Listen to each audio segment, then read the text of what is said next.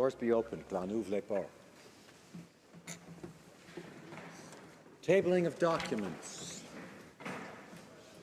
The Honourable Parliamentary Secretary to the Minister of Environment and Climate Change. Mr. Speaker, on behalf of the Minister of Environment and Climate Change, I have two documents to present to the House today. Mr. Speaker, pursuant to Standing Order 32.2, I have the honour to present in both official languages the 2016 to 2019 Federal Sustainable Development Strategy. And Mr. Speaker, pursuant to Standing Order 109 and 32.2, I have the honour to present in both official languages the Government's response to the second and unanimous report of the Standing Committee on Environment and Sustainable Development. Thank you, Mr. Speaker. Dépôt de projet de loi. Introduction of government bills. Mr. Duclos for Mr. Morneau, seconded by Ms. Chager, seeks leave to table an act entitled An Act to Amend the Canada Pension Plan, the Canada Pension Plan Investment Board Act, and the Income Tax Act. This motion is deemed adopted. Mr. Morneau, seconded by Ms. Chager, move that this bill be now read a second time and printed. This motion is deemed adopted. Of these bills. When shall this bill be read a second time? At the next sitting of the House. Déclaration de ministre. Statements by ministers. Delegations. Presenting reports from committees, the Honourable Member for London North Centre. Mr. Speaker, I have the honour to present in both official languages the third report of the Standing Committee on Foreign Affairs and International Development entitled An Opportunity for Global Leadership, Canada and the Women, Peace and Security Agenda. Pursuant to Standing Order 109 of the House of Commons, the committee requests that the government table a comprehensive response to this report. Thank you very much, Mr. Speaker. Honourable Member for Don Valley West. Thank you, Mr. Speaker. I have the honour to table in both official languages the sixth report of the Standing Committee on Public Safety and National Security concerning Bill C-226, an act to amend the Criminal Code, offences in relation to conveyances, and the Criminal Records Act, and to make consequential amendments to other acts. Pursuant to Standing Order 97.11, requests a 30-day extension to consider it. Pursuant to Standing Order 97.13a, a motion to concur in the report is deemed moved, the question deemed put, and a recorded division deemed demanded and deferred until Wednesday, October 19th, 2016, immediately before, the time provided for private members' business. Dépôt de projet de loi. Introduction of private members' bills. First reading of Senate public bills. Motion. Motions. Presenting petitions. The Honourable Member for Red Deer Mountain View. Thank you very much, Mr. Speaker. And I rise today to present two petitions on behalf of Canadians regarding impaired driving causing death. Families for Justice is a group of Canadians who have had a loved one killed by an impaired driver. They believe that Canada's impaired driving laws are much too lenient and want the crime to be called what it is, vehicular homicide. Canadians are calling for mandatory sentencing for vehicular homicide and for this Parliament to support C-226, the Impaired Driving Act. Thank you, Mr. Speaker. Presenting petitions, the Honourable Member for Timmins, James Bay. Thank you, Mr. Speaker. I'm very proud to table this petition that comes from the citizens of Northern Ontario concerning the lack of federal health inspectors for health and safety in the Northern Ontario region. That Canada has reduced the number of these inspectors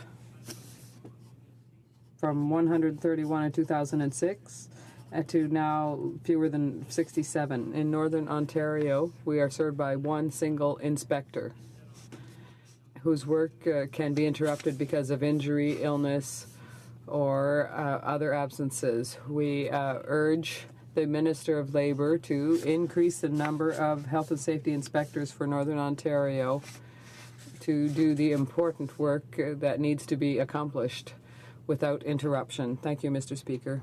Petitions. The Honourable Parliamentary Secretary to the Government House Leader. Yes, thank you, Mr. Speaker. I have a number of signatures on a petition in regards to the Falun Gong issue. Since July of 1999, the Chinese Communist Party launched an intensive nationwide persecution campaign to eradicate Falun Gong. Hundreds of thousands of Falun Gong practitioners have been detained in forced labor camps, brainwashing centers, and prisons, where torture and abuse are routine, and thousands died as a result, Mr. Speaker. What they're looking for is the House of Commons and, generally speaking, parliamentarians in a public way to call for the end of persecution of Falun Gong. The Honourable Member. Petitions again today in support of Cassie and Molly's Law. Stats Canada's study shows that over 60,000 pregnant women were victims of domestic violence between 2004 and 2009 in Canada. The Native Women's Association of Canada is fully endorsing Bill C-225, protecting pregnant women and their preborn children, indicating that at least 18 of the missing and murdered Aboriginal women and girls were pregnant at the time. Canadians know that a national strategy combating violence against women will need a law like this included to be comprehensive in addressing violence against women. Thank you, Mr. Speaker. Honourable Member for Calgary Rocky Ridge. Thank you, Mr. Speaker. I'd petition from the constituents of Calgary Rocky Ridge regarding the government's plan on electoral reform.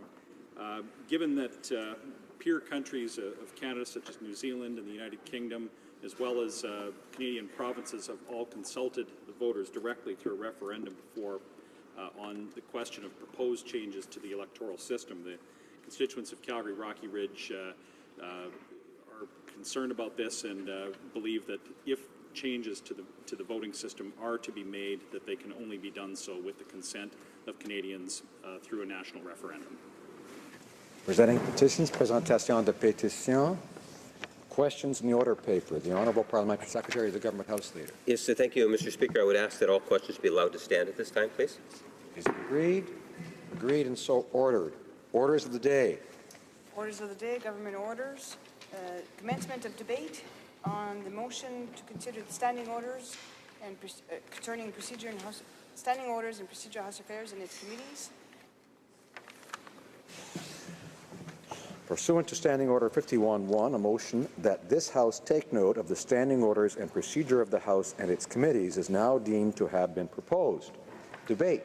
The Honourable Member for Yukon. Thank you, Mr. Speaker. And I'm just going to start out by explaining to the public watching on TV and members here and the journalists, etc., what today's debate is all about. Basically, all the mystifying procedures that happen here, the various votes, who's on committee, all this stuff, is handled by standing orders, 159 standing orders that we as MPs create. And so for the huge number of new MPs, probably the biggest in history in this Parliament, you may find some of these procedures very mystifying, strange, or even bizarre. Some of them have come from England, House of Commons, before Canada was even created. So today is your chance to change the rules of the House. Are they most effective for doing the business of the nation? One of the 159 standing orders is number 51 that mandates today's debate. And the Right Honourable Paul Martin wanted to give backbenchers and all MPs a chance to have a kick at the can in these procedures. So he put in the standing order that says between the 60th and 90th day of a new Parliament, everyone gets a chance to have a take-note debate on these standing orders, which is what we're doing today. And after this debate, all this information will go to the Procedure and House Affairs Committee of the House and to do with what they will, and they can make recommendations to the government on changes to the standing orders. An example, last time we had this debate on February 17, 2012, one of the suggestions was electronic petitions, which are now in reality. So you can make a difference. On this side of the House, the present PM has the same philosophy as the Right Honourable Paul Martin, that this is not for the government today, this is just for backbenchers, for every MP to have their ideas, so the government's not making any input, and they have no idea what what we as individual backbenchers are going to say. So I think it's going to be a very fun, nonpartisan, creative brainstorming day to improve Canada's House of Democracy for the benefit of all Canadians. So I'm just going to have to talk very quickly to get through about 14 points, just for further discussion. I'm not necessarily in favor or against them, but things that we might discuss further. And I apologize to the translators for talking fast, but really it's just a warm-up. If you think I'm bad, wait till the member from Laurentide LaBelle gets up. So point A, well, first of all, I think a lot of members will talk about decorum in the House. They have certain concerns, and you will hear that later today. But first of my 14 points is that the shape of Parliament can actually determine attitude. So if we were in a semicircle, like in Sweden or in Congress, we're all focused at the Speaker, at a common problem for Canada, and we're all trying to solve it together. And the same in the committees. Why do we have to be adversarial across the board from each other? My second point is First Nations, and recognizing we're on the traditional land of the Algonquin First Nation. First Nations have run successful governments in Canada for centuries, for generations. Maybe we should look at some of their successes. Some of you might be interested in reading how the Six Nations Confederacy was instrumental for the designers of the American Constitution and Congress. My third point is that if you were given, think as an MP, if today you were given another job to add to all your other jobs, didn't have your MP work, but another 28 hours of work that you had to do. Would that be a little, would you find that frustrating? Well, for 10 years I've had to spend 28 hours every week going to my riding, commuting to my riding. So for when you revamp the standing orders, please be sensitive and gentle for us that have to travel a long way. My fourth point is that I think it's incumbent on all of us today to think if the procedures of the House and Senate and committees are structured in such a way that the amount of legislation that Canadians need, regardless of who's in Parliament, can be dealt with without any normally draconian measures by the opposition or the government to get this work done. And number five is that my point five is that in Congress, if you watch it at times, there's two podiums, and there's a person from each party at the podium, and they're debating back and forth for a few minutes. In this Parliament, we really get no chance to debate with each other.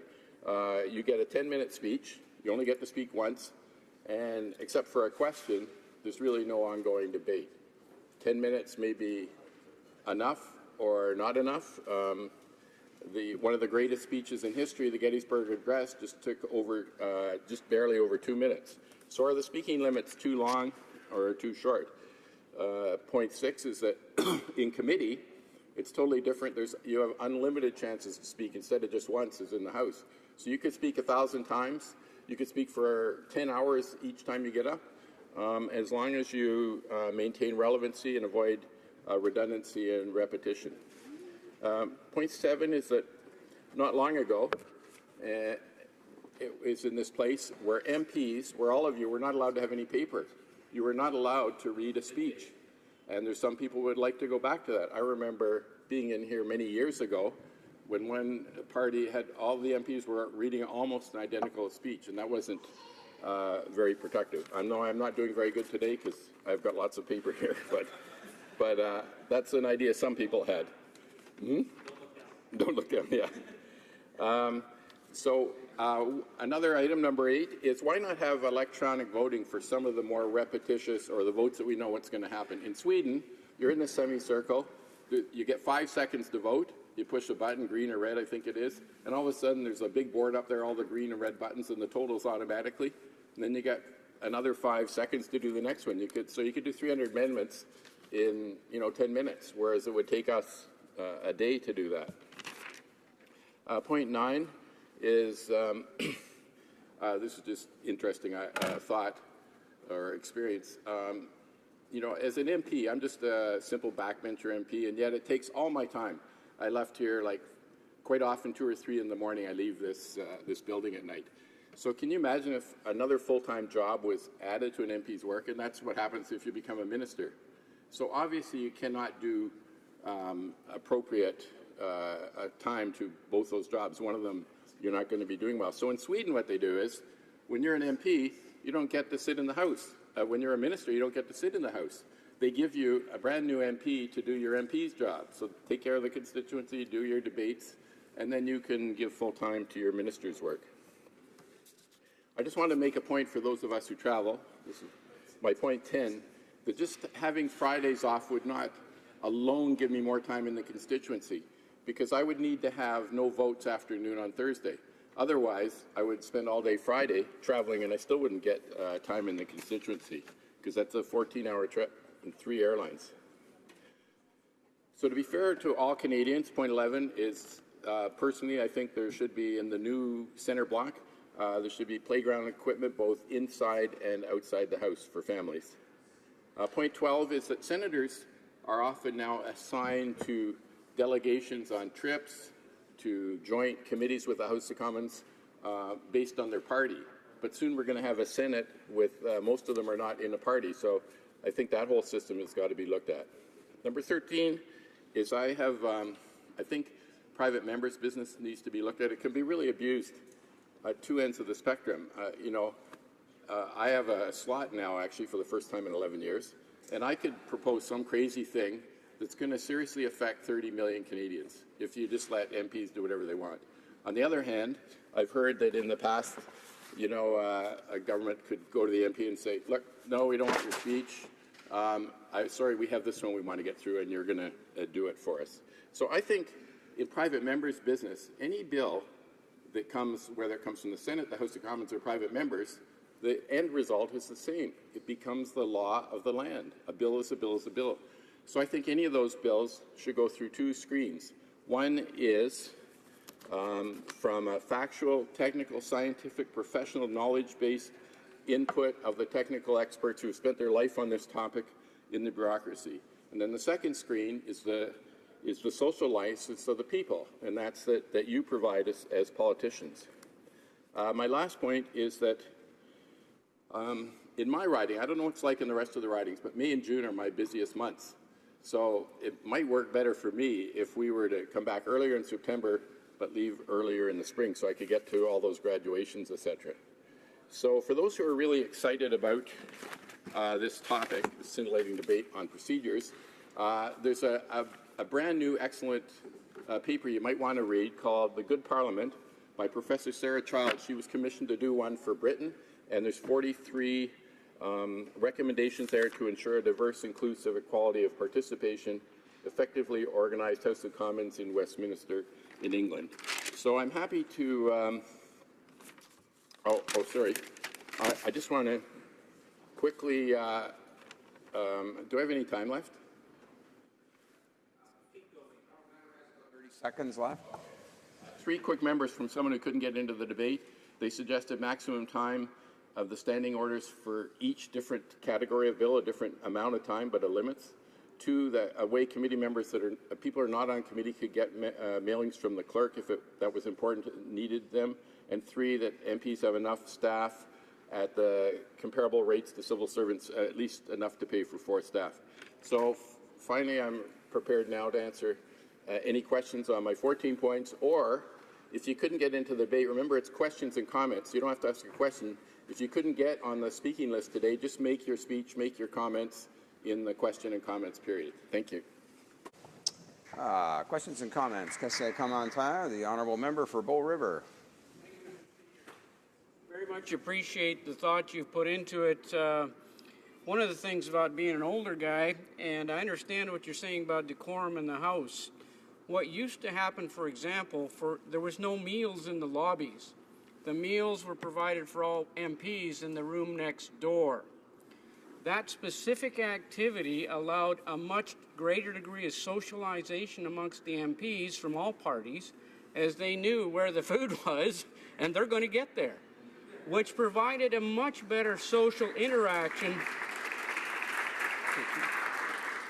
And I believe when you're talking about the behavior and the decorum in the House, that simple thing that we lost decreases that ability. So I appreciate what you're talking about. When we're sitting in this style and our committees the same way, it doesn't provide for a better decorum because we're set up and oppositional. But the social function of that piece alone would be a better solution for us. So thank you for bringing up those things. Before we go back to the honourable member for Yukon, it's clear, I think, from the outset that there will be a lot of interest in questions, comments time for each of the speeches today. So we're going to do our best to try and limit those interventions to no more than 1 minute. The honourable member for Yukon. Yeah, great point. And I would like to just say that former Speaker Peter Milliken agrees exactly with you, that the more social interaction that we can get, that there's more collegiality and understanding each other. Questions and comments? The honourable member for Windsor West.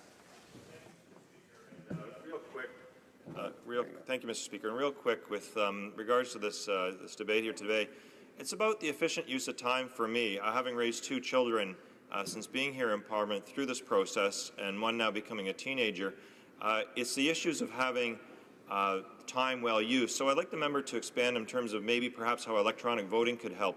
Say, for example, we miss planes and other activity that can leave us stranded in airports for 2 to 4 to 6 to 8 hours at times, or sometimes the next day, just because of inefficient voting, which could potentially be an improvement so we can actually get home to our constituents and our loved ones. The honourable member for Yukon. Okay, I'll be really quick, not to take people's time, but as I said, in Sweden, they can do in 10 seconds what we do in 10 minutes here by just pushing a button. And secondly, they also only have votes on Tuesday and Wednesday, so for you that have to travel, you can, you structure your week around that so you don't get stuck here and miss a plane. Questions and comments? The honourable member for Kingston and the Islands. Thank you very much, Mr. Speaker. I was one of those people who was not able to get on the list today to speak, and that's what I'm interested in exploring a little bit and hearing my colleagues' comments on. It actually wasn't until only about 2 decades ago, to my understanding, that the whips of the individual parties started to provide lists of when MPs would speak. And I think that what this has done is created a situation where if I know I'm speaking at roughly 20 after 10, I'll walk in here at 10:15 and I know I can get to a meeting by 10 to 11.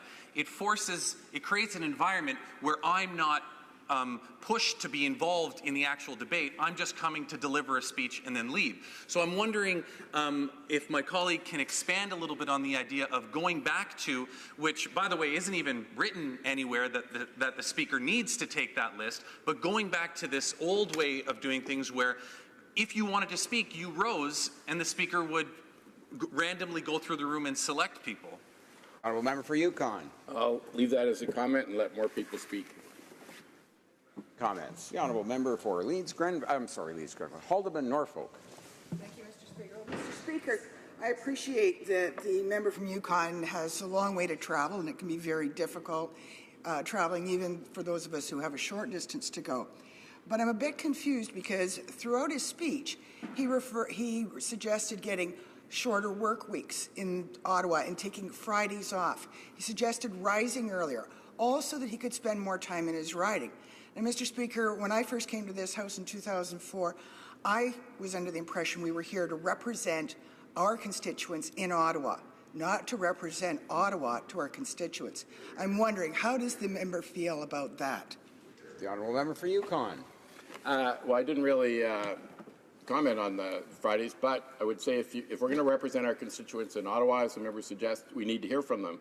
And if we're not even right now, can't even be in the office 1 day a week, how are we going to hear from them? Sure, we'll take one more question. The honourable member for l'honorable député de Beloeil-Chambly. The honourable member for Beloeil-Chambly. Thank you, Mr. Speaker. Work that he's done as chair of PROC, who do a lot of work on this issue, and some of the family-friendly things you mentioned. I just want to hear a bit more about question period, because despite some of the comments that were made, this place is inherently adversarial. There's a reason we sit 2 sword lengths apart, and there's some highly publicized stories in the previous parliament of quality of answers. There's a lot of limitations on the quality of questions that we ask in opposition. There's not very much on the quality of answers. I wonder if he believes that the standing order should be changed to force government to actually make their answers relevant and of a certain quality. Honourable Député, the honourable member for Yukon. Well, if the member thinks it's bad now, you should have seen it before. But I think a lot of people are going to comment on that, on decorum, in question period and beyond. And in fact, the last time we had this debate, we were actually in opposition, but one of the suggestions was that ministers actually answer questions. Resuming debate, the honourable member for Caribou, Prince George. Thank you, Mr. Speaker. I'm honored to have the opportunity to speak to the procedural rules that govern Canadian democracy. And while it may not be the most exciting or controversial subject matter, these rules affect all aspects of the creation of law in this country. Yet they are rarely spoken of or acknowledged in our day-to-day dealings in this House.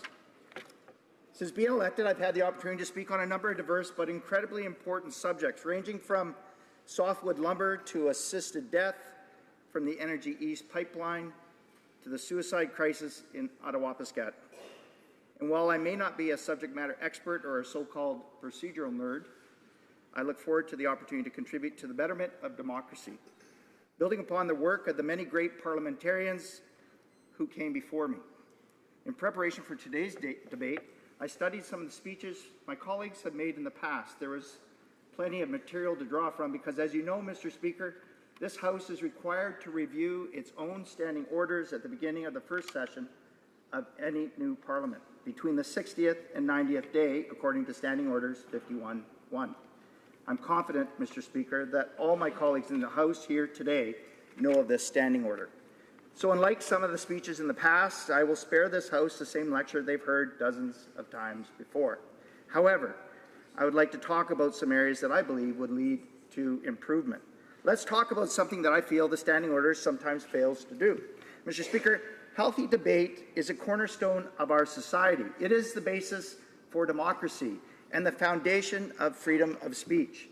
So why is it here in this place, the very pinnacle of our democracy and the safe haven for true and intelligent debate, do we hear time and again regurgitated talking points and constant repetition?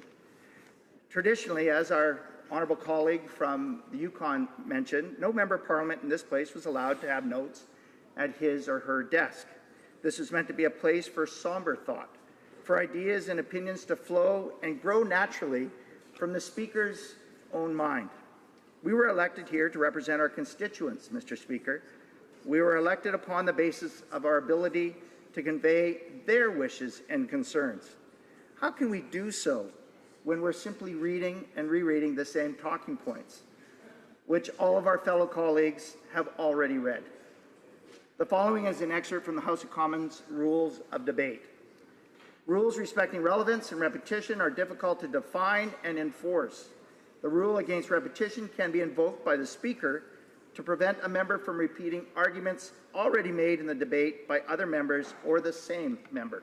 The rule of relevance, on the other hand, is used to keep a member from straying from the question before the House or committee.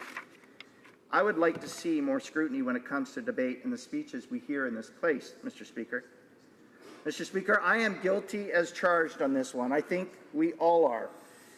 It is very easy to let the passion of debate fuel a rant or lead a member down a path that they may not exactly lead to the point or may not be part of the point or topic of debate, but rather simply a button pushed, an errant comment made, or simply it's a fact that we have this beautiful venue, a beautiful soapbox, if you can, that we oftentimes take for granted and use it as our free will. I would like to see the members encouraged to write and create their own material.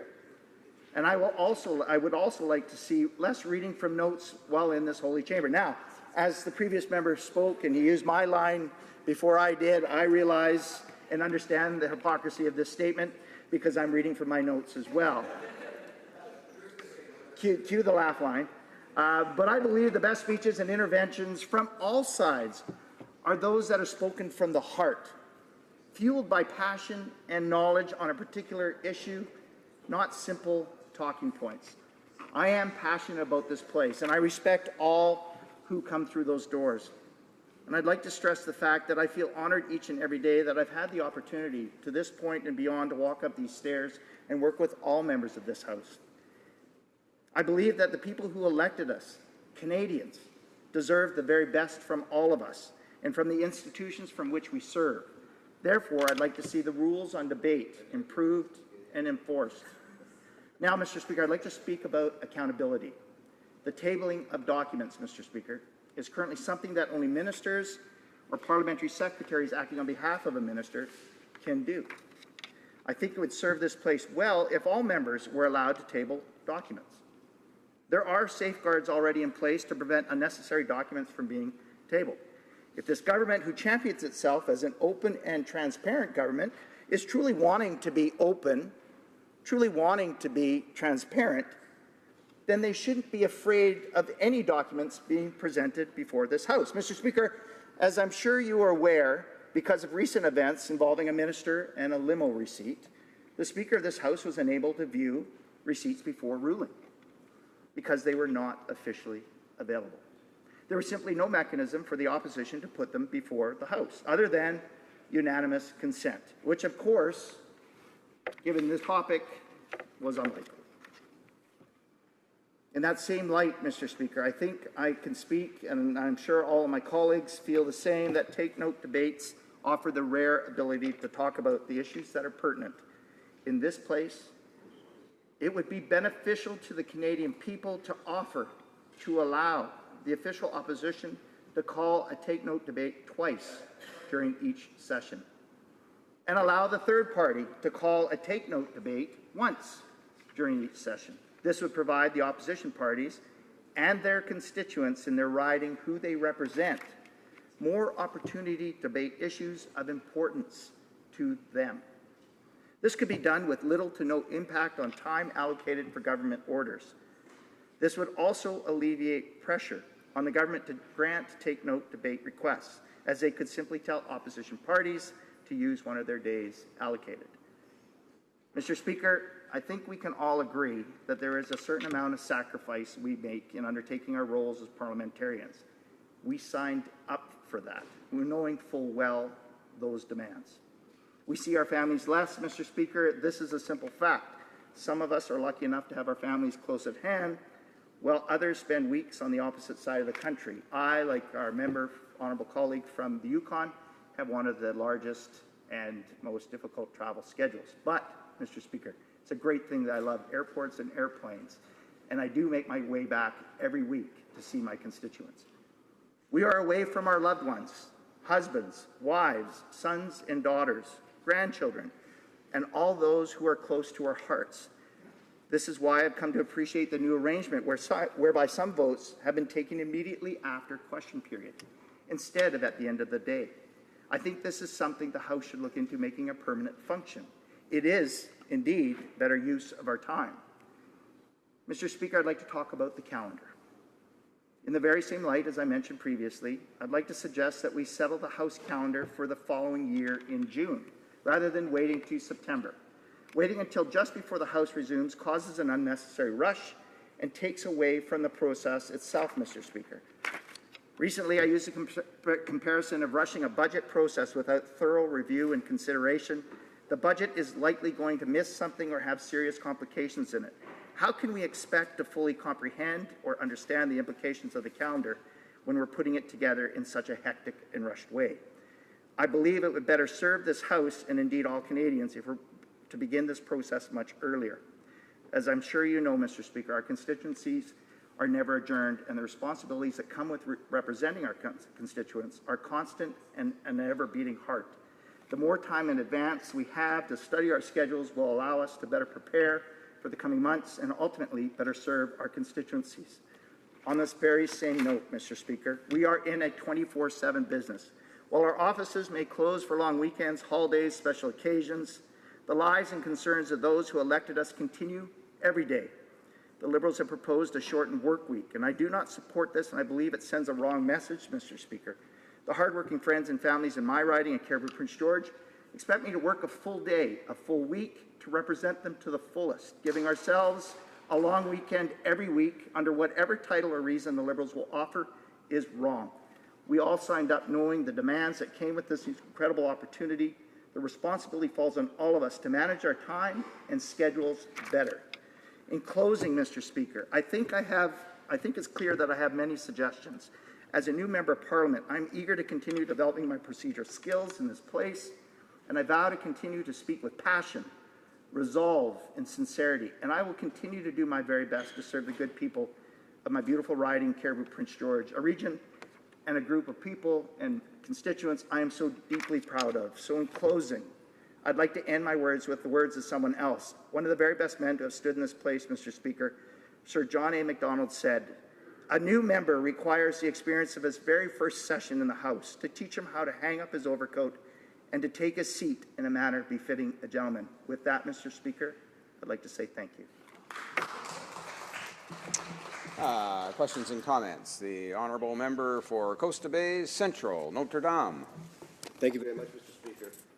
Thank you very much, Mr. Speaker. I want to thank my colleague. Just a couple notes. Totally agreeable on the fact that you have the calendar set well before than what we have right now. I think June was the month that he mentioned. At the very least, for considering we spend so much time away from families, being able to plan that much further ahead is essential. So I totally agree with him. The shortened work week, I'm open to. I mean, we do work long hours, Monday to Thursday. There's an argument for that. I'm not totally convinced that we should go to the shortened work week, but I'm led to believe that in places like where we come from, he has well, his travel is worse than mine, quite frankly, because he goes all the way through British Columbia. I go to Newfoundland, but nevertheless, we both have the same time in airports and airplanes. But I guess if you use the attitude that, you know, we all knew what we were getting into to do this, then nothing would really change. One of the things that should probably change is looking at voting and so many hours we spend here up and down voting. Most international members of parliament and politicians who come here are always fascinated when they tell me, why do you vote that way? Why do you still vote that way? It was something we delivered in the 19th century and haven't changed. I'll leave it at that for now, but I just want to get his comments on that. Some of the most important things that he would change. Caribou Prince George. Well, Mr. Speaker, I'm probably one of the worst ones to ask on this because regardless of whether it was this career or this role that I have or previous roles, I'm a bit of a workaholic. I'm in the office at 7 a.m. And I'm usually one of the last ones to turn the lights off at night. And I do that whether it is a weekend or a Monday to Friday. It's just the way that I'm wired. But I do think, and I do thank my honourable colleague for, and the one honourable colleague from Yukon who brought up the electronic votes. I'm all for finding efficiencies and finding better ways of doing things. And I think that there are ways that we can manage our day-to-day schedules here in this House to be better and more effective for all Canadians. And if electronic voting is one that we would consider, I'd be interested in looking at that. Questions and comments? The honourable member for Timmins James Bay. Speaker, I listened with great interest to my honourable colleague. I'm a little concerned about a lot of the focus in this House about making it easier for parliamentarians to get home. I mean, we do hard work, but our people send us here to be accountable. So my focus today is how do we make Parliament more accountable, more efficient, so that the people we represent know that they can trust what's happening here. I'm concerned because I read the mandate letter from the Prime Minister, and I think it's fantastic in terms of the role that ministers must play in terms of starting to be more accountable in the House. But I notice, like with our Justice Minister, there's been a series of questions that are important to be answered. For example, questions about sending in lawyers to overturn the rulings in favor of residential school survivors, refusal to answer. Questions about whether or not the Site C dam met the legal obligations. These are questions for the Justice Minister so to have a minister of such an important portfolio not bother to respond to such questions, to me, diminishes all the promises the Prime Minister is making about making this House more accountable. So I'd like to ask my honourable colleague, what does he think about making sure that when we have questions and responses, that those responses are actually credible to the question? For Caribou Prince George. Well, that's a great question, Mr. Speaker, and I want to thank the honourable colleague from Timmins James Bay on that. Mr. Speaker, one of the greatest disappointments that I had when getting to this point is when, and again, I'm not talking about previous governments past because I wasn't part of that, but when you have a minister, you've got hard questions being asked of all of the ministers, of the Prime Minister, and rather than even make eye contact during the time of the question, it is deferred to a parliamentary secretary who then regurgitates the speaking points, or we have a minister that will stand up to speak to something very important about their file that they've been entrusted with, and they have to read talking points that absolutely have no relevance to the question being asked. And so I too, as I'm sure most of the colleagues on this side of the House, would rather see more accountability with the ministers and not defer to the parliamentary secretaries. Questions and comments? The honourable member for Scarborough Agincourt. Thank you, Mr. Speaker, and I want to thank my honourable friend from Caribou, Prince George, for his contribution to the debate. And I simply want to encourage all colleagues today to be less partisan today. This is, I think, the one day that we collectively as colleagues have an opportunity to ask ourselves whether the standing orders, the rules that conduct the operation of the House of Commons and the committees is appropriate, and whether we need changes. And this is our opportunity to put, as members of Parliament, individually and collectively, on the table the important issues of the day. I'm going to go to simply, you raised many important my friend raised many important issues, and I'm simply going to get to simply one issue, and that was with respect to the Speaker's powers and the enforcement of the rules of debate. And would my friend be amenable to perhaps expanding those powers other than simply under the current system, which is to name a member if they were out of order? The honourable member for Caribou, Prince George. Mr. Speaker, I think, again, while the Speaker's chair is oftentimes, well, it's considered to be nonpartisan. I think it's important that as we move forward, that at all times that the Speaker is impartial and nonpartisan. At times it feels that maybe that is not the case in terms of debate and rules of debate. Sometimes probably unfairly so. That comment is probably unfairly so. It just feels on this side sometimes. But, you know, I think, again, there are things that we can do, all of us, including the speakers. You do a great job, Mr. Speaker, so please don't take any offense to this. But I think the purpose of today is to find ways that all of us can be better serve Canadians, better serve our constituents. So thank you. We're going to go to resuming debate, but before we do, I'll just remind honourable members, and I'm cognizant of the fact, and I'll pass along to other chair occupants today, members wish to have the opportunity to speak today, so we are going to watch the times very closely. Otherwise, if we get behind, there will be members at the later part of the day that may not get the chance to have their 10 minutes. So we will observe the times very closely. That said, during the 5 minutes, and we only have 5 minutes for questions and comments throughout the day, we'll be looking, because of the interest in participation today, to do our best to get everyone fit in within that 5 minutes. You may notice if there are times where only one or two members stand up, then clearly we'll give them a little bit more latitude in terms of the time. But we gauge it based on the number of people that stand when we first call questions and comments, and that'll be the guide that we'll use. Resuming debate, the honourable member for Belleuil-Chambly. Thank you, Mr. Speaker. About changing standing orders, that's one problem that could be addressed. We only have 10 minutes at the start of debate compared to 20 for others, so maybe that's something to bear in mind. Monsieur le Président, je suis heureux de prendre la parole. Mr. Speaker, I'm very happy to speak today, and to speak to discussions that we've had in the NDP team for years now on changes that could be made to the standing orders of the House, and I'll take the opportunity today to talk about two things particularly. Yes, we talk a lot about finding a work-life balance, and Mr. Speaker, I know it's very important for all of us in every party, but I think that also when we talk about the standing orders, despite pleas, particularly from Liberal members this morning, there will be, unfortunately, an element of partisanship here, because this is democracy. There is an element of accountability here, and we're talking about tools that are, by their very nature, adversarial. As I said earlier, the distance between the opposition benches and the government benches is 2 sword lengths, and there's a reason for that.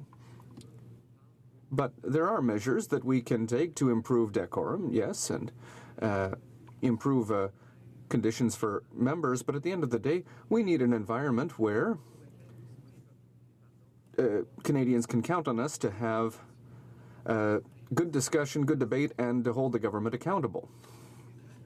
Mr. Speaker, I'd like to start with a couple of points. The big problem that we have is that in the House of Commons, we work in a 20th century workplace, and it's 2016. Only recently, for example, in the last decade, have we ensured that there's a women's washroom close to the House of Commons. So this is an important issue. It's the kind of example that shows how we have a lot of catching up to do. But there are other improvements, for example, reserved parking spaces which help young parents, young mothers and fathers park closer to the House of Commons when there are votes or debates. We know that time can be very limited, so that's something that can be very useful. We also know that there's now a family room in the Centre Block. That's very good. It's important that there be a place for breastfeeding or a place where young mothers or young parents can spend time with their young children, or where another family member or a babysitter can take care of the children. It's very important to note, Mr. Speaker, that no matter what the family situation, the age, or the gender, we need to allow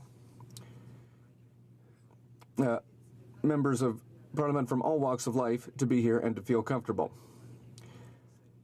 There are other things that can be done. For example, now there are high chairs in the cafeteria, and these are things that we've been working on.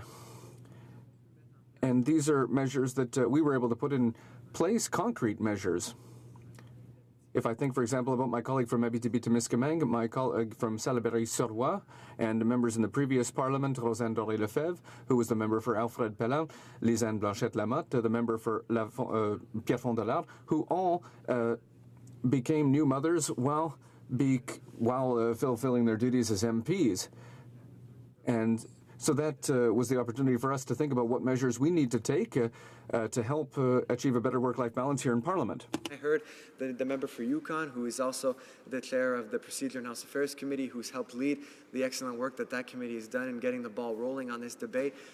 He mentioned other installations and infrastructure that could be set up as the renovations happen in Centre Block. These are all things we need to be open to, because we shouldn't content ourselves for less, because we need to do more. And as I said, we are an institution that is sometimes stuck in a madman era in the 20th century. We need to, as some would say, it's 2016, and we need to arrive at that in the way that we treat other members and our colleagues and ourselves too. At the end of the day, that's extremely important. To that end, Mr. Speaker, when it comes to juggling family and work, we do have certain proposals, some of which will echo the proposals made by my Conservative colleague earlier, but which also echo the recommendations that were in the report that was tabled by Procedure and House Affairs, which to us reflects a certain consensus that exists on some of the easy things we can do to keep this ball rolling and keep taking these positive steps that we've begun taking. First and foremost is a habit is formalizing a habit that we've gotten into of having votes immediately after question period. It's something that has started in this current Parliament and has spared us some of the long late night hours that we experienced in the previous parliaments and in parliaments before that, that regardless of our personal situations is grueling on us all, and certainly something that we should include now officially in the standing orders, barring certain exceptions that can always come up, something that we can easily formalize, and certainly seems to be something that has already, despite being relatively informal based on the motions that we have to adopt every single time through unanimous consent, is something that has had that consent. So why not make it formal, Mr. Speaker, and avoid having to do that every time? Another point, Mr. Speaker, is indeed the situation that my colleague from Yukon brought up, and that's Thursday votes. We understand that there is a debate to have on Fridays, and we believe that there are other solutions that we should look at before ending Friday sittings. We believe that we should be here as often as possible to hold the government account, but we also know that there are members who come from very far away who leave on Thursdays, and we recognize that, whatever the case with Fridays.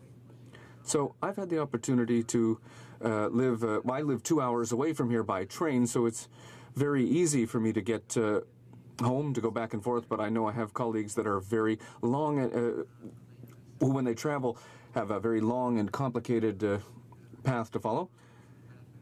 And so avoiding holding votes on Thursdays, at the end of Thursdays and Fridays, that makes it easier for them to plan and to plan to be with their families, or even to get doctor's appointments, that sort of thing.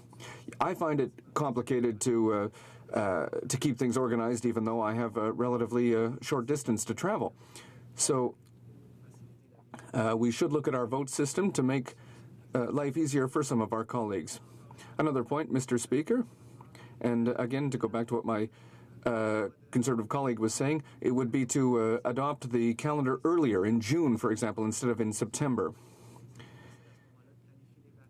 That makes it easier to plan vacations. Will a family travel, for example, during a break week? We need to know when children will be at school or not. That will help make it easier to plan if we adopt the calendar formally in June instead of in September. And something should be formally in the rules. It's something we do de facto right now. We should accept children in the House of Commons, particularly those who are at an age to breastfeed. For example, for new mothers who wish to breastfeed during a vote, this would be something that, even though people don't ask questions anymore, it should be in the standing orders. Talk about juggling family lives and our own personal situations. We also have to talk about accountability on the part of the government, and that's unfortunately where, despite wanting to be nonpartisan, we have to accept the adversarial nature of this place. As I mentioned in a question to the member for Yukon, there is some stories that were the facepalm heard around the world from my former colleague Paul Duer will recall there were some answers that left a lot to be desired. There often are answers that leave a lot to be desired. When we talk about reforming question period, when we see the House Leader, the government House Leader's mandate letter, which calls on the Prime Minister and ministers to be more accountable, if we as opposition members are going to have burdens on the questions that we ask and how they relate to government business, there should be the burden that's placed on the answers from the government to be relevant to the question asked and of a certain substance. I think that goes without saying, and that's what Canadians would expect of question period. It will certainly make the hour we spend here more productive, and dare I say, hopefully restore Canadians' confidence in what is the theater of what happens here, but nonetheless a rare opportunity for members to ask important questions of the day. That also applies as well to order paper questions with, again, stories that have come to light in the media recently. It also has to do with omnibus legislation, Mr. Speaker. And the use of closure and time allocation motions. That was a bad habit under the previous government. The current government seems to be on a better track. We've seen fewer of those motions, but we should reconsider the use of those tools or maybe eliminate them. So we need to find the right balance between a work-life balance and accountability. I think we can do it. It's better for MPs, better for Canadians. Questions and comments? The honourable member for Winnipeg Centre. Thank you, Mr. Speaker. I was thinking often about question period, and I was surprised when I first came here is that it's such a short question and often such a short answer. And I think if the opposition is under the stress, I understand why ministers often read the responses, is because, they don't know the questions beforehand. And if you're under the gun and you don't want to make a mistake, it's quite acceptable in many circumstances, and also very, a very human thing to take the time to just read a response that's been pre-prepared to a question. And I think, to the idea of, from the member from Yukon, the idea that perhaps members shouldn't be allowed to have paper in this House when they're giving a response. But also I think question period should allow a longer period for questions to be asked so they can get into greater depth, but also I think a longer period to respond so you can actually have greater depth. Deputy Beloy. The Honourable Member for Belleuil-Chambly. Thank you, Mr. Speaker. Despite the fact that sometimes I have a couple of notes in front of me, I'm certainly open to that idea. But concerning the question and time allocated in question period, if you go to YouTube and look at the first question period with questions between Joe Clark and Pierre Trudeau, questions and answers lasted a minute, 2 minutes, and that was certainly much more substantial. And I think that that could be very interesting. What we want at the end of the day is to make a question period as pertinent as possible. That would help Canadians regain confidence in the process. It would be good for opposition members, and I think it would be good for members on the government benches as well, and for all MPs. It's something to look at for sure. Some comments? Question commentaire. The honourable member for Châteauguay-Lacal. Thank you, Mr. Speaker, and I really appreciated the remarks from my honourable colleague, and he has a speaking style which is very engaging, and his comments on how we do things here in the House were very interesting, very pertinent. I'll go back to the point of repetition in the House, and I'd like to hear my colleagues' comments on how the quality or the content of debate in this House, how that's affected when we hear, for example, the same questions one after another, one after another. Certainly the answers must have content, but what are his thoughts on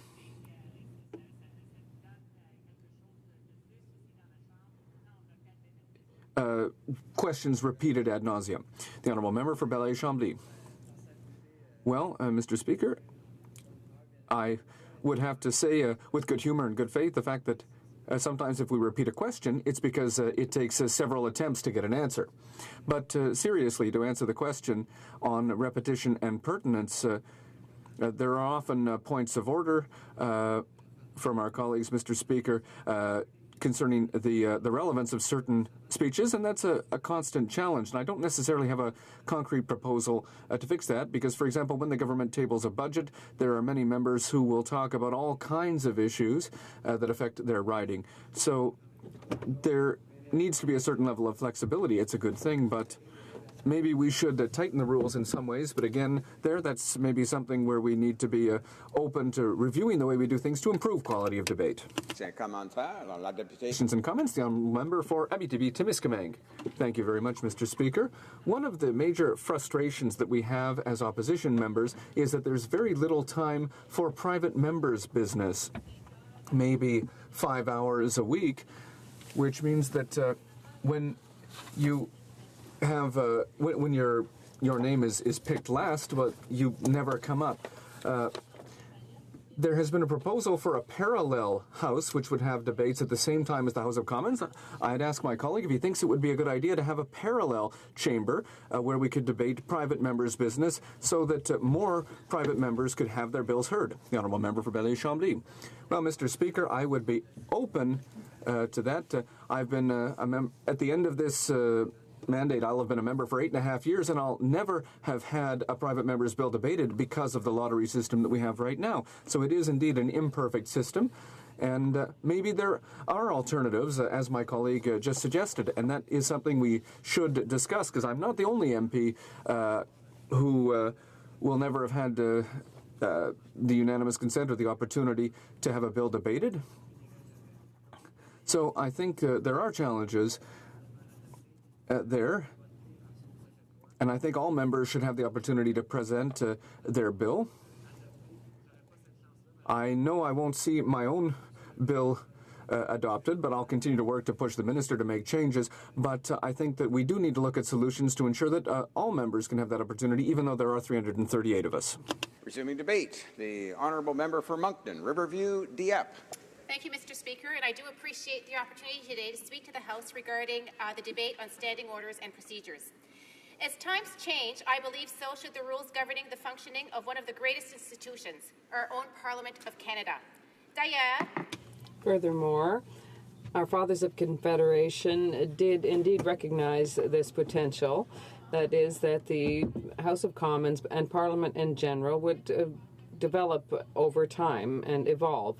And in their infinite wisdom, they gave us the mechanisms to review our standing orders, and they gave the responsibility to parliamentarians, this important job of reviewing its own rules and regulations, as well as those for our constituents. It's therefore up to us to do this job today, and we will highlight some of the discussions that we've had at committee over the last few months in order that we, dear colleagues, may be able to paint a more specific portrait of the importance of reviewing some of these regulations. In particular, the further study of the possibility of eliminating sittings of the House of Commons on Friday. While Friday sittings remain in effect today, I would like to discuss with you just a few of the many reasons why, in my own humble opinion, in the spirit of promoting a more family-friendly atmosphere for members and modernizing our Parliament, this is an issue which deserves much more serious attention, thought, and further consideration. Obviously, it is possible that some of us see the idea of abandoning Friday sessions disapprovingly. I understand the reservations on the issue because this might be seen as an attempt by some workers to avoid working on the weekends, as though, according to their reputations, politicians are always trying to shirk their work. But I'm also convinced, Mr. Speaker, that I can speak here on behalf of several colleagues in the House and confirm to you that this is not at all the case. On the contrary, if we propose studying the issue of eliminating Friday sessions more in depth, it is indeed with a view to allowing the members of this chamber to have more time so that they can also spend more time in their ridings and travel back and forth and do more work with their constituents on the front lines. Some of our members, for example, have to cover very long distances to go back to their ridings, and by eliminating Friday sessions, this would give more predictability to the calendar for the session and would also give more flexibility to their schedules, and constituents will benefit from that. I also feel that we can more easily convince Canadians who elected us that we can do a better job in this regard if we have a bit more time to spend in our ridings and hear their concerns directly and have exchanges with them in person. Furthermore, I just spent a wonderful summer in my riding of Moncton Riverview Dieppe, where I had many opportunities to exchange with citizens in my region, as well as many stakeholders in the community, on issues that affect our population. This summer with my constituents, and I had a marvelous time with them at barbecues, town halls, at chance meetings, at farmers markets, as well as in my constituency office, and also interacting with our region's stakeholders and hearing their concerns directly face to face. In doing so, Mr. Speaker, I was able to help secure necessary funding for vital infrastructure development and cultural projects in my riding, and also participate in important community discussions, mostly because that I was physically available to my constituents and stakeholders and present to hear their opinions and concerns. Ça représente In my opinion, this represents one of the most important responsibilities and tasks I have as a member, and I feel that we can do much more if we are freed from some work in the House, so that we can concentrate our efforts more on the work that we do with our constituents. Allows us as members of Parliament to be far more engaged with our constituencies and more aware of the issues that concern them. It also connects us with Canadians in a much more direct way. It's democracy in action, Mr. Speaker. And even in this day of age of social media and non-stop communication with our citizens, nothing says to a Canadian more clearly that their Member of Parliament is listening intently to their concerns, that when they can actually meet with them face-to-face and have a frank exchange with them in person. Donc, cet été...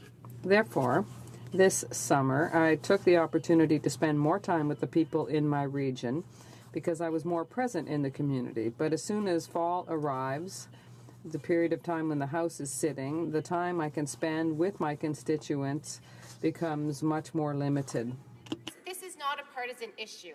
Chers collègues, Dear colleagues, this is not at all a partisan issue that we are discussing today. This is rather an issue that comes back to the very job of being a member of Parliament, which is to listen to our constituents and loyally represent their interests here.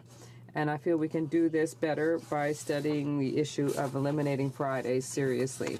In this regard, I would like to highlight an important problem that often is ignored. That is to say that when we stay too long in the National Capital Region immersed in our work, we have a tendency to distance ourselves from our daily lives in our ridings. And as a result, we risk losing the perspective of the reality that our constituents are experiencing on a day-to-day basis. spending too much time in Ottawa, it becomes a bit easier to lose some of the perspective of how government policies and programs directly impact the lives of the Canadians, and it becomes more difficult to see the real forest from the trees. Je maintiens alors qu'en I maintain that in spending more time in our respective ridings as members, we would better be able to understand the complexity of what's happening on the ground in our ridings and better identify problems that our constituents are experiencing. Much like researchers who can draw a much more accurate picture of a situation when they are right in the thick of it, I contend, Mr. Speaker, that MPs can do a much better job of observing the reality in their ridings when they are physically on the ground. For instance, they are much better equipped to witness the impact of a particular program, policy, or program when they have direct contact with their citizens and when they benefit from additional opportunities to see these policies and programs in actions. Monsieur le Président, Mr. Speaker, an initiative intended to define the calendar for the session, except in the case of force majeure, that would not sit on Fridays is not a case without precedent. Professor Sarah Childs of the University of Bristol in England indeed carried out a study on the issue of work-life balance in Western democracies, and she saw that in the study that the British House of Commons only sits on 13 designated Fridays on their calendar, whereas those of Australia and New Zealand have adopted the practice of completely eliminating Friday sessions from their respective calendars. Even in Canada, 8 of our 13 provincial or territorial assemblies have opted to sit 4 days a week, and the 2 others only sit Fridays in the case of an exception. if our colleagues at the provincial and territorial level have seen to modernize their own institutions in order to accommodate the lives of the sitting members, then should we not follow suit? Mr. Speaker, I would strongly argue that a thorough study of the question of eliminating Friday sittings of the House goes a long way towards making a concerted effort to improving the work-life balance of MPs, while also freeing them up to do a much better job representing their constituents' interest for all reasons that I have just mentioned. In conclusion, Mr. Speaker, I think that we can all recognize that we have a unique opportunity here to review some of the practices of this House in order to ensure that our members will better be able to balance their parliamentary and personal responsibilities, and that this question is of paramount importance to the functioning of our Parliament. Thank you, Mr. Speaker.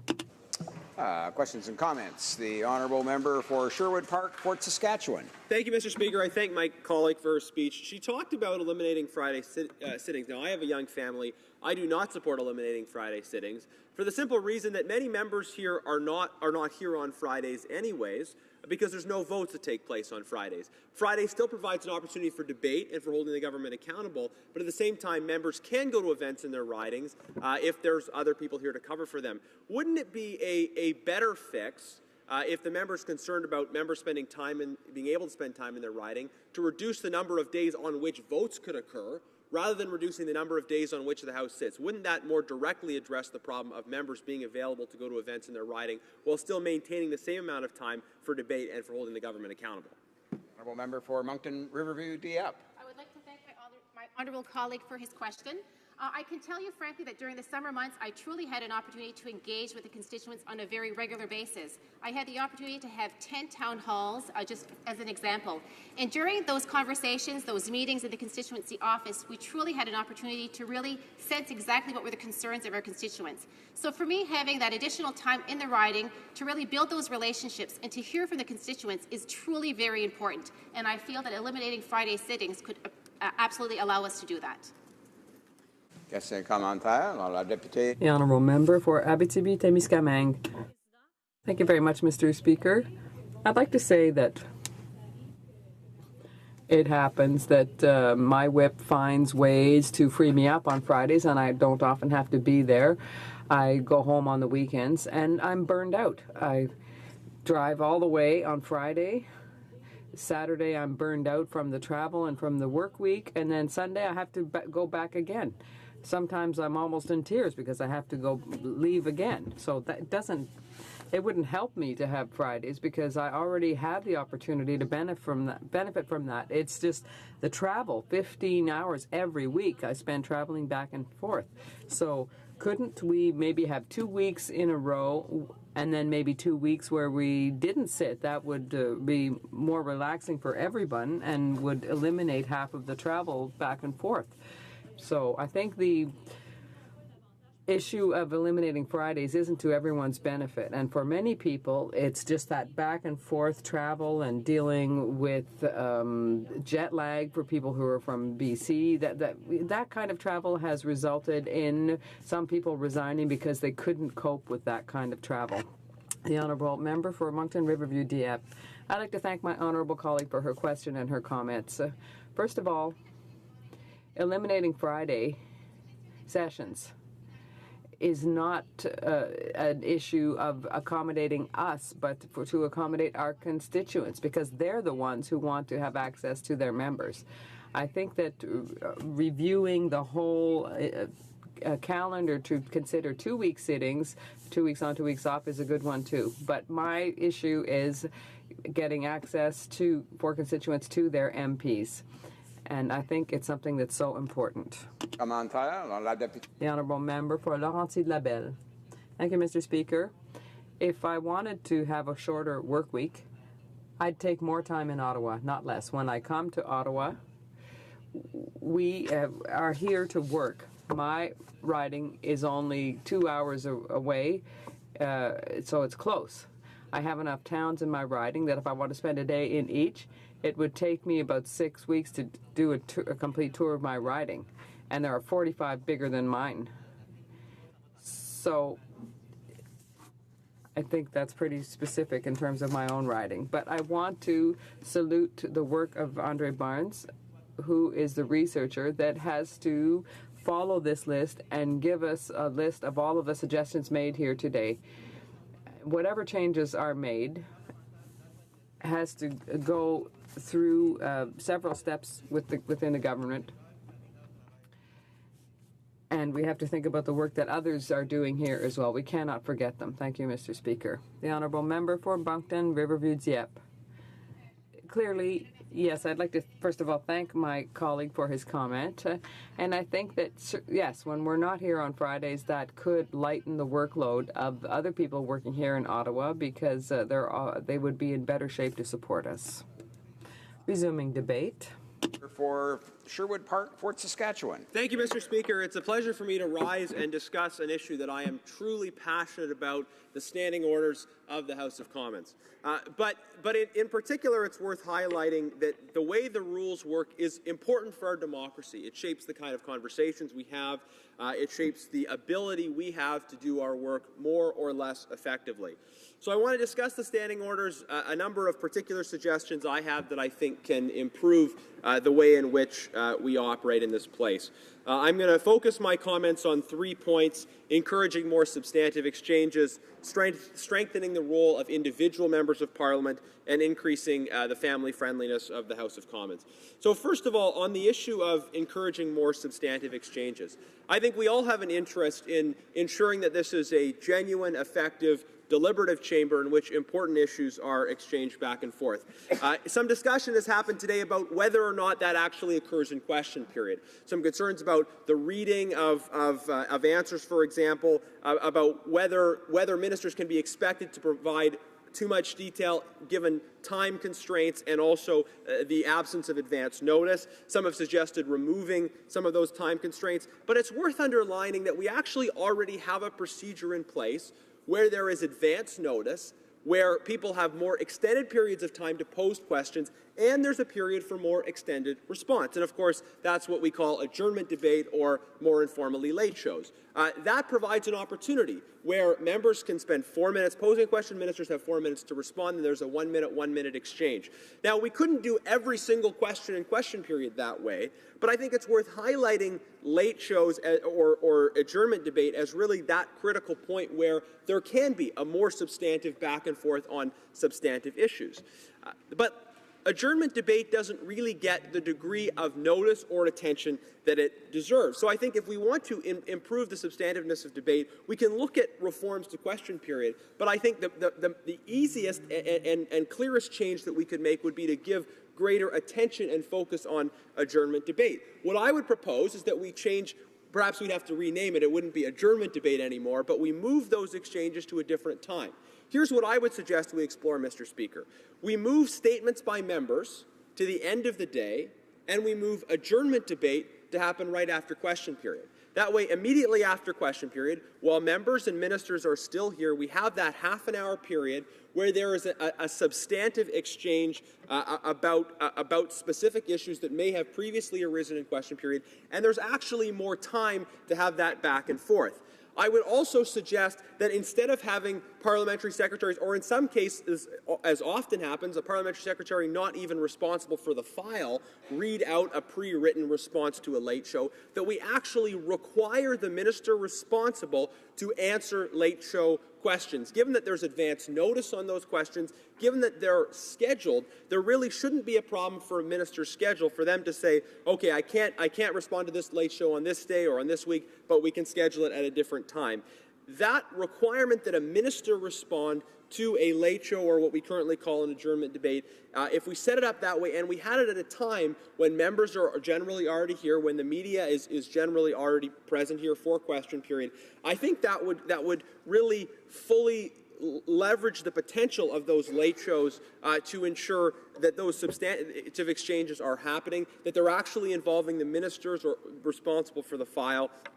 I think that would be a good change. There's no reason why statements by members couldn't occur at the end of the day. There's no particular reason why they have to occur at the time that they currently do. And just switching those things would give the same amount of time for government orders, roughly within the same existing time slots. So again, I think that would be a positive change. The other thing in terms of encouraging more substantive exchanges, I actually think we should establish a process through questions and comments where either only members of different parties pose questions during questions and comments, or there be an expectation that during questions and comments, that's actually an opportunity for challenging the speaker, not for just standing up and agreeing with the speaker and asking them to expand on some point they've already made. Questions and comments are a valuable time for back and forth for people to challenge the speech and for there to be a response. And I think it's a less effective use of that time when we have perhaps members from one's own party, perhaps even from another party, but who get up and say,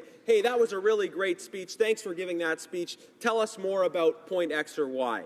It would make for better exchange if we said only questions or comments which challenge the speaker take place during that time. That would, I think, leverage that opportunity for more substantive debates. Now on to this question of strengthening the role of individual members of Parliament. Now the practice we have in this House of Commons is that a list is provided by each of the parties of members that are going to speak in designated party slots, and although technically not required, in virtually every case the Speaker works through that list. Now, that list, as far as I can tell, having read the standing orders a couple times, is not even referenced in the standing orders. That the rules establish, in fact, that quite clearly that the member who rises first should be recognized by the Speaker. Again, that's just not how it's done in practice, but in Standing Order 62 says very clearly, when two or more members rise to speak, the Speaker calls upon the member who rose first in his or her place. And there's a procedure for moving a motion that a different member be heard, but that is the general practice. And we don't follow that practice. And I think, first of all, it would be better if we didn't use the list system. The advantages of not using the list system is it would give members the opportunity to stand up and speak to things in cases where they may have a slight difference of opinion with their party. But I think more importantly, it would require members to be present in the House, listening to debate, and they would have to take the initiative to jump up. And maybe if you don't manage to be recognized at the time you expect, then you've got to stay in the House for another 15 minutes, another half hour, until you're recognized. But if we move to that system It would also be important to amend that standing order to provide for some degree of rotation among the parties, because the current standing order that the next member who rises is recognized risks a situation where you'd have multiple members of the same party speaking one after another because they happen to be more efficient in getting on your feet, even if there were other members from other parties that wanted to speak. So I would favor moving away from that list system, but at the same time changing the standing order to provide for some degree of rotation among parties in the midst of that process of recognizing, of it being up to the Speaker to recognize. Also in terms of strengthening the role of members of Parliament, I think the way the Speaker should recognize members during questions and comments should be to try and get as many members involved in questions and comments during a given day. The standing orders provide that a member can only speak once to a motion, but it places no such restrictions on the ability of the same member, perhaps it could be for one party, the same member is always the same one asking questions. I think we would be better off if more members were encouraged to participate in questions and comments, and there'd be a way for the Speaker to, I think, do that, where if the same member from one party was always rising, maybe the Speaker could not recognize that party on that go-around, just to encourage, again, more members to stand up. I do want to say as well, and I know it's very rare, I don't know of a case where it's ever been used since I've been here, but Standing Order 53.2a provides for the whip to be able to decide that time will be split. Generally speaking, the practice here is that it's a member who indicates that they intend to split their time, and I think we should be eliminating 43.2a. I don't think it's a reasonable use of the whip's power to, theoretically, if a member wishes to speak for 20 minutes and then their whip tells the table, oh, sorry, they're only speaking for 10 minutes, that would seem to me to be an unreasonable restriction on the ability of a member to use a time slot that they have acquired by standing up. So I think that's one that we should change as well. I'm coming to the end of my time, but very briefly on the issue of family friendliness. We've heard some members talk about eliminating Friday sittings. Having the House sit as much as possible for a 5-day week is important for having fulsome debate. It's important for holding the government accountable. It reduces accountability, it reduces debate if we eliminate Friday sittings. At the same time, I understand that some members will want to go back to their ridings on Friday. I often go back to my constituency on Friday. The solution is already there, though, because the standing orders provide that votes will not take place on Fridays. So if members are concerned that the current calendar doesn't provide them with enough time to be in their ridings, I would say this: let's just add an additional day on which votes cannot take place, because votes are the one thing that we all have to be here for. So if you reduce the number of days on which votes can take place, still provides members with a greater opportunity to go back to their riding, but it doesn't reduce that accountability piece. So I would say, instead of eliminating Friday sittings, if members are concerned about this, we could explore not allowing votes to take place on Thursdays or not allowing votes to take place on Mondays. That sort of a change would allow members to spend more time in their constituencies without reducing that accountability piece. I'll just say very quickly as well, I think there needs to be some clarification on the rules for non-members who happen to be the children of members being in the chamber. There's been some discussion about, technically it's not provided for the standing orders. It is provided for in practice. Members might have different opinions on that. From my view, it's no problem if a member wishes to bring their infant into the chamber, but I think it would be worthwhile if there's some degree of clarification. I have more things to say, but that's my time. Thank you, Mr. Speaker. I appreciate the opportunity to raise these issues. Questions and comments. The honourable member for Costa Bays, Central Notre Dame. Merci beaucoup, Monsieur le Président. Thank you very much, Mr. Speaker. Carefully do his speech. There's several of the issues there, several of the things he brings up I agree with. Just one issue in general, talking about question period. Now, he talked about extending question period to allow the supplementary questions, or in which case we call the adjournment debate. I think his intent is good. How can I describe this? He's right on target, but I think he might be a little wide of the mark. And I say that because in practice, it will just continue the same way as it always has been. I've been here 12 years. He's right about adjournment debate. I think one of the issues that I would suggest, and I hope the committee considers this as an idea, extend question period, yes. Even look at the timing. 35 seconds is a bit tight. But why don't we have a list of people who want to ask questions, not submitted to the whip, but submitted to you, the Speaker? And the questions may be provided in advance. I used to do that. when I was sitting on that side of the House. I found that the questions were, the minister was ready for the question, and I was able to get answers. This is a good way for MPs to have their local issues addressed, not through the whip, but through you on an order list in order to extend QP. So I want to thank the member for his thoughts. Member for Sherwood Park, Fort Saskatchewan. Thank you, Mr. Speaker. Well, I want to underline that I made two separate suggestions with respect to adjournment debate. One was to move the time of the adjournment debate, but the other was to require that the minister responsible be there to respond to the question. And the change wouldn't have nearly the effect that I would hope it would without that second part of it. Because right now, often we may have a parliamentary secretary who's not even responsible for the file, who read out something written. At least there's some clear accountability with the minister there. And I would argue it would also attract a greater degree of public and media attention if you had the member answering that. I'm not opposed to some of the potential changes to question period itself that the member has proposed. But the time limits for question period allow for a larger number of members to get up. So if we extended the time for each question, we would have to either extend the time for question period overall, which would cut into subsequent debate, or we would have to reduce the number of members who participate. So what I'm saying is, we can have that discussion, but the simplest change is let's take what we already have, which is adjournment debate, and let's beef up the importance of that and the use of that so that we can use those substantive exchanges, but make them more substantive and draw more attention to them. Questions and comments? Question commentaire? La députée de... The Honourable Member for Laurentides-Labelle. My colleague from Sherwood Park, Fort Saskatchewan, says a lot of really interesting things, and I'm definitely looking forward to discussing them at Proc. They're quite fascinating. He discussed speaking list procedure and the rule that the Speaker must recognize the first one to see. Very interesting point. I should note, as an aside, that I once hung a framed copy of the motion that the member for Bonavista, Gander, Grand Falls, Windsor be now heard in the in-suite bathroom in our office. For the purpose of anonymization, I will not say the member's current writing name. But more to the point, the galleries are virtually empty today, and they are full in question period. The media gallery has one intrepid member, and it is full in question period. Does my colleague have any ideas on how we can make the debate, which is where the real business of this place happens, more interesting and relevant to the Canadian public? Thank you, Mr. Speaker. The Honourable Member for Sherwood Park, Fort Saskatchewan. Thank you, Mr. Speaker. It's an interesting point. Of course, our debates are broadcast, so I suspect that millions of Canadians are attentively watching our debate today on the standing orders. But, of course, we have no idea at this point of how many they are. I will say that I think given that there's already so many people here for question period, let's not pretend that we can fix this issue in a day and all of a sudden have the galleries filled.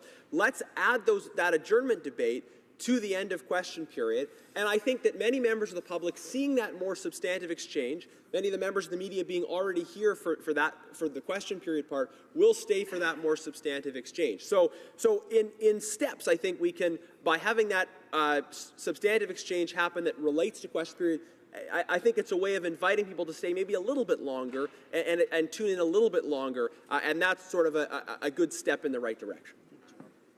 Resuming debate, the Honourable Parliamentary Secretary to the Government House Leader. Yes, thank you, Mr. Speaker, and I really welcome this debate in the sense that I like to consider myself, first and foremost, a parliamentarian that truly enjoys what takes place inside this privileged institution that we have all been elected to by our wonderful constituents, because it is quite the privilege.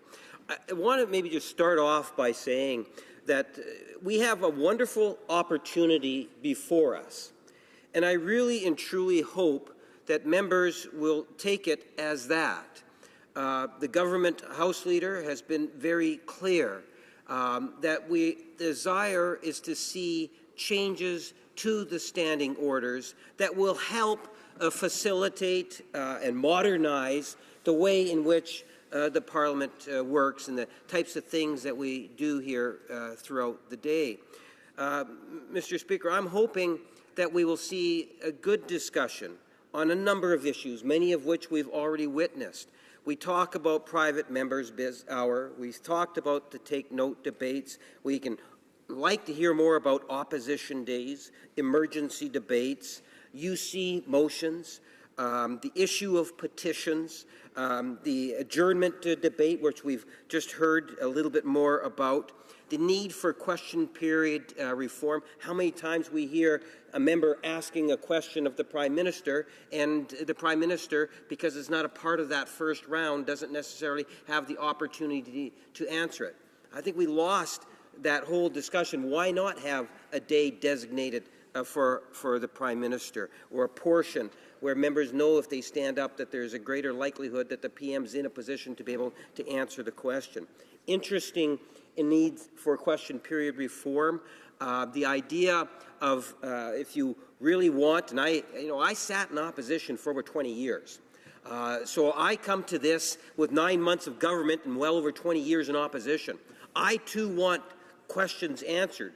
But sometimes when I asked the question, I knew it was meant to embarrass the government. But you know something, Mr. Speaker? If I had a question that I wanted to be able to get really that detailed answer, sometimes what I would do is I would approach the minister in advance and say, here's the question I'm hoping you'll be able to provide an answer. Giving that heads up helped out immensely. So the issue of question period reform is so very important. The issue of decorum, and there's always a give and take. The Minister of Natural Resources will recall when we were first elected back in 1988 in the Manitoba legislature, we had the clear indication, well, we were not going to be clapping. We were going to be, in essence, trying to encourage positive decorum. It is a challenge at the best of times. There are changes that we can do to try to ensure it. I'm interested in ideas from opposition members, from all members, as how we can encourage a better decorum. One that we already heard today is why not have the place in which members eat be a common place. So you got government members and opposition members sitting down over lunch, building those relationships. I thought it was a wonderful idea that came from the member across the way. Mr. Speaker, there's a couple of things. And again, I want to approach this in a non-partisan way as much as possible. I hear a lot about Fridays, for example. Quite frankly, I very rarely miss a Friday. But having said that, to me what's more important is the number of hours we sit inside this House, the number of days in which we sit. Give you an example. Look at the calendar. I would rather sit more days in January and fewer days in June. Because when June comes around with those graduations, the demand for MPs in the month of June is high.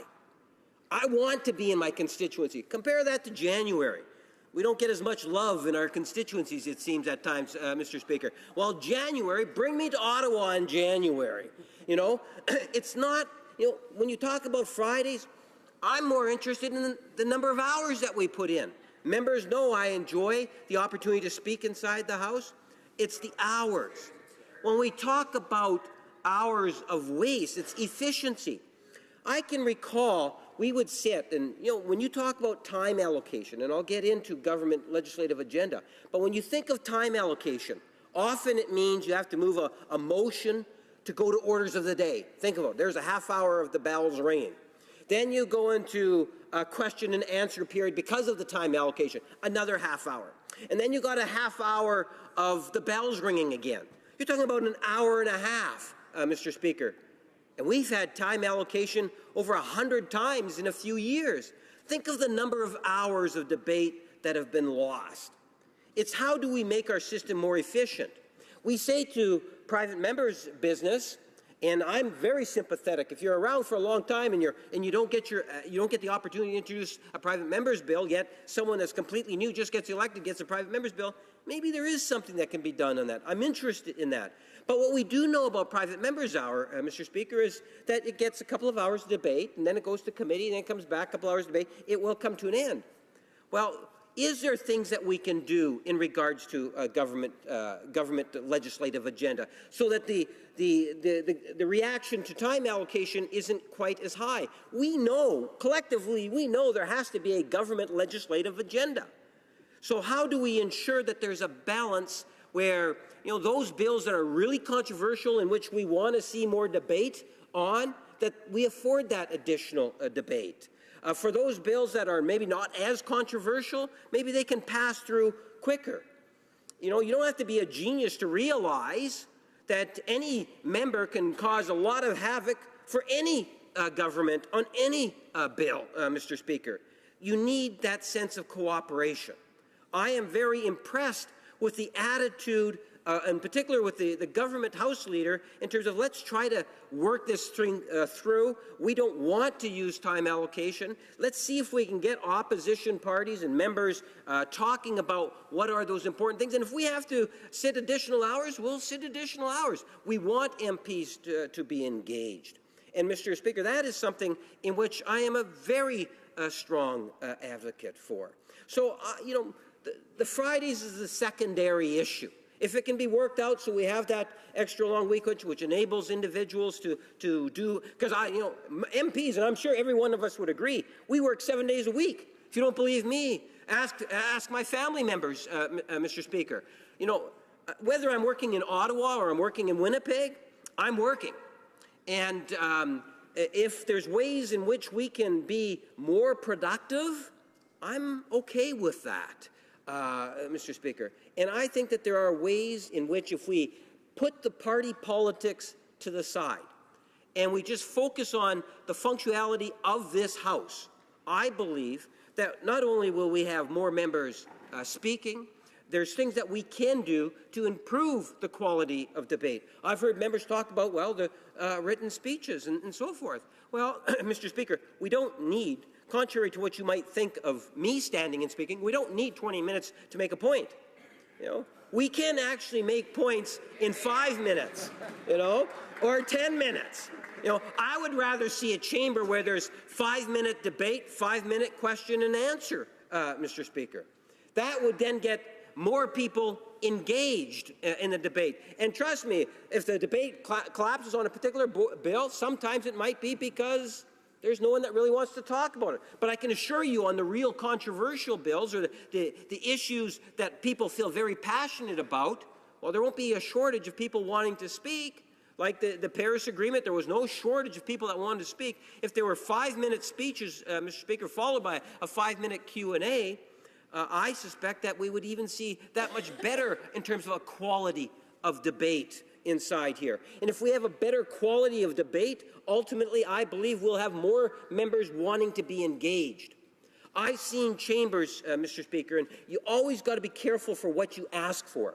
In the Manitoba legislature, we had long questions and answers, and that was a long, drawn-out process. It did not improve the quality of the answers, or even, I would argue, the questions, even though I was the one asking questions back then, Mr. Speaker. At the end of the day, I think our question period is better than what we had in Manitoba. Can it have improvements? Yes. There's always room for improvements, Mr. Speaker. At the end of the day, what I would like to see is I would like members across the way to understand that let's make this issue nonpartisan.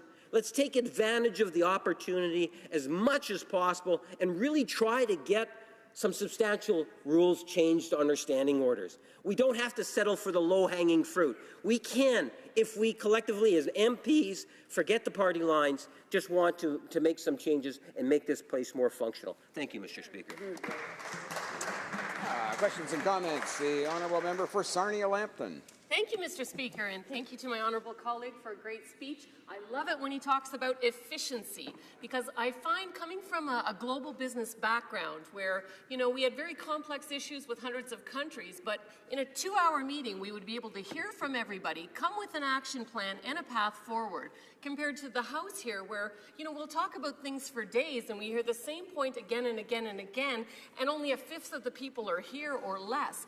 And so I wondered if the member would be open to some sort of model where everybody sits to discuss, several people from each party bring the position, and perhaps in a shorter space of time we could come with action and paths forward. The Honourable Parliament Secretary. You know, what I appreciate is the members coming up with an idea, and that is something that we really challenge members to bring forward.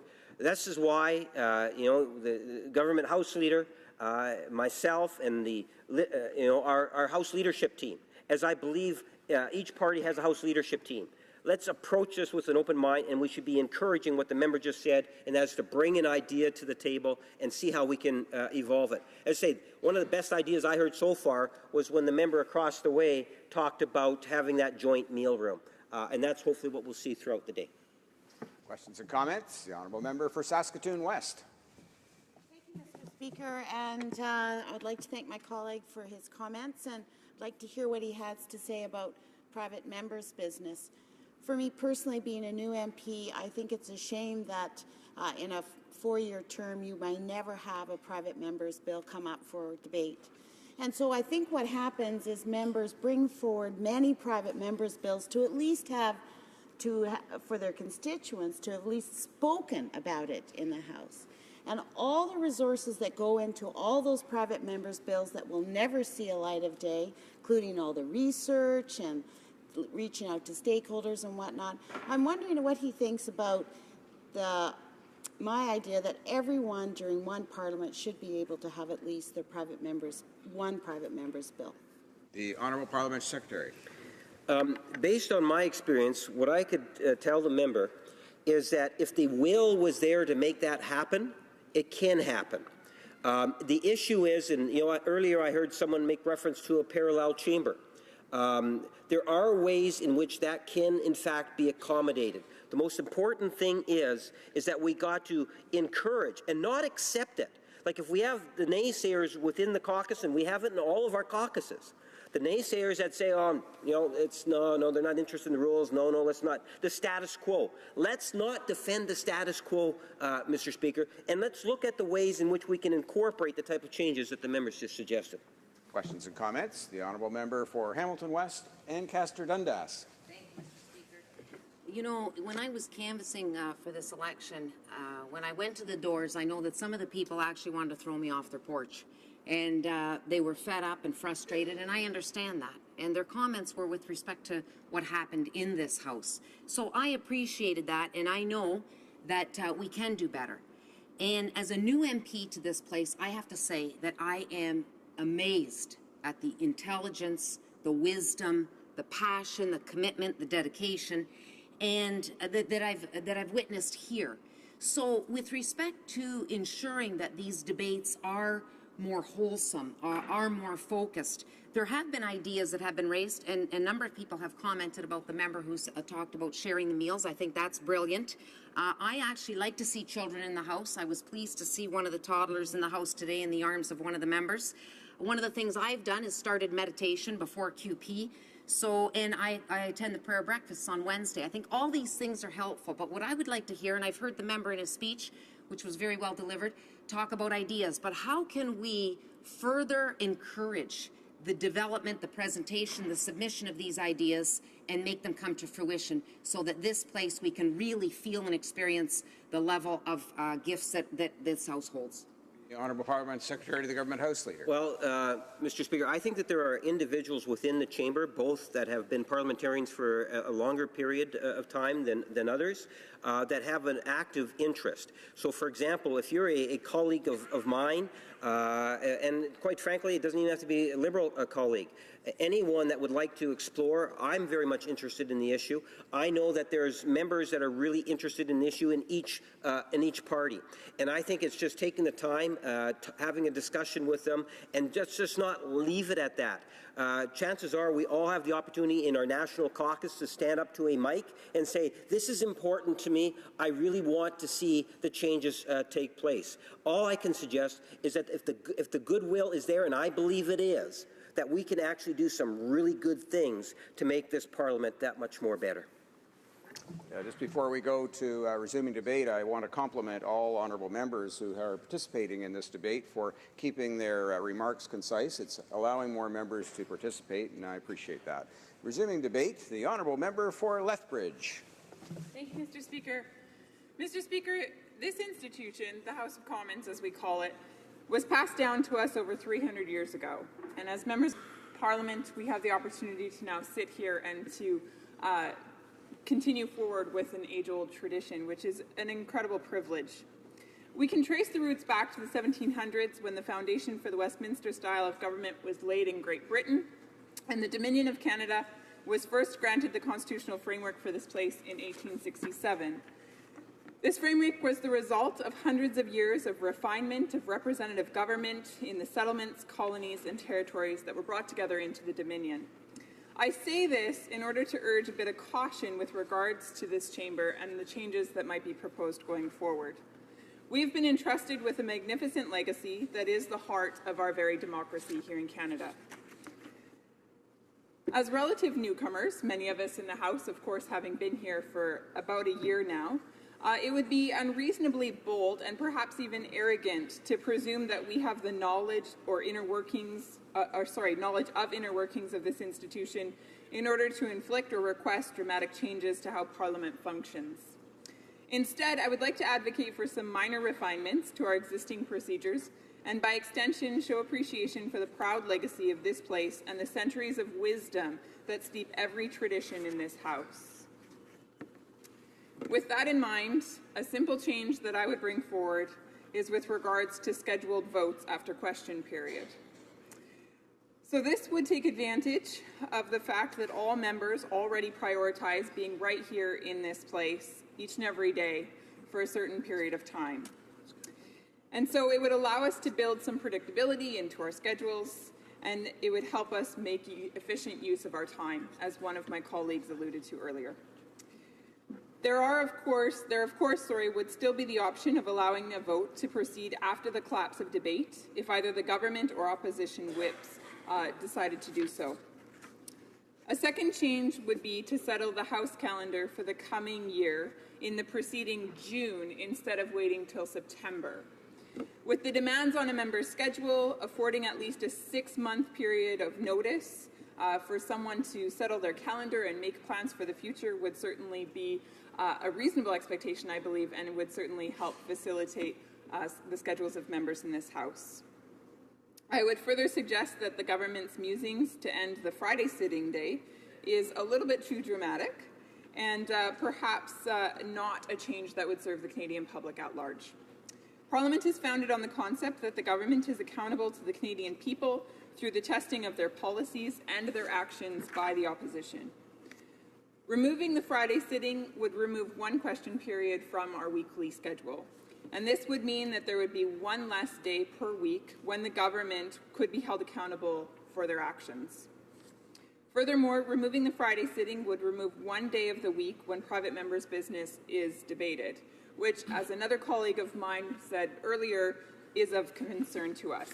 We already have very little time for private members' business to be brought to the floor, and we certainly don't want to cut that back any further. As private members' business is the one opportunity that opposition MPs have to advance legislative matters before the House, the removal of the Friday sitting would be a direct attack, it would appear, on the ability of opposition parties to do their duty to represent their constituents, which I would contend is a direct weakening of democracy.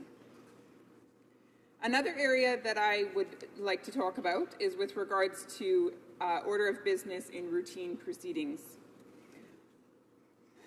I believe that this area could be made more efficient with some minor changes in the order. The easiest change would be to move the rubric of motions to the end of routine proceedings, and by doing so we would solve two issues that affect all members of this chamber equally. First, such a change would ensure that petitions are able to be presented each and every day in this House. And as many members will attest, we often have guests in the gallery that have traveled a great distance in order to watch their petition be tabled in the House on any given day. At the moment, this is not guaranteed because if a concurrence debate is moved under the rubric of motions before the time for presenting petitions, the opportunity to present petitions is lost. Secondly, moving the rubric of motions to the end of routine proceedings would ensure that the government is able to table any order paper questions that are required to be tabled that day. Because questions on the order paper comes after motions during routine proceedings, if a concurrence debate was moved and if that debate stretches to the end of government business, or if the government moves to proceed to the orders of the day and thereby skips questions on the order paper, the government would have no ability to table any answers that day. The current penalty is that any question not responded to within 45 days is automatically referred to a standing committee. and the minister is required to appear to explain why the question could not be answered. It would be rather embarrassing to the government to cause such a spectacle as a matter of procedural inattention. With a 15-minute time limit for tabling petitions, the moving of motions will not be greatly delayed by this change. Motions with unanimous consent would still be able to be moved earlier in routine proceedings, thus allowing for most routine housekeeping matters to be resolved in a timely fashion. Another area that could be refined relates to the specific rules governing order paper questions.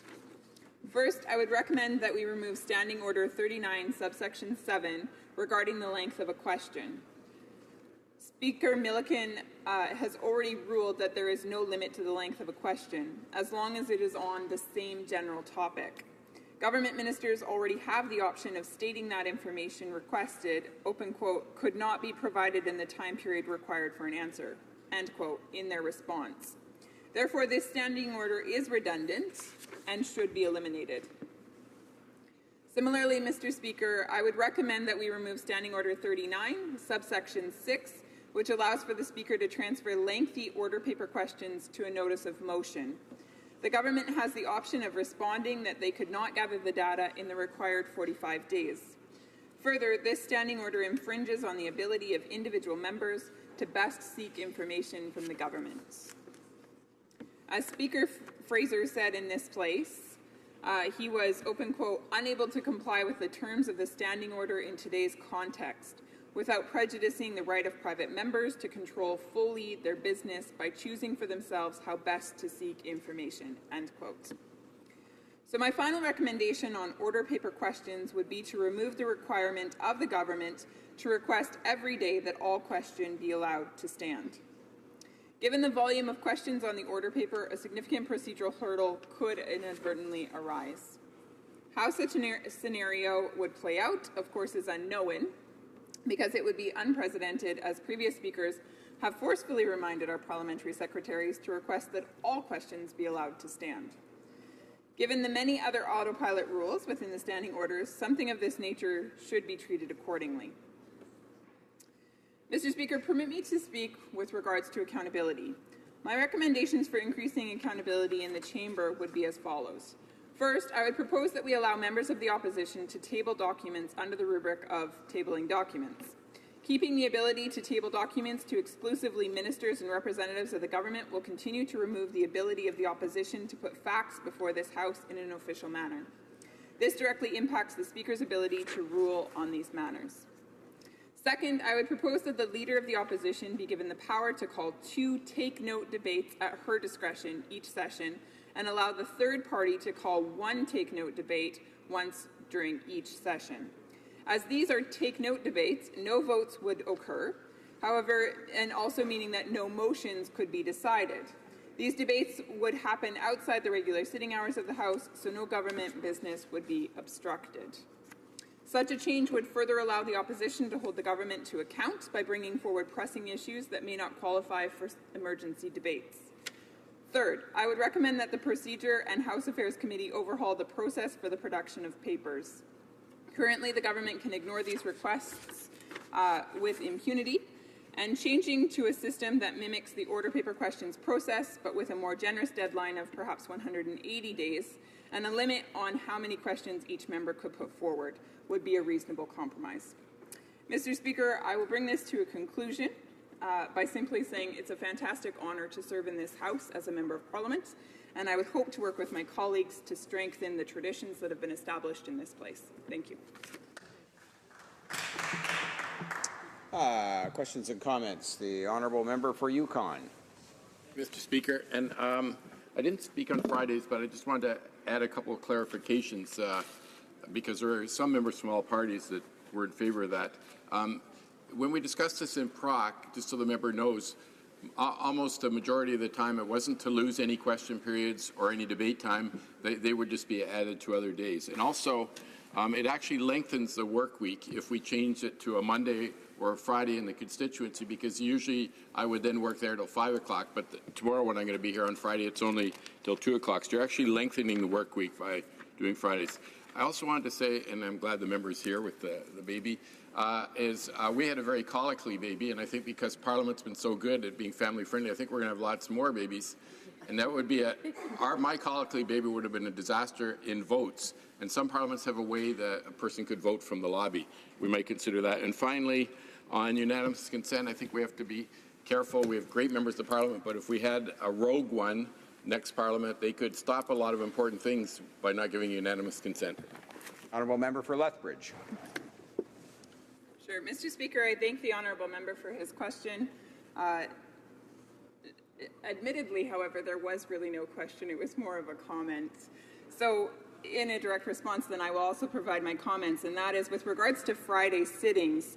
The Liberal government promised Canadians increased accountability, which means that they need to be increasingly transparent. Now, unfortunately, we haven't seen this to the full extent that we would have liked.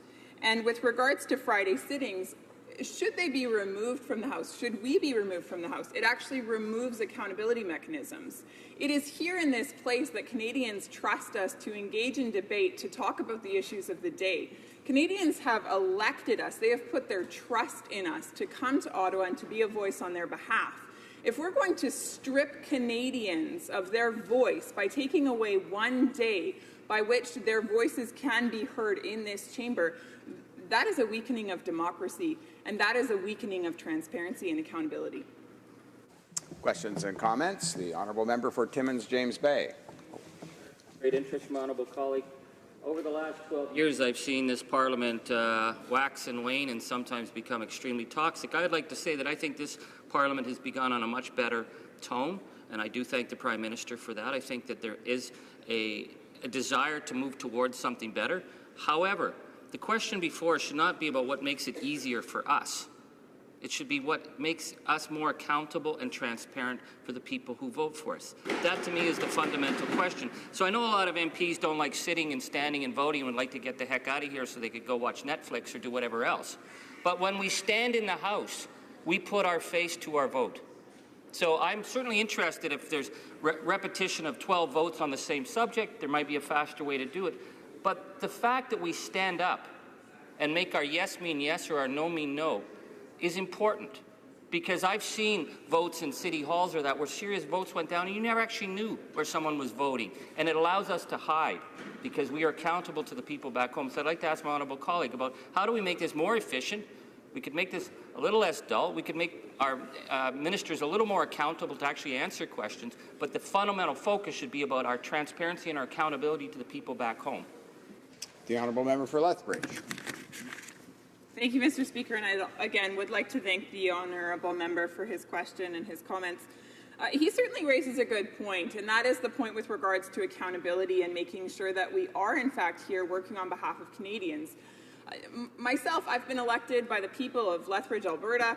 There's about 107,000 of them in my constituency, and each and every day I get up and I walk up here to Centre Block, and I am in this chamber. And I feel incredibly privileged, incredibly honored to stand in this House and to represent the constituents in my riding. I consider myself incredibly honored to be trusted with the responsibility of having a voice on their behalf. And if we're going to do anything in this chamber to take away that opportunity that I as a member have to speak on their behalf, to advocate for them as members of Canada, I think that's a shame on us. And if we're going to take away any mechanisms by which we have as the official opposition or the other opposing parties to hold this government to account, that again is a shame for democracy in Canada. We certainly don't want to go in that direction. Resuming debate, the honourable member for Ottawa West Nepean. Speaker, it's a pleasure for me to be able to take part in this debate today on the standing orders. While this topic might seem technical, it is actually the foundation upon which everything we do as members of Parliament rests. The rules of procedure, or standing orders, of this place determine whose voice gets heard, how we resolve the difficult issues facing our country today, how we balance competing interests, and whether the decisions that we make truly reflect the expectations of Canadians. I would argue that today's debate may well be one of the most important ones that we will have during this Parliament. If we have a Parliament where MPs can bring those voices, listen to the people who are affected by government decisions, hear evidence and testimony from experts, debate ideas in an open and respectful way, then be accountable back to Canadians for the choices that we make, we will end up with better policies and a democracy where everyone feels that they have participated. But sadly, that is not always how things have been in this House. There has been for some time now an imbalance between the executive branch and the legislative. Too often, by the time bills get to committee, they are already finalized and there's not much room for amendment. The decorum in this House, especially during question period, is so disrespectful that teachers actually use us as an example to their students of how not to behave. Partisanship and discipline sometimes blind us to the good ideas that might come from members of other parties. And Parliament is not as inclusive, modern, or efficient as it could be. If we want our democracy to work better, that begins by making this place work better. I recently held a town hall meeting in my constituency on this topic, on democratic and parliamentary reform. And some of the ideas I'm proposing today actually came from that town hall. And we also don't need to reinvent the wheel. I'm proposing a number of things that have been proposed before in reports over the years on how to modernize this House. Democracy is a verb, not a noun, and we have to keep on working to improve it. Justine, I feel that we must do more to improve the general atmosphere and that we need to do more to make this place more professional. In order to do so, we must improve decorum. We are the people's representatives, and we have to give a better example to the country. I would like to talk about enhancing the role of the Speaker. Right now, the Speaker, as has been mentioned before, is given lists from the whips as to who will be speaking or asking a question. But it was not always this way. It used to be that members would stand up and the Speaker had the flexibility to choose who were to ask a question or make a statement. In fact, the rules already provide for this. This way, the Speaker could make sure that everyone has their turn. But it would also give the Speaker the ability to penalize members who are constantly disruptive by not recognizing them until the behavior improves. It would also reduce the ability of the party whips to determine which topics are brought up and by whom. I believe that this is a very interesting solution and something that we should study further. In addition, I think we should weigh the advantages and disadvantages of giving the Speaker more of a say over the parliamentary agenda. Canada has a parliament where the government side has more say over the agenda than almost any other legislative body. One proposal, which was first mentioned in the 1993 report on House management, is that the Speaker have more say over the use of time allocation and closure.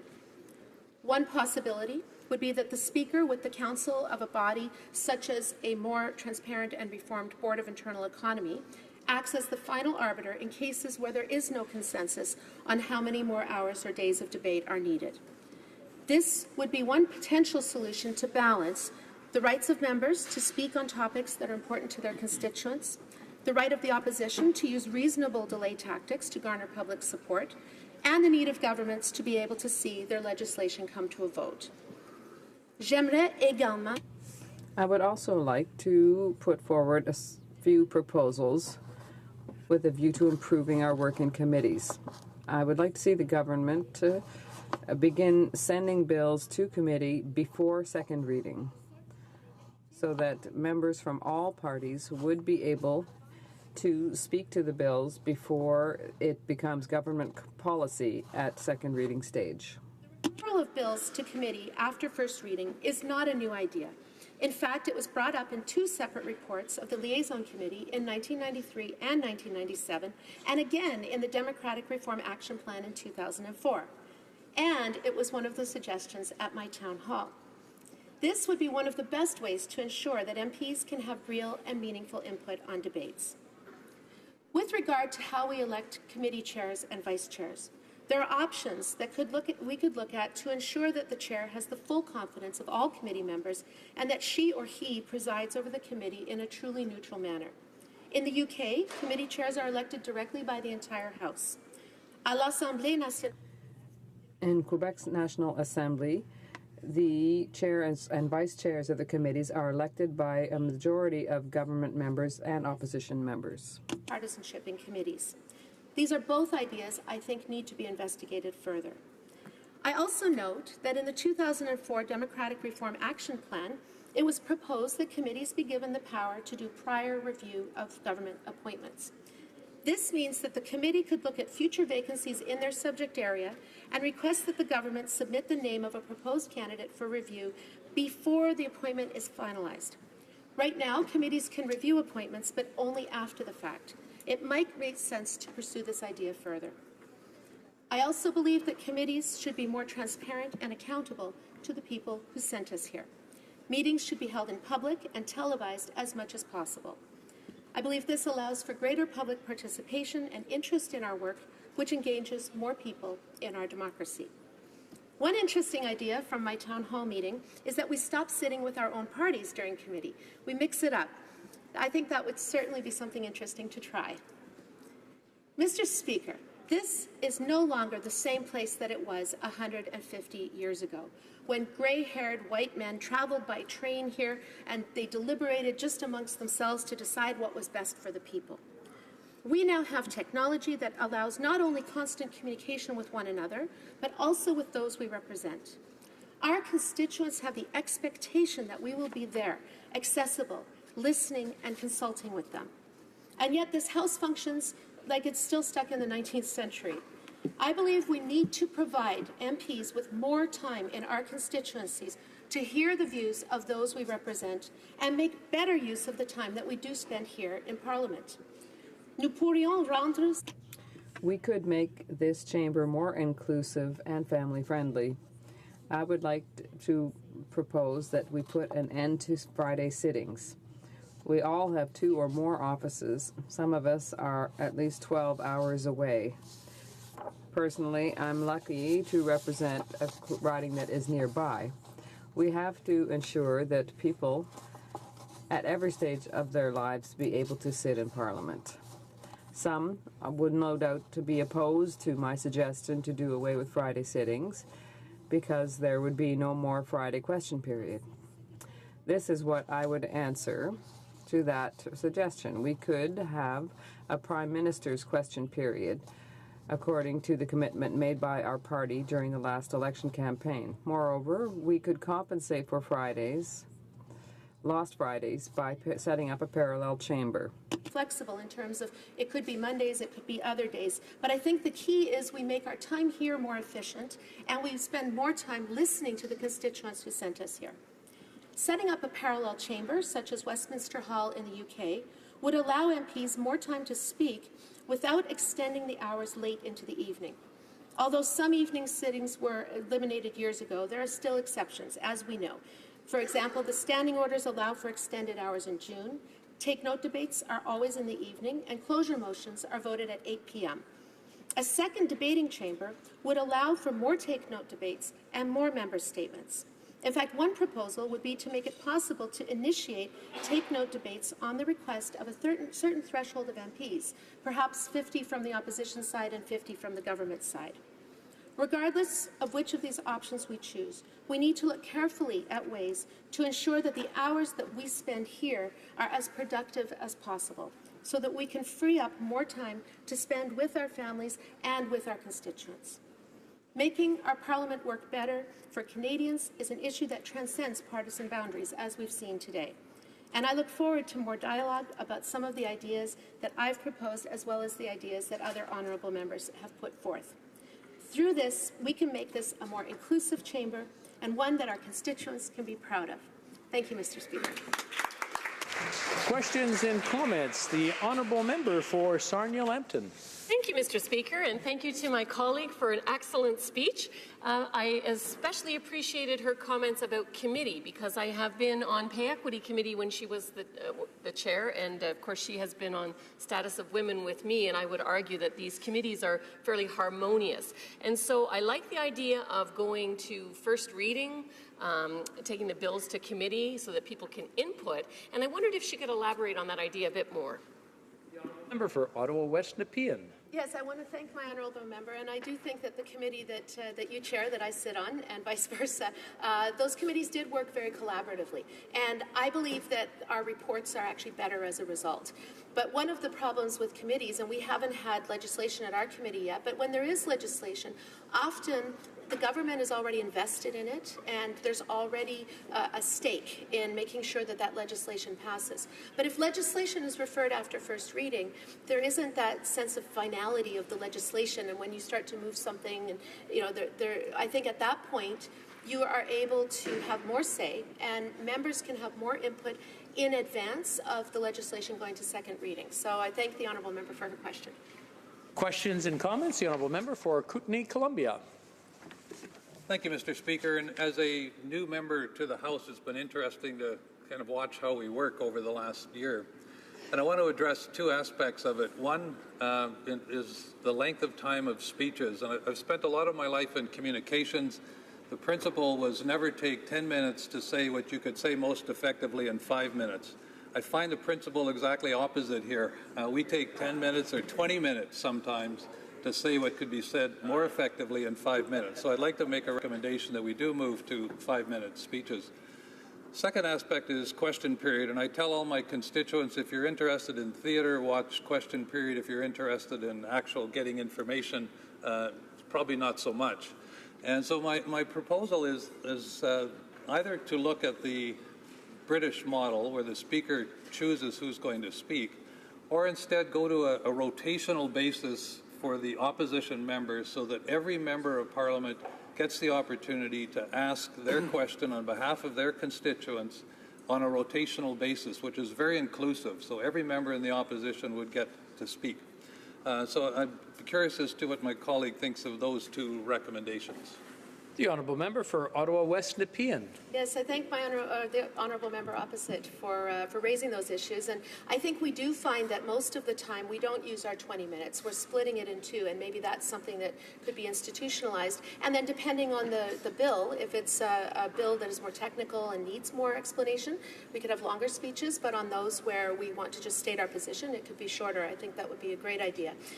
And then on question period, I agree with the honourable member. I think there are many things that we could do to make question period not only better decorum, but also more equitable in terms of who is able to stand up and ask questions. Questions and comments? The honourable member for Laurentides-Labelle. Thank you, Mr. Speaker. And the conversation about PMBs earlier on, it gave me a new idea I tried to throw out there, which is to allow amendments by a bill sponsor with the consent of the seconder between the first and second hour of debate based on the content of the debate at first hour. So they'd have to justify it based on what was said. They can't just introduce some new ideas in order to fix somewhat broken but savable bills before they even get to committee and make the whole process easier and saner. So see if my colleague has any comments on that. Thank you, Mr. Speaker. The honourable member for Ottawa West Nepean. Thank you, Mr. Speaker, and thank you to my honourable colleague. I think that's the beauty of a debate like this, is that it sparks other ideas that are coming forward, and I think that the idea that the debate that we have in this House would then have the ability to be able to influence the changes to legislation is very much within the spirit of the other proposals that I put in. Resuming debate, the honourable member for Sarnia-Lambton. Thank you, Mr. Speaker. It's with great pleasure that I rise in the House today to discuss the standing orders that govern how we meet in this prestigious place. First, let me focus on the purpose of the government: to come together to debate and to put in place governing laws and decisions that will be in the best interests of Canadians, and to provide the funding support needed for ridings and programs to keep our country great. Mr. Speaker, when the House with its traditions were first formed, communications happened at a slower pace. Global events occurred with the ability to consider and react in a thoughtful but slower fashion. Emergency debates were put in place to address anything more urgent. But over time, Mr. Speaker, the pace of change and global impacts to our country has accelerated, and we need to ensure that our parliamentary process can adapt. Also, where at the time of the establishment of traditions, it was considered reasonable for a parliamentarian to be away from his or her family on demand at all hours and all times, Society has now placed greater value on the contribution of the time of both parents to the raising of family, the balance of life and work, and the flexibility of workplace hours and work conditions. Monsieur le Président. Mr. Speaker, first of all, allow me to say that I have the greatest respect for all of the parliamentary traditions in this chamber.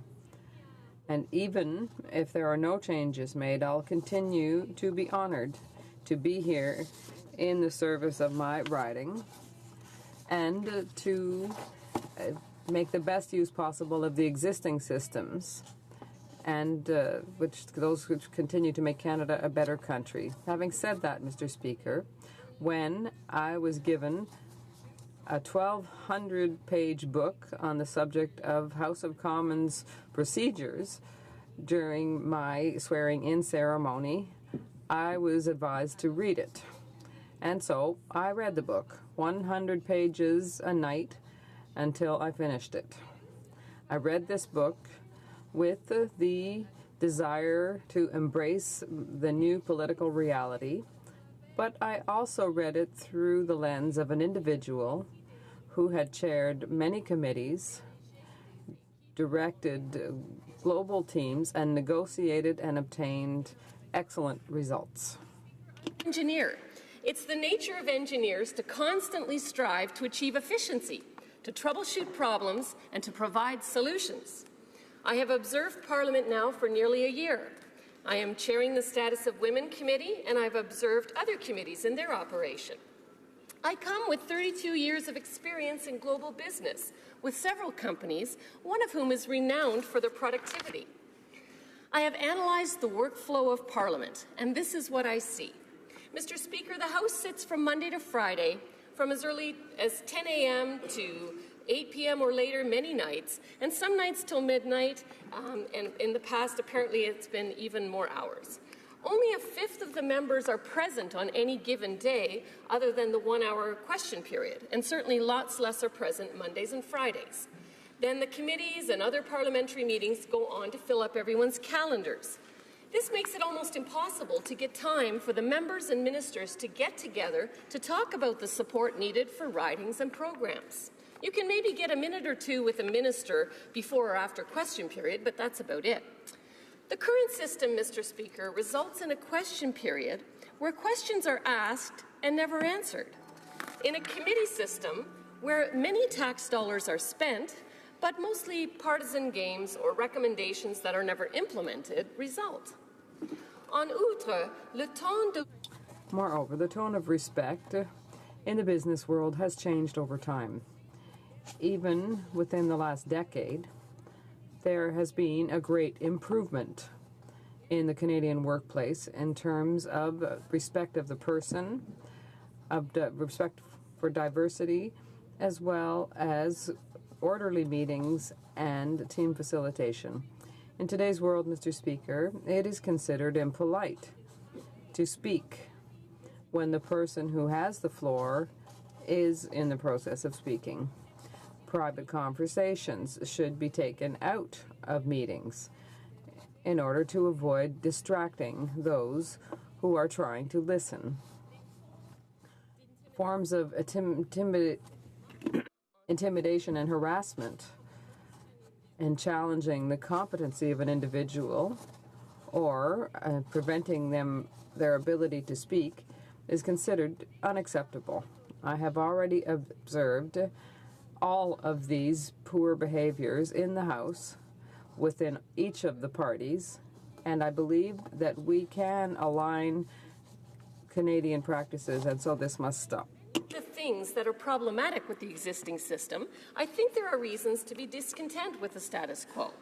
But, Mr. Speaker, what if we could consider a change that would provide better work-life balance, keep Canadians informed about the issues, better engage committees in collecting input for legislation, and make time for ministers to discuss the needs of the ridings and programs in a more timely way? Standing orders that would cause respectful discussion to occur with timely action. Well, Mr. Speaker, here's my proposal after analyzing the situation. I propose that the House would sit Tuesdays and Thursdays from 10 to 6 with a full attendance of all members. Tuesday would be Government Bill Day, where debate on bills would be conducted by each party choosing several representatives to bring their party position, and all, including committee members, listening to the debate, prepared to amend the legislation based on the feedback heard. All votes would be after QP Tuesday. Thursday would be private member bill and opposition day, where private members would get their hour each for 4 bills each week, and opposition motions would have several members from each party address the motion. On the other days, Monday to Friday, there would be question period, which provides Canadians and the media with the current issues. I would prefer to see actual answers to the questions instead of vague talking points, but at least let's move in the direction of good. This then frees up nearly 3 full days of time in which ministers can engage with the MPs from various ridings and the projects that need support. This will accelerate approvals and the flow of money to improve our country. Committee work would then be scheduled Monday and Wednesday, and any bill discussed through the week, whether government or private members' business, should be discussed and amended at committee to come back to the House. This will shorten the cycle time on legislation. I believe that for family friendliness, the committees and late sittings in the House should be the exception and not common practice. In order to ensure proper respect in the workplace, members would not be allowed to speak while other members have the floor. Members should be called to order individually when they don't comply. Exceptions could be made during question period when the argument is that intelligent heckling can add to the media appeal that is the sole purpose of that time, but I would like to hear from others on that. Voting is best done after question period, as I said, instead of the evenings. And in terms of eliminating things that are wasteful, every day we have the question asked that the questions stand, and the answer is always yes. So we could get rid of that. To speed the voting process, we could use encrypted government-issued fingerprint-activated iPads that every one of us has to vote on motions, resulting in instantaneous count and record. This would save hours. Mr. Speaker, these changes are designed to bring the best practices of business today to improve the procedures of our government. In business, we would take one of the topics currently discussed for days in the House, and in several hours, we would hear the position from all, come with an action plan forward, and move on. If the government is to support Canadians in the way that's needed in these times, now is the time to adjust the procedures of the House to maximize the effectiveness of government, minimize the time wasted, and get the support resources out to communities in a timely way. So, Mr. Speaker, I support continuous improvement, which does mean a change to the process, procedures, and traditions to fit with the new realities, to be able to be responsive in a meaningful way to the now fast-paced, complex global environment that now exists for Canadians. Thank you for allowing me to bring these ideas. Questions and comments. L'honorable député de Laurentides-Labelle. The honourable member for Laurentides-Labelle. This debate reminds me somewhat of the Christmas truce of 1914, and I'd really like to see this level of debate always be the case. Were you here? For me, the idea of voting by iPad is really quite interesting. But it risks, as you know, it risks people being able to vote from outside the House, which is not something we would like to do. I think that's definitely something we all agree on. And if you look at, and we know that these desks that we have here already contain the wiring, the circuitry to do electronic voting right here. The risk of that, of course, is if you ever watched John Oliver's video on Last Week Tonight about that in American state legislatures, it's highly entertaining as people have voting sticks to reach across and vote for each other. There's one where somebody reaches to vote for one and somebody else reaches to vote for them. It's absolutely hysterical. But it gives us an opportunity to look at technical fixes to these desks themselves, to possibly include an embedded screen. There's nothing saying we have to keep 150-year-old desk designs. I don't see the reason to do that.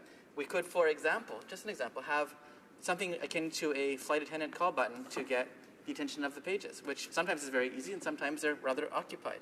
Or to indicate to the speaker our intention to speak, where it can be tracked in a database very, very quickly, so that the person that spoke the longest ago is flagged for the speaker as opposed to the person who got up first. There are many, many opportunities, just like my colleague's comments on that. Thank you, Mr. Speaker.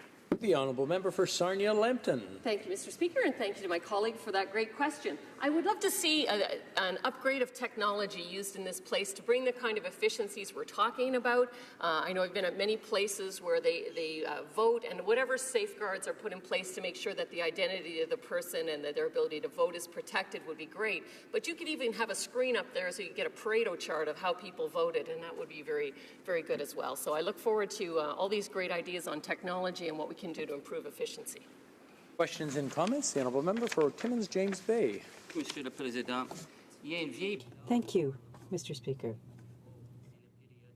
Now, there's the question period, and people say that is not answer period, and that doesn't help us in terms of an attitude because it diminishes transparency, reduces it, and it also reduces the credibility of our institution. For example, the government has a tendency to hide the Minister of Justice when a question is put with respect to the legal obligations vis-a-vis First Nations. Does my colleague agree that if a member puts a question, a clear question to a minister, the minister must answer without any fanfare? They must answer directly and clearly. Sarnia Lambton.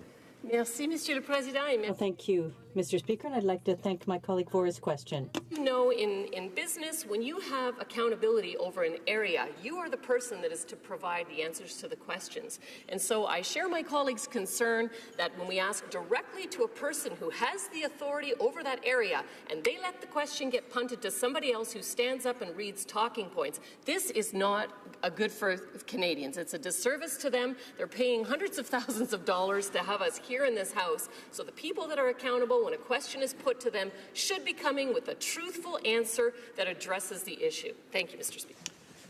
Questions et commentaires, questions and comments. The Honourable Member for Kingston and, Kingston and the Islands, yes. Thank you, Mr. Speaker. I appreciate my colleague's contribution, in particular on question period, and I would agree that she has a good point. And I think that this goes back a number of decades about the true benefit of question period.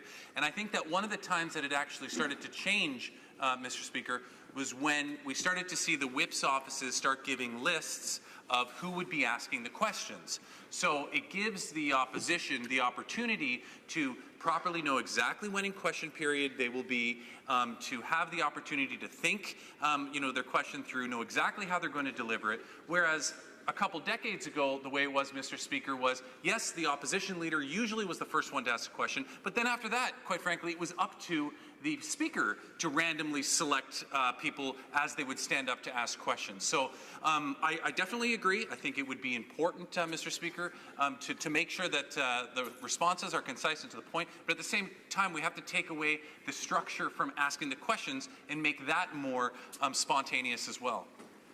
The Honourable Member for Sarnia Lambton in 45 seconds or less, please. All right. Thank you, Mr. Speaker, and thank you to the member. Yeah, I think there's a lot of things we have to do to be different in question period, both in terms of how we pick the questions, getting answers that are meaningful, and having them delivered in a very respectful way. I personally find it very distracting to have people yelling and sort of saying mean things about other members of Parliament during question period. Thank you, Mr. Speaker. Reprise du débat, l'honorable député de Brossard. The Honourable Member for Brossard-Saint-Lambert. Well, thank you very much, Mr. Speaker. I'm very happy to have this opportunity to make my first speech in the House and to participate in this discussion on the standing orders, which guide us in our duties as parliamentarians. Before becoming a member of Parliament, I was the assistant to the Honourable Jacques Sada, who was Deputy Whip and Leader of the government in the House, and the issue of the standing orders and procedures are something that we've often discussed in the riding office, and I've remained fascinated with them. Now, there are often some interesting anecdotal stories and history behind the standing orders as we know them today. That's not what we're focusing on here today, because we're looking at these precepts that in some cases date back to 1867. Now, my colleagues have already raised several of the issues that warrant our examination, and I'd like to focus on the committees. In the mid-80s, there ensued a recommendation for a more active use of legislative committees. In fact, the idea was to allocate to said legislative committees the detailed scrutiny of legislation, which would allow standing committees to focus on policy matters and departmental estimates. Now, this recommendation seems logical to me. I've read and reread through the compendium of House procedure, and there are several things that appear contradictory. Without making a long list of them, I would like to take a look at the raison d'être for legislative committees. They exist to consider legislation, and the procedural framework is explicitly outlined in the compendia.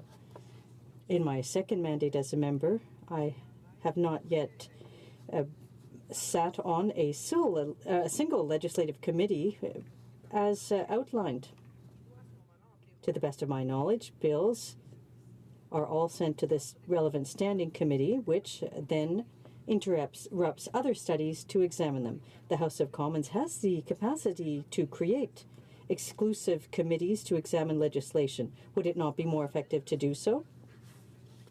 Again, with respect to the structure and functioning of committees of the House, I would recommend that we consider the awarding of a specific operating budget to each standing committee. The funds currently come from the Board of Internal Economy, and the Liaison Committee are somewhat arbitrary, and it's on a first-come, first-served basis. And that means planning is often reactive and, in some cases, unfair. Of course, I am preaching for my own parish, because the committee that I sit on was just declined the possibility of holding an international conference with respect to the operation of that very committee. I think that the funding allocations should be fair. Under Standing Order 107A, the chair of each committee these chairs of each standing committee make up the liaison committee, which is in charge of distributing the budget. Under Standing Order 1076, the liaison committee authorizes the creation of subcommittees whose members are selected and whose names are on a list of committee members, as well as the associate members. Now, this is perfect, except that it's quite unclear, because the budget subcommittee, which is made up of the liaison committee, ends up having members on it to vote, but also speak out on behalf of their own committee. And they make decisions with respect to budgets for other committees. So there aren't any standing orders that protect from this type of potential conflict of interest. The last aspect that I would like to raise, which is the most delicate and which has been raised by some of my colleagues, is that of the inclusion of a dress code in the standing orders. There is no standing order at present that has a dress code. Male colleagues, but women MPs have no such guidelines. I would suggest that it would be fair that we look at the possibility of establishing a formal dress code recommendation. It could be a simple statement that members dress in contemporary business attire to anything else that PROC may eventually judge appropriate. Voilà quelques éléments de réflexion. So those are some of my thoughts that I have, and I would be happy to discuss them with colleagues. Thank you, Mr. Speaker, for this opportunity to present them. Questions and comments? The Honourable Member for Chilliwack Hope. Thank you very much, Mr. Speaker, and I'd like to congratulate the member on her maiden speech in this Parliament. I do have a question. She focused on committees, and I guess having sat on that side of the House and now on this side, I wonder if she would agree with me that sometimes committees meet simply because they're scheduled to meet. They're standing committees, many of them, and I would argue that if we're going to look at the committee structure, we should actually look at the number of committees. It seems like there's often 4 hours a week of busy work that's created. There's no legislation, and committees sometimes scramble for ideas. We do important work in committees, don't get me wrong, but I wonder if she would agree with me that we should perhaps focus on the legislative committees and give members more time to interact with their constituents, focus on the debates in the House, and if we might be able to examine bringing the number of committees down into a more concentrated number. Maybe they could examine more than one departmental lane. I'm wondering what she would think of that idea. The Honourable Member for Brossard-Saint-Lambert. Well, thank you very much, Mr. Speaker. And I'd like to thank my colleague for his very relevant question, because a standing committee may not always be busy focusing on legislation. And that's why I think that we could use a legislative committee in a more effective fashion. These standing committees could be reduced in number. I agree that there are some of the departments covered by committees could perhaps be similar in nature and could come under the purview of a similar committee. And those committees could focus more so on policy rather than legislation. And that's something to debate, yes. Questions and comments, the Honourable Member for Abitibi-Témiscamingue. Well, thank you very much, Mr. Speaker. As my colleague opposite, if I'm not mistaken, chairs a committee, I'd like to ask a question with respect to committees and draw a parallel with the Quebec National Assembly. Now, I had an opportunity to speak to the Speaker on that, and he told us that in Quebec, much more work is done in committee. The volume of work is quite high. They work on a consensual basis as well. So I wonder if she thinks that we should have more hours in committee.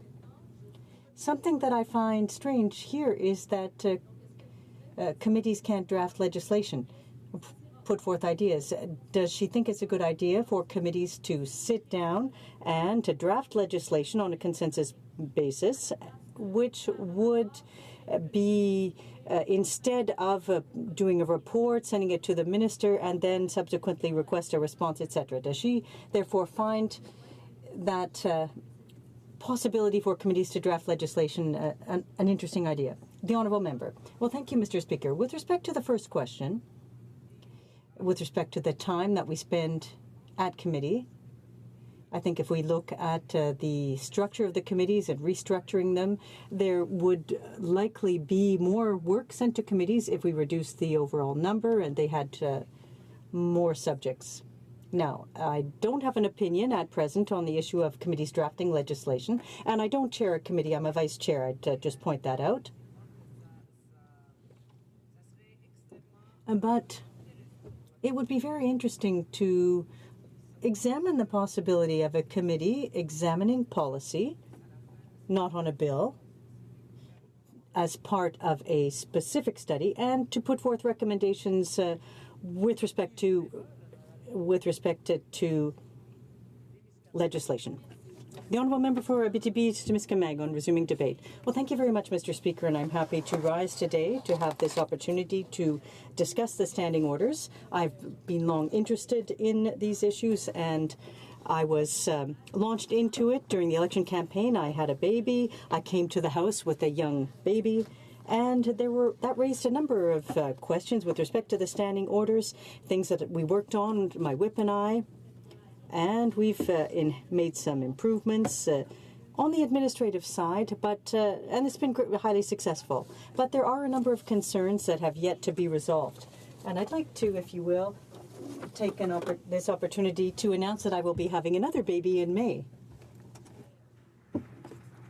Devenir mère pour une deuxième fois. So I'll have my second child, and that contributes to my personal experience here as my speech, because I'm facing a reality that I didn't face the last time around. Because my pregnancy is happening while the House is sitting, and this is different. Now, the last time I had basically no choice. When I come to Ottawa, I drive. And I go through a park that takes me about 2 hours to drive through when I'm pregnant, and there's no cell contact. I don't find that very safe driving there in the winter when there are no quick medical services either. But the other option is to fly. But flying, that means that a pregnant woman has to be in good physical condition and needs a medical certificate. And after a certain point, pregnant women aren't allowed to fly. So we have no choice. In my case, I can't get to Ottawa. I may not be able to get to Ottawa. Now, with respect to the last 4 weeks of pregnancy, there are medical appointments on a weekly basis, so I can't drive back and forth 15 hours at a time, come in the morning, drive 6 hours after that, and go back, come back, each time 6 hours in the car for Thursday. So I end up in a situation where I'm not sick. This is a normal, predictable condition, being pregnant, for many women, in fact. And at the same time, I can't exercise some of my rights as a parliamentarian for votes, for example, or other issues. And there's no policy that covers that. I think that we could easily resolve the issue by enabling members of Parliament who are disabled or have some kind of a disability, or who are pregnant, as I am, to have a specific measures in place for them. Now, if someone is providing palliative care for a family member as well, they may need to be with a parent, a sick parent, and those kinds of reasons could be very valid for allowing someone to be absent. Also, if they're injured. We can't ask somebody, for example, who's a member for Alberta who can't take the plane to come by train every week, every weekend. It's just impossible. But that person is able to follow the debate because they're televised. We can all watch all the debates from home. That person can follow the debate and participate. Could, for example, table certain documents by proxy from somebody else from their party. It's not allowed right now, but it could be very simple. If somebody is unable to be here, that they ask the Speaker if we had dispositions or provisions for those who are temporarily incapacitated, that person would be able to use those dispositions. For example, to be able to vote from a distance from the riding, for example, using technology. We have an engineer colleague here in the House right now, and I'm sure she could suggest certain technological methods that we could use to do that, to allow that person to be able to vote from a distance, to allow, for example, somebody else to be able to table documents or speeches in their name and thus participate in the debate, bills, petitions. It'd be simple, for example, ask that the party whip be able to table on behalf of a member who is temporarily incapacitated those documents.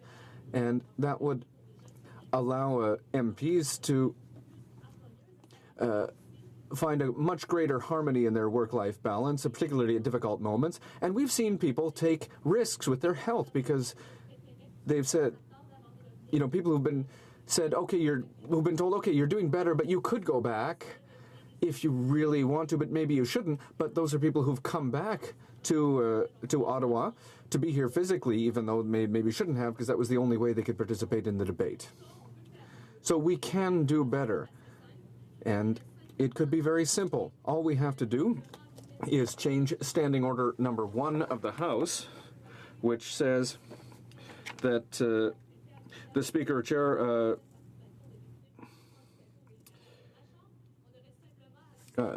can make changes. We could add a point 1.1.1 to say that the Speaker can offer those proceedings or offer these options to anybody who is incapacitated. So that leaves the Speaker a certain amount of room to maneuver to change the standing orders to take into account the needs of those MPs. Another point that should be discussed is the idea of a parallel chamber, which has been discussed at the Procedure Committee.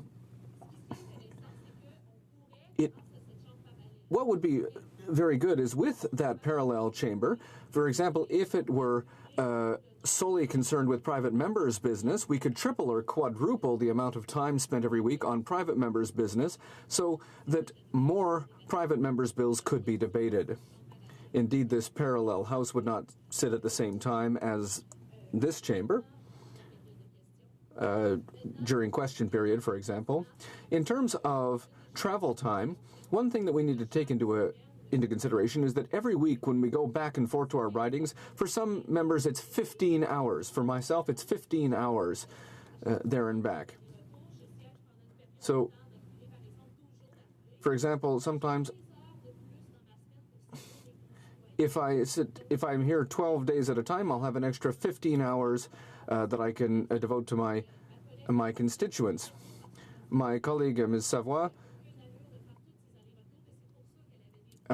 left this house because the travel time was too onerous and her doctor recommended against it.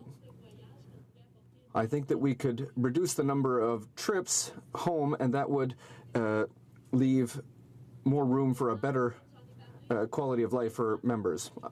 I have 3 minutes left, so I'll talk about how committees could, for example, by consensus, decide to create bills and then table those bills in the House of Commons. Often committees look at very complex issues, And throughout committee studies, we see ways that improvements can be made. So if a committee could directly do that, instead of trying to express that in a report which would go through somebody else who will make recommendations to another intermediary and hope that the minister will take priority or will give it priority in their schedule to eventually table a bill. Well, I think that there's a lot of uncertainty in all those variables. So it would be interesting to give committees the latitude to table their own bills. It could be very interesting, and it would give added value to the work of the committees, because then committee members would feel like they're doing something a bit more concrete than tabling just a report that might or might not be used. So committees would have much greater weight, and their reports, their studies would carry much greater weight if they could table their own bills. And to conclude, Mr. Speaker, I know that sometimes it's hard to find a solution because every MP lives a different situation, but I think there's something that my colleagues should not lose sight of, and that's that rural MPs are a minority in this House, but it's often the rural MPs who have the greatest travel time with the fewest travel possibilities. My colleague who represents, among other things, La Loche, she has to travel 6 hours to get to an airport.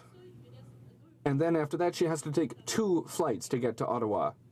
So even if we were to get rid of Fridays, she wouldn't have time to go home over the weekends.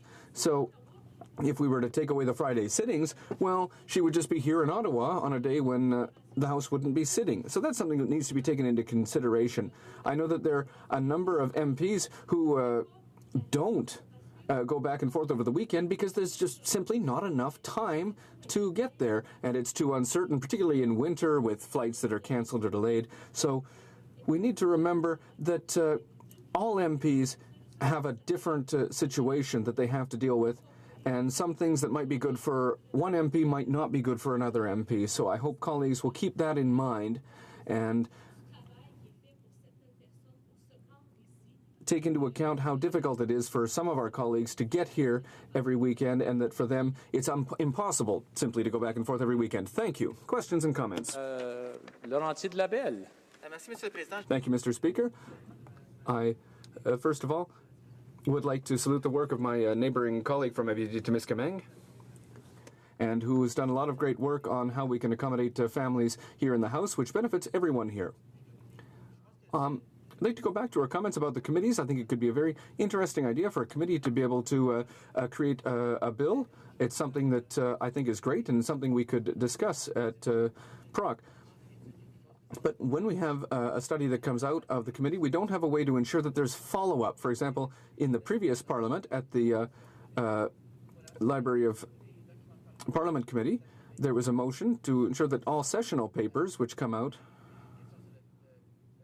with questions on the order paper, for example, be published for all Canadians and not just for parliamentarians. And there's no way to have a follow-up to make sure that that's done. I'd like to hear if my colleague has any comments on that. The Honourable Member for Abitibi-Témiscamingue. Well, Mr. Speaker, I think that committees do have the possibility to do that. They just have to keep asking for a new study to validate if their recommendations were put in place. That's something that's already happened in committees where we've undertaken studies, where we followed up on reports that were tabled, for example, by previous parliaments to see if there was any work done on that. So committees have a way to do that. They just have to move a motion to do such a study. Questions and comments? The Honourable Member for Limpton. Merci, Monsieur. Thank you, Mr. Speaker. And I would like to thank my honourable colleague for her speech. Sort of delicate question that I think the member is in a very good position to answer. I was very surprised when I first came and we had an infant in the house, because in 32 years of working, I had not seen that. We had maybe at the best case a daycare in the same building I worked in. And so when there's only one or two, it's not, a problem. But I was thinking about my own daughter, who was a little bit more disruptive when she got to be a toddler, and then I thought about having 338 people bring all their kids in. So at some point there has to be some boundaries, and I wondered if the member could comment on what she thinks the right boundaries are for that. The Honourable Member for Abitibi-Témiscamingue. Thank you, Mr. Speaker. Well, most women, for example, in Quebec, women have right to 8 or 9 months at home with their children. It's something that I wasn't able to have. And when I came back, my baby was 3 months old. I was determined to breastfeed her. And at 3 months old, breastfeeding is every 2 or 3 hours, or sometimes even every half an hour. And that's why I brought her with me into the house. It was really because of breastfeeding. I wasn't able to leave her in a daycare. Or, for example, if the baby had been in a daycare, I would have had to have pumped milk, and so I would have had to have run out of the house to find a place to do that, so I wouldn't have necessarily been any further ahead. But thanks to the tolerance that other members have developed, I was able to breastfeed my daughter up to 11 months, and I think that that's a good measure. And what most women here are asking for is maybe the first year of life, because that's when, for example, breastfeeding is most present and most important. And so for the first year of life, that's where we would want children to be able to come in. After that, it's easier to leave children in a daycare. I don't think all 338 members will have a one-year-old baby at the same time, so I don't think that it should go out of control. And I think that there are certain members here who are maybe a little bit too old to have babies. So, questions and comments? L'honorable député. The honourable member for Châteauguay-Lacolle. Thank you, Mr. Speaker. And I would like to thank my honourable colleague for her remarks. And I have a lot of empathy for her situation. I myself, I had children while I had a career. My daughter was 7 years old when I had my twins, and one thing that particularly struck me was that in the banking world, we started opening in evenings and weekends, and that helped me a lot to set up a schedule with my spouse so that I was able to be present at work and at home. When we're at work, we should be at work. When we're at home with children, we should be at home with the children and not working, and that's certainly much more pleasant for everyone. So I'm wondering if my colleague has any ideas on another option for time flexibility for MPs, so that when we're here in Ottawa, that we work for a much more intensive period, let's say for 2 weeks at a time. So there'd be more work, maybe 7 days in the week, but then with a certain flexibility, and then when that's done, we're done, we go home to our riding, so there's less travel. Does she have any comments on that? In 45 seconds or less, the honourable member for Abitibi-Témiscamingue. Well, what I can say is that, well, sometimes I think it would be better to have schedules that are closer to those of mine workers in the north, because sometimes we have, for example, miners will work 21-14 or 14-14, and for me that would be easier because that would eliminate 1 or 2 tricks, so it would give me an extra 25 to 30 hours of free time, and I'd be less tired as well with all the traveling. But at the same time, that's because of my situation. For others, it might not be the best option, but for myself, that would certainly be preferable. Resuming debate, the honourable member for Repentigny. Thank you, Mr. Speaker. I will switch gears, and I will talk about two-tier democracy.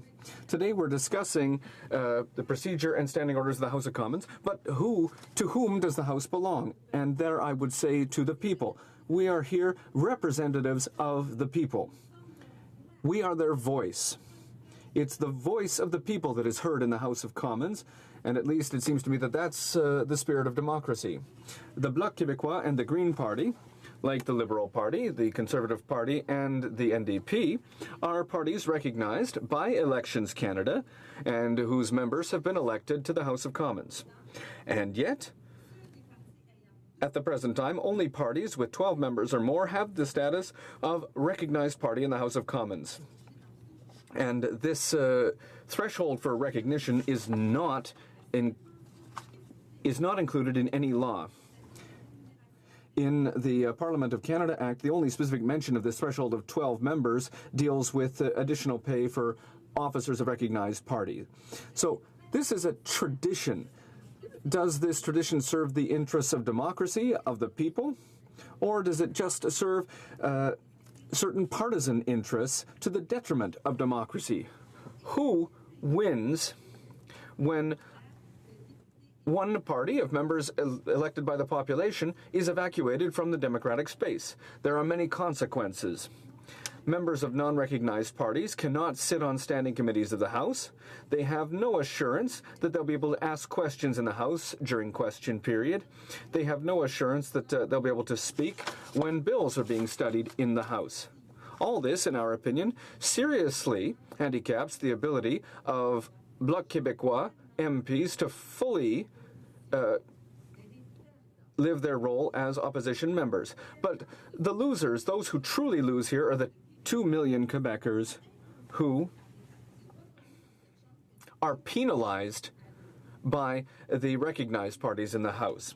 As for the budgets that are attributed to support to the parliamentary work of parties for leaders, whips, leaders, research, etc., they are determined by the Board of Internal Economy after a general election. In our opinion, nothing would prevent the board to consent to additional amounts for parties that are currently not considered to be recognized. This would allow them to put in place a research service, which would allow them to better fill their role in the same way as the other members of the House of Commons, and ensure that they are fully able to represent the citizens who elected them.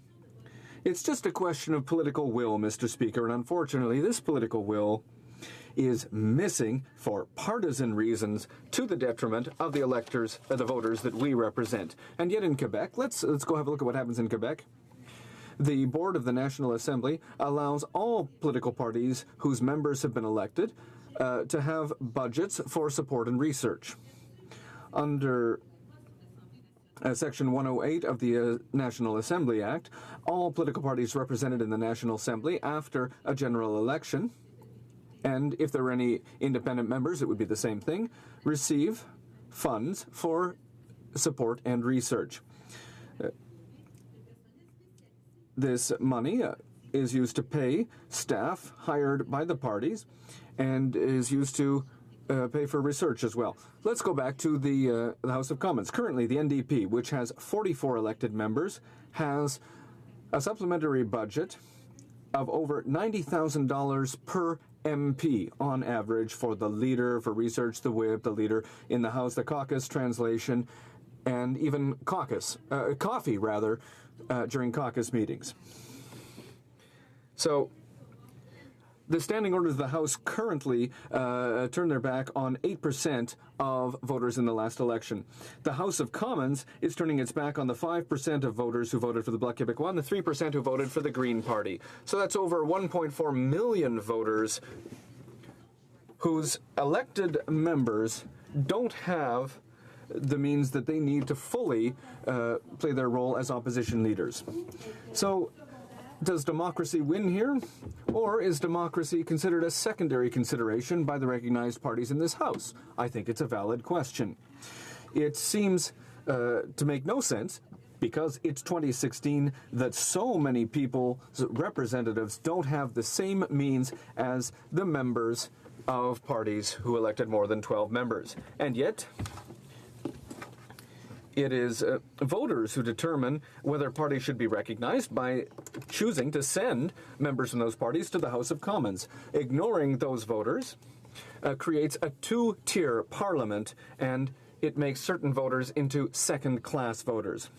The Prime Minister mandated, when he spoke to us in November, he said that our most important role as MPs was to represent our voters, and that he said that his most important role was to represent the voters in Papineau. But, well, what happened? Well, this study of procedure is a great opportunity to walk the talk by recognizing that all MPs need similar means if they want to properly represent their voters. We share the desire of the new Prime Minister to give greater value to the legislature and to the work of MPs. And I will remind you that this House belongs to the people, not to the parties. Also, we wish to appeal to your sense of equity and fair play to ensure that all legitimately elected parliamentarians make the changes necessary so that all MPs can represent their voters on the same base. Otherwise, there will always be two classes of legislators. The rule of 12 members for an elected party is arbitrary, and the Bloc has some constructive suggestions. So, if the Board of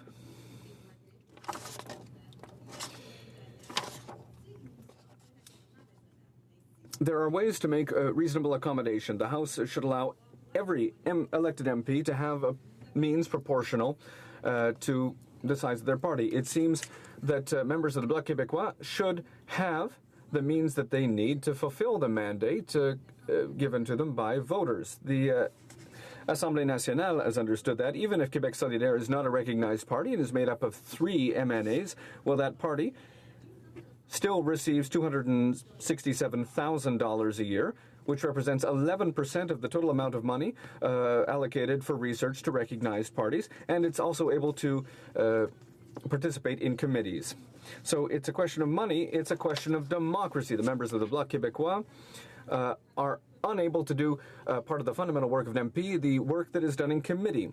Bloc Québécois MPs cannot present opposition motions, even though they are opposition members. Members of the Bloc Québécois cannot speak on all the bills that are discussed in this House. MPs from the Bloc Québécois don't have the same resources to study bills that are debated in the House. And the Canadian Parliament is the only parliament that does not give these rights to political parties. The Canadian Parliament seems set in the 20th century or even set in 19th century ways. In London, they've understood that they need to change. Unlike in the tradition of British parliamentarism, fair play is something that you don't find here in Ottawa. It's time for that to change, and that's why we're expecting more from a government that wants to improve democracy by reforming the way that we vote. We can do that now. We don't need to wait until 2019. Recognizing the Bloc Québécois and the Green Party would prove that there's will from the Liberals to do politics differently in Canada and in Quebec. So finally, changing gears again, unlike my colleague, we believe that it's time to stop sitting on Friday. This would encourage greater participation of women in political life, and it would create a much easier way to find a good work-life balance, and members would be more present in their ridings, which would help them deal more directly with the questions and challenges of their voters. And for a member who cannot return to their riding, well, they could always work from here in Ottawa in their riding through, for example, teleconferencing or email. After all, it is the 21st century. Thank you, Mr. Speaker. The honourable member for Winnipeg North. Mr. Speaker, and I appreciate the comments, and I can say I have a great deal of sympathy in the sense that I was inside the Manitoba legislature for many years, but specifically between 95 to 2007, 2010, where we did not have party status. So I'm very sympathetic in terms of what it is that the member across the way is saying. I think that what's important to recognize is that the government House Leader has actually made attempts to approach with the Bloc to see if, in fact, there are things that can be accommodated. But a very important aspect to changing the standing orders is to take into consideration independence. I just want to stand up and acknowledge that fact. So I appreciate the comments, and if she wants to add something to it, she's most welcome to, obviously. The honourable member for l'honorable député de Répond. The honourable member for Repentigny. Indeed, Mr. Speaker, I thank the member for his question, because that will allow me to remind people that, yes, things have been proposed to the Bloc, but it wasn't acceptable because it continued with this two-tier system, and also for the case for employees working for the Bloc Québécois. I'll give you another example. At one point in time, you upped the research budgets by 20% here in the House of Commons, but not for the Bloc Québécois. So once again, we're in deficit. $3 million almost were given to members in the House, except for Bloc members. And even on top of that, the 20% was allowed, that was allocated to riding offices because that work was recognized as being essential. But at the same time, we had to use our riding amounts to pay for a minimum of staff to help us out. So the work is recognized, but at the same time, 11 members, 10 from the Bloc and plus the Green Party, are not allowed to have the same budgets to do their work. The Lakes Brock. Speaker, and I appreciate the words from my friend down the way. I'm on the Procedure and House Affairs Committee, so we went through the Family-Friendly Parliament study, and through that we heard testimony from a number of sources, and I, unfortunately, Speaker, have to disagree with my friend about not sitting on Fridays. There are a number of ways we examined of making Parliament family-friendly, such as access to daycare, changing the way the votes are structured, and that seemed to be all party support on that committee. We looked at ways of reaching out to our constituents, and I know the Board of Internal Economy is looking at ways we can introduce video conferencing. And my riding is only a 3.5-hour drive of here, so I do sympathize with my friends that have to travel quite a long distance to get their riding. But I think all our constituents recognize that the majority of the work is here, and we do work hard when we're back in our constituency, so we arrange meetings when we have the constituency week. So I know when I signed up, I knew this was going to be 5 days a week in Ottawa, and I think Canadians are working hard 5 days a week, sometimes more.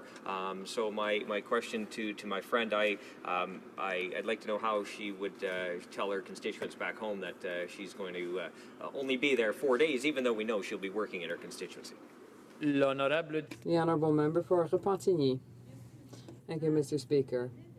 And in response to that question, I would say to my colleague that the other days, I'm not at home in bed. I can work for the riding.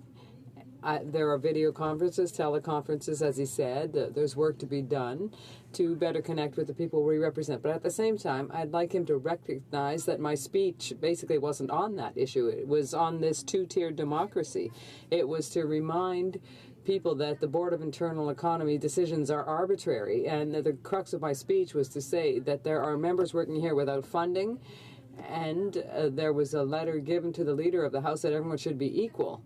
You know, it's easy to have rights and principles when we're with people who think the same thing, but it's a different story when you are talking about principles who are your political, in the face of people who are your principal adversaries. That's when you really recognize the true Democrats.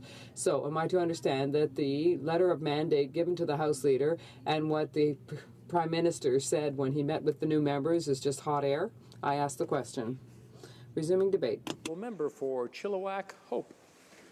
Well, thank you very much, Mr. Speaker, and it's always an honor to rise in the House. I think Canadians, those that do tune into these debates, could be forgiven for wondering just what the heck we're talking about today. There's over 100,000 energy workers who've lost their jobs. The economy is flatlined. The growth is down, and here we are talking about the standing orders. Well, we're doing that because the standing orders require us to do it. So we're having this debate today, and I've been encouraged.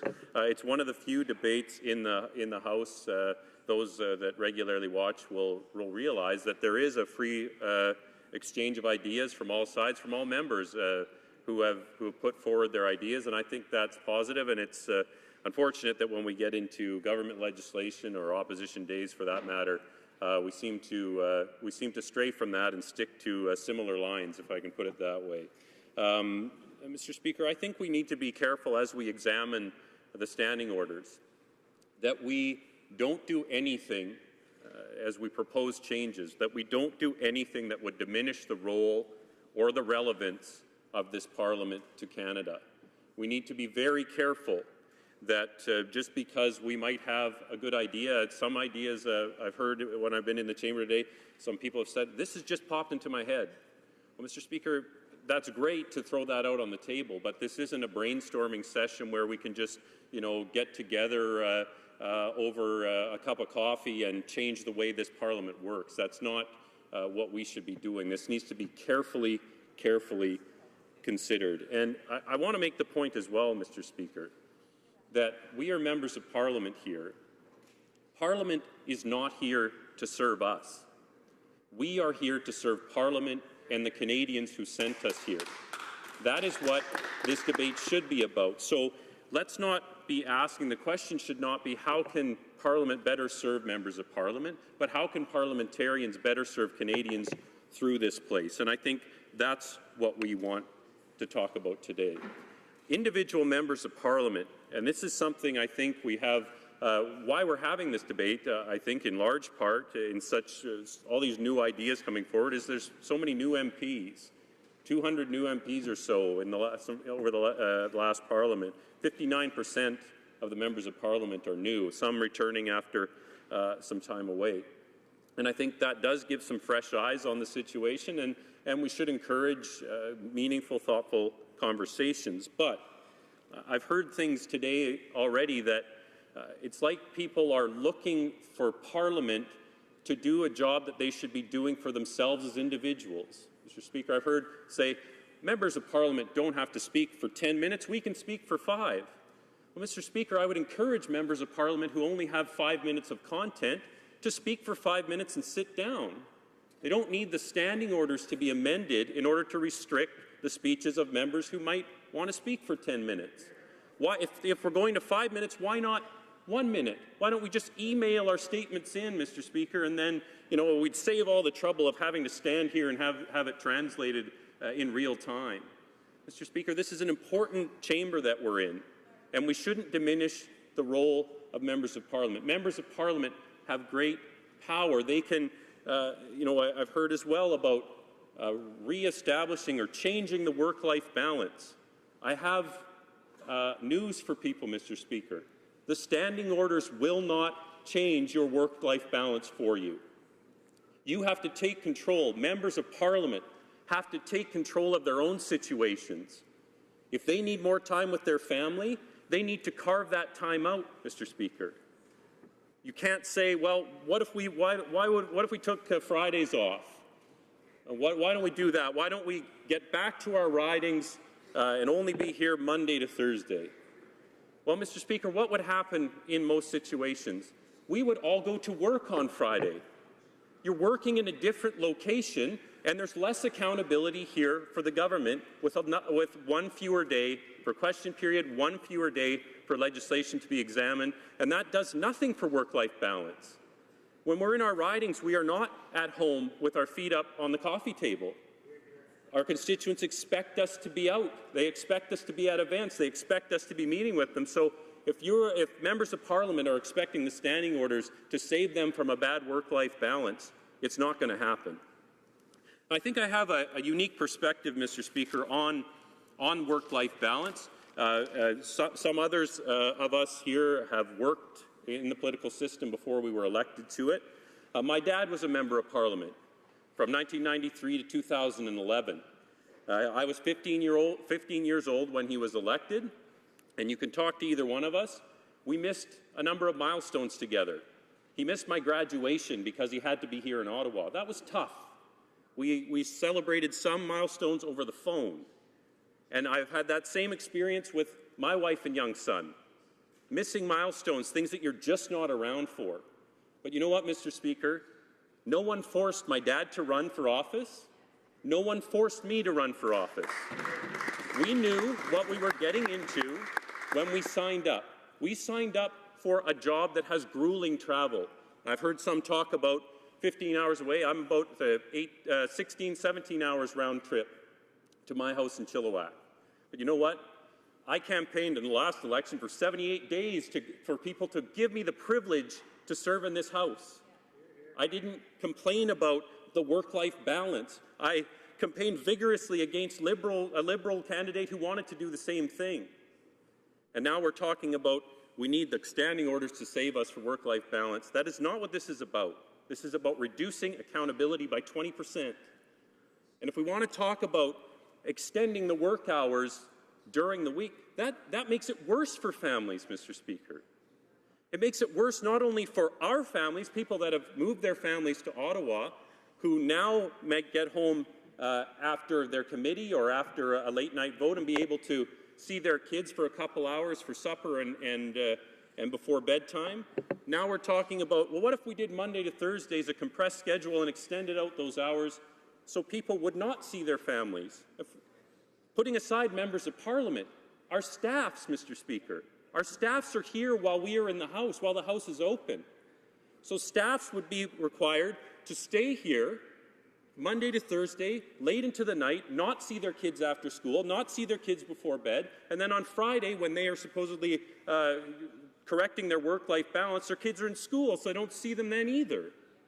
Mr. Speaker, this is not a solution to this problem, and I challenge anyone to go home to their constituents and talk about the need for us to take some time off while 100,000 energy workers have been laid off.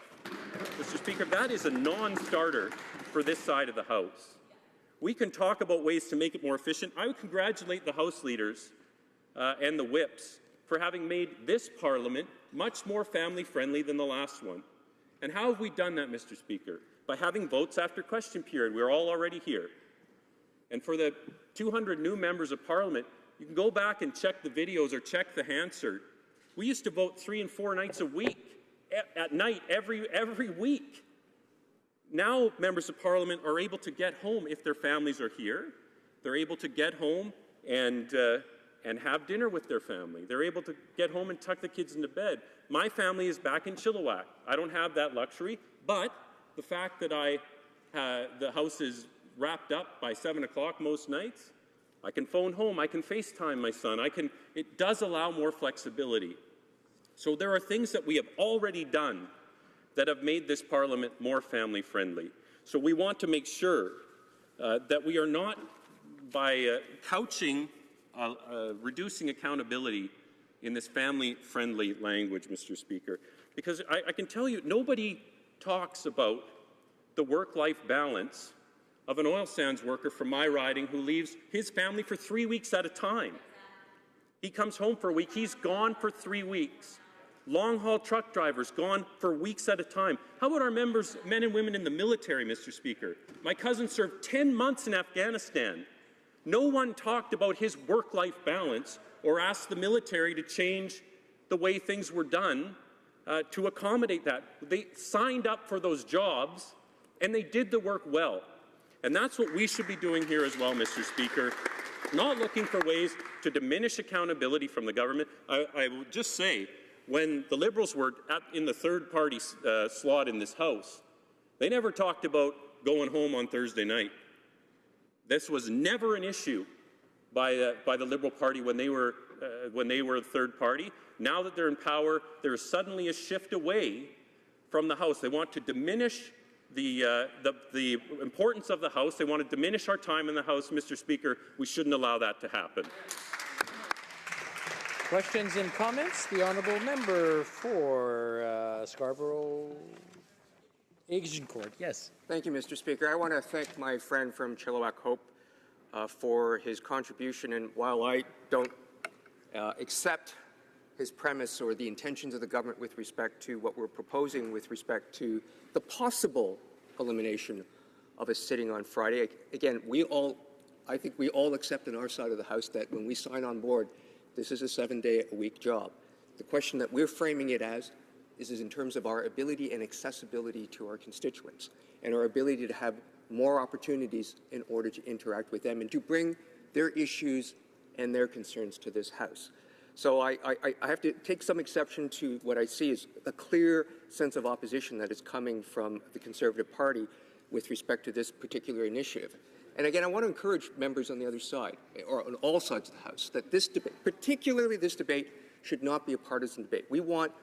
I am a member of the Procedure and House Affairs Committee. We all collectively want the best ideas to come forward in terms of trying to make this place more attractive to Canadians as a whole to serve in this place, to make this a place in which it is a place where all Canadians can embrace. And I would encourage my friend to consider that and maybe have some, in fact, perhaps maybe make a different contribution with respect to how we could better serve our constituents through some changes in the standing orders. And I simply want to say that the standing orders are the blunt instrument by which we get things done. I'm not suggesting that's the way it should be. It should come back to ultimately our practices and how we conduct ourselves between each other. Well, member for Chilliwack Hope. Well, thank you, Mr. Speaker, and I agree. We should be talking about good ideas. We should also be disagreeing with bad ones. And it's a bad idea to cancel Friday sittings. And I know what happens now, and we can talk about it here. People who tune in will know. Thursday nights, lots of members of Parliament head for the X's. You try to find a minister on a Friday in the House. There's probably two. They head out to the rest of the country to do their work. And Mr. Speaker, that Parliament, I've been a parliamentary secretary. I've been here every Friday for an entire 2 years. And that's a sacrifice that you make when you're on that side of the House. But Mr. Speaker, if you cancel it down, you cancel that Friday, now people will start leaving on Wednesdays. Now you have no ministers here on Thursdays. And that you diminish the role of the House of Commons, and we don't want anything that does that. And I respect the member and people that are trying to make this more family friendly. I would argue we've done it. And what you are talking about by canceling a Friday, I was in the Procedure and House Affairs Committee when members of the NDP brought their staff out, two young mums, who said, if you do this, if you cancel Fridays, I will lose time with my family. I won't be there for the critical hours from after school to bedtime, from supper to bedtime. I'll miss that, and then on Friday I'll have to work anyways while the member's back home. So this is bad for our staffs. It won't do anything for our families unless we as individual people and members of Parliament carve out that time for our families. The divorce rate here, Mr. Speaker, is astronomical. It is a very tough job on families. Again, we've signed up knowing that. And it's up to each one of us to take the steps to protect our family, to protect that work-life balance, and the standing orders are not going to do that for us. We have time for a very brief question. The honourable member for Kootenay, Columbia. Thank you, Mr. Speaker. Of course, we're here to try and make Parliament work better, and there have been some great suggestions today. From the point of view of my constituents, question period is not exactly a shining example of how we should be working together collaboratively in the House. In fact, the system right now is partisan questions and partisan answers, which doesn't really inform my constituents about very much at all, other than we can be quite partisan. So interested in the members' views on how we can improve question period moving forward so that we actually have serious questions and serious answers. The honourable member for Chilliwack Hope. Well, thank you, Mr. Speaker. And I've heard some of the members' suggestions about an alphabetical order or rotation. I think it's important that the government answers the questions from the opposition every day. I know sometimes they might not like the format that they're given in, and the format coming back frustrates us as well. But you know what, Mr. Speaker, that's part of what we do here. There is a challenge function that this side of the House provides to the government.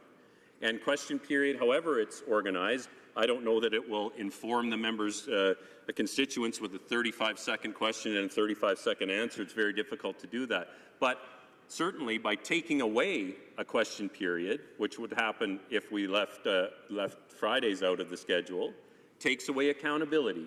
And we want the government to be accountable Monday to Friday, all the time, but certainly we want to be able to hold them to account here with question period Monday to Friday. Reprise du débat, l'honorable député de... Resuming debate, the honourable member for Châteauguay-Lacolle. Great honour for me to stand here today and discuss this subject. As a new member, I arrived here some 8-9 months ago, just wondering, what the rules were, and finding out that not only were there a lot of rules, but there were a lot of unwritten rules as well, and it was something sort of very difficult to get my head around. So when I heard that we would be spending today's debate talking about the standing orders, I welcomed it because indeed it is a chance to brainstorm all of the different ways that we can make this House a better way to conduct our business. And I listened with great interest to the speeches this morning, and I know there's more to come later on this today from my fellow members about how we can do that. And so for my part, I want to take things in a bit of a different direction, and that is to talk about how to make this the debate that occurs in this House much more meaningful to each other, to the work that we do here as members of Parliament, which is, of course, to create, to review, to vote on legislation, and, of course, hold the government to account. So to that end, I did some research, and I thank again the terrific support that we have in our clerks and the officers of the House of Commons in our big green book, their Procedures and Practice, Chapter 13, and reading about the evolution of how things came to be here in maintaining debate. And some of the things that were of interest to me, because I broke one of these rules very early on in the game, is indeed why we have the mace there, and we're not to pass as members in between the mace and the Speaker. And that was, of course, because there were different times in our history that members actually tried to impede debate by grabbing the mace, and I don't know what they were going to do with it, but anyway, that was certainly not my intention when I did that, but that's the kind of thing. And of course, it was very vigorous debates in our early years because members were sitting for very long hours, and apparently it was not unknown to have some imbibing going on outside the premises, and it was, and it also led to the invocation of different rules where the Speaker would be able to say to a member, no, that's repetitive, that's redundant, that's off topic, because members were speaking off the cuff and not always to the point. So I'm doing my best today to do exactly that, because I think it does bring back stimulating and vigorous debate to the House. Although I do believe in preparation, Mr. Speaker. I think it's a good idea to do one's research and to know what one's going to talk about before they come. So do forgive me if I do resort to my notes from time to time. So when we're looking at the decorum here in the House, really, what is the purpose of that? It's not because we're having a tea party here. It is because we want to engage in civil and free discourse to the greatest extent possible, so that we can have this exchange of ideas and certainly constructive criticism as we debate the many important topics that we have before us. Now, apparently, it is the Speaker's job to maintain that decorum, but, Mr. Speaker, you have a very heavy-handed tool to do that, and basically it is that article in Article 11, which, yes, does allow you to name a member and cause that member to have to withdraw from the House, but it's my understanding that the way that naming evolved, it came out of British parliamentary tradition, of course, was that in the first instances that the naming was used, it was such a shameful thing for the member in question. I think we're talking 1913, something like that. Somebody could check that for me, where the member immediately apologized to the House, and decorum was kept for basically another 30 years after that. So, there is something to be said about a member knowing that they have crossed the line, transgressed, that they have disrupted the House, and being called to account for that. So I would like to recommend, and Mr. Speaker, please do tell me when I have 3, 2, and 1 minutes left to go. Excellent, super. I think there's something to be said about having some kind of intermediary measure. In my own background, one of the many things that I did in a I don't know how this happened, but I ended up being the disciplinary officer for the director of a student residence at McGill University, 750 18-year-olds. And let me tell you,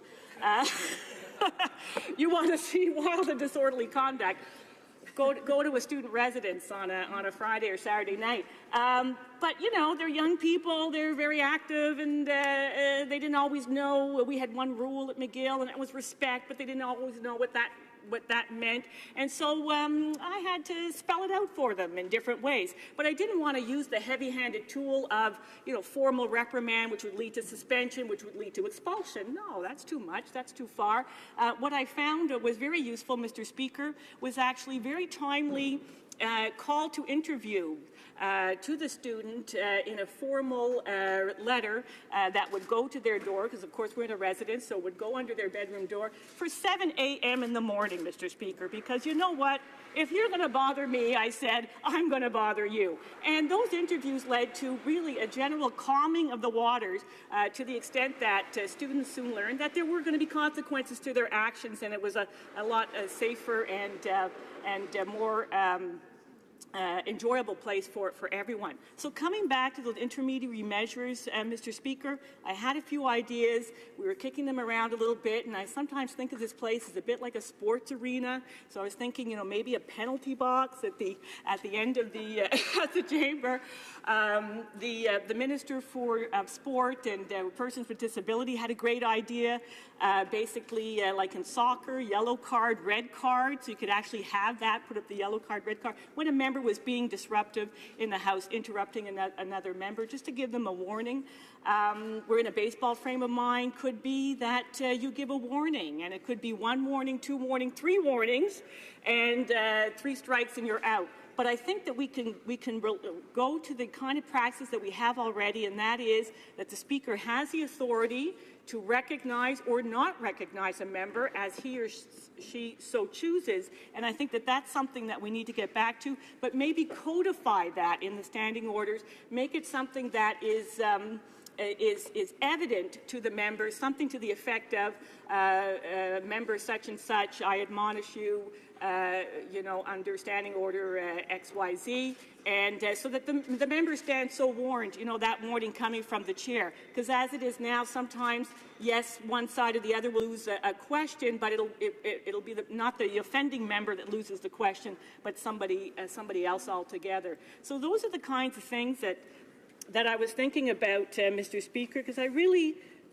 do believe that the best thing that we can do for Canadians is to make the debate and the work that we do in this House more meaningful, and really that would bring out the best in us and not the worst, as we have seen, unfortunately, on too many occasions.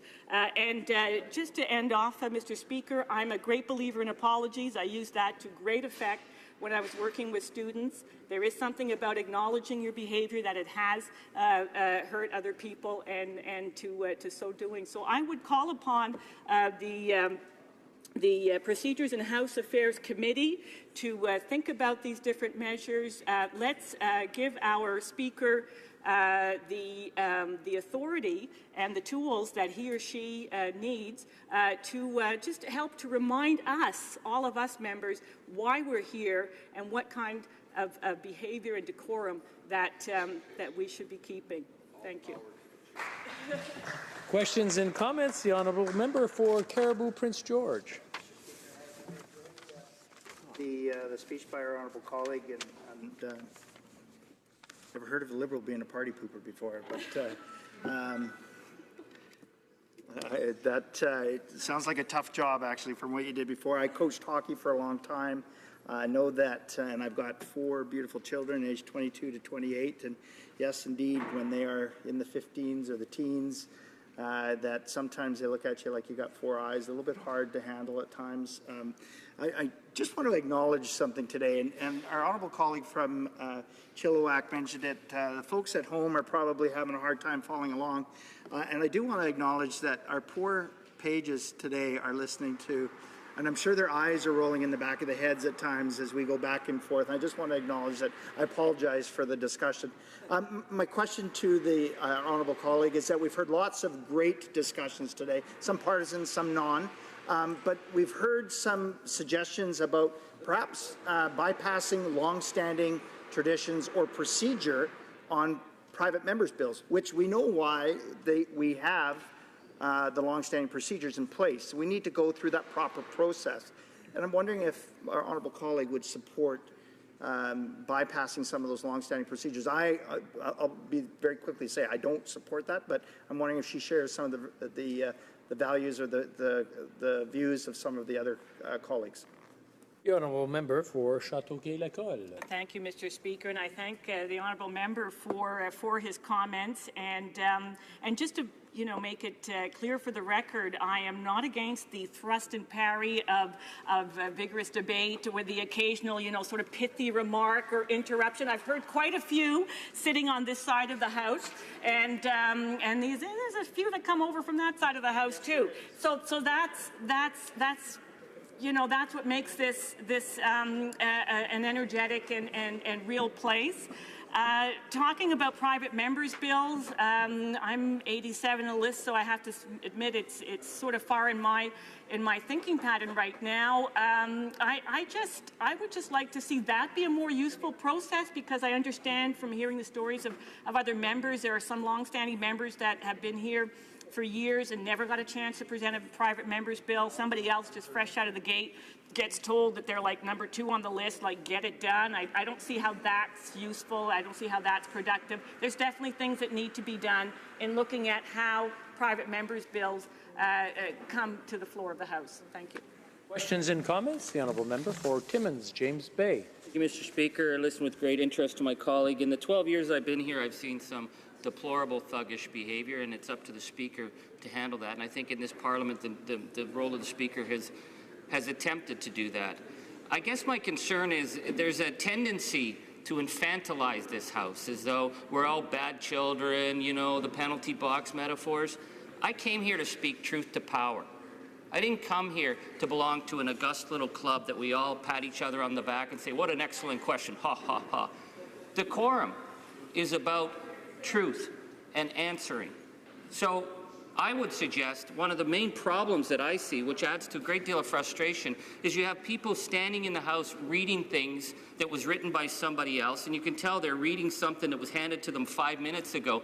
To me, what are you doing here? Why not your staff come in?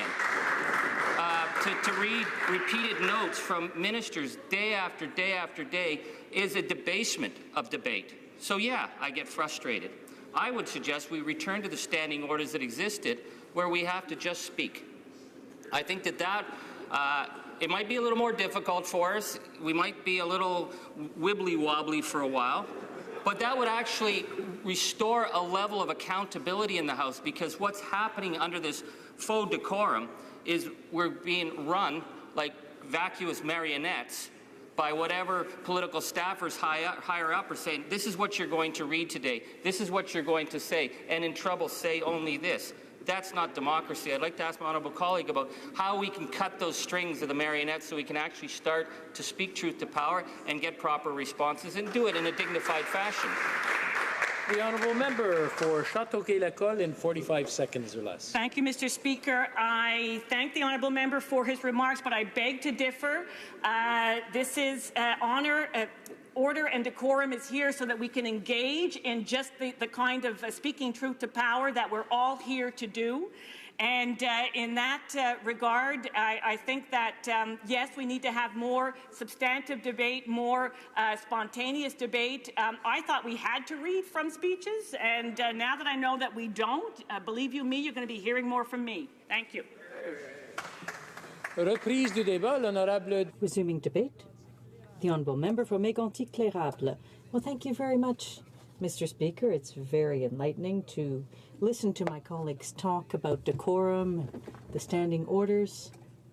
I'm among the new members in this Parliament, and I appreciate what I've discovered since arriving here, the traditions, the parliamentary procedures.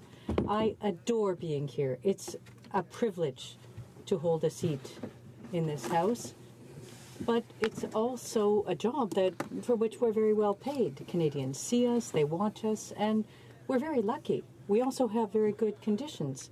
So we do need to work from Monday to Friday.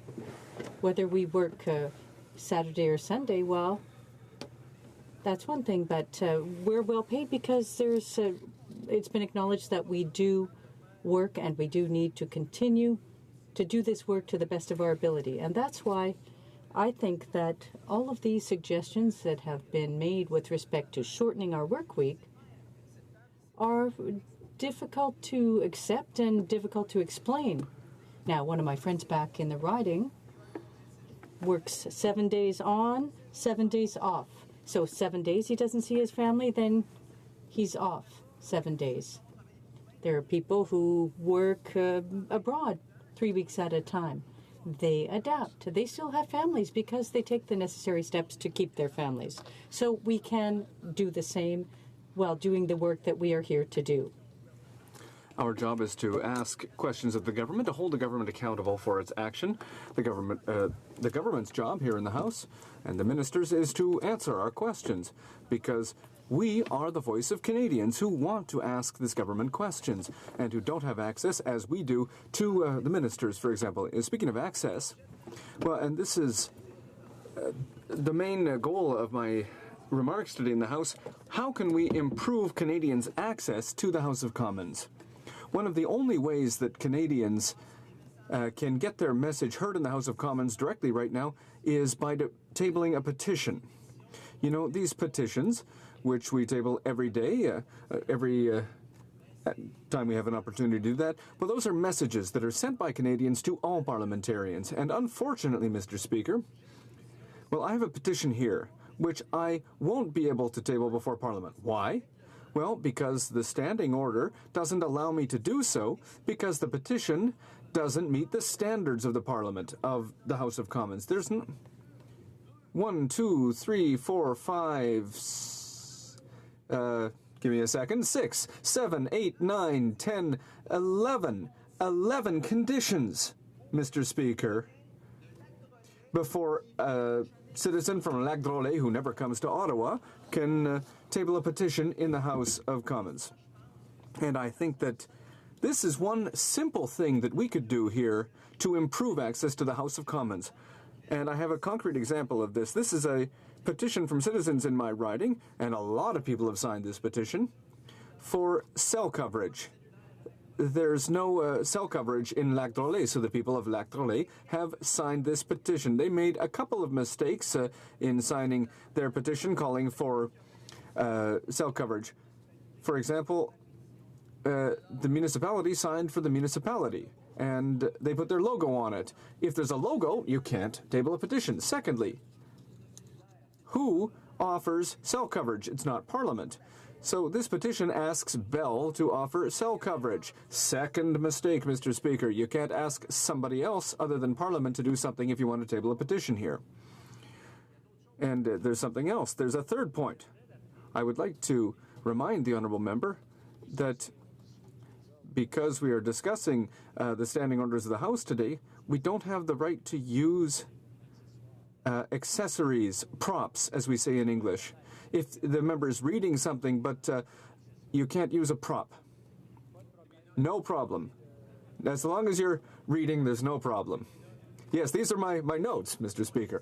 Yes. And on the one hand, we don't want to hear, there are those who say that we shouldn't have notes, and there are others who say that I must read my notes if I want to use them. Well, to go back to what I was saying, the people who table these kinds of petitions, they aren't familiar with our rules. They want to do the right thing. They want to get their message heard. And so I would say that, as in Quebec's National Assembly, that members in this House should allow the tabling of petitions that don't respect the conditions of the House with consent of other members. If voters present a petition that doesn't respect our conditions, we could say that and ask for the consent of other members to table it, mentioning that it's not, it doesn't respect all of the rules. This would allow voters to have their message heard, and then they could get an answer from Parliament. I think that this is a small change that could make a very big difference, and it could restore people's trust in the House. Because how do you think people feel when I say that I can't table their petition because there's a logo on it? People are going to say, oh, well, it's more red tape. Why are you making this so hard? People are saying, please help us. And I think that we could do this, all of us together, to make Parliament more accessible. A second point, Mr. Speaker, and that is indeed speaking notes, Mr. Speaker. 15 minutes for me, it's 15 minutes, it's 15 minutes. You know, we have time to speak, 10 minutes to speak, and then 5 minutes for questions and comments. Either we have 20 minutes or 10 minutes, but when a member doesn't take up their entire time, well, we still go to a 5-minute question and answer period. So if I were to speak just 7 minutes, which would be very surprising, but if I spoke for just 7 minutes, we'd have a 5-minute question and answer period. So 2 or 3 minutes would be missing from my ability to speak. It's hard for our staff to deal with changes to the schedule like that. Why should we not have a 15-minute period, a maximum of 10 minutes for the speech, and then time that is not used for the speech would go to the question-answer period. So the full 15 minutes would be used. And this would allow greater exchanges among colleagues, and it would prevent what certain people say, that, you know, we just speak to pass the time, that we speak for the sake of speaking. If we were to use the extra time for extra questions and comments, I think that's something that would be very good, that would make a big difference to parliamentarians who don't necessarily want to read their notes and just because they know they need to fill the full 10 minutes.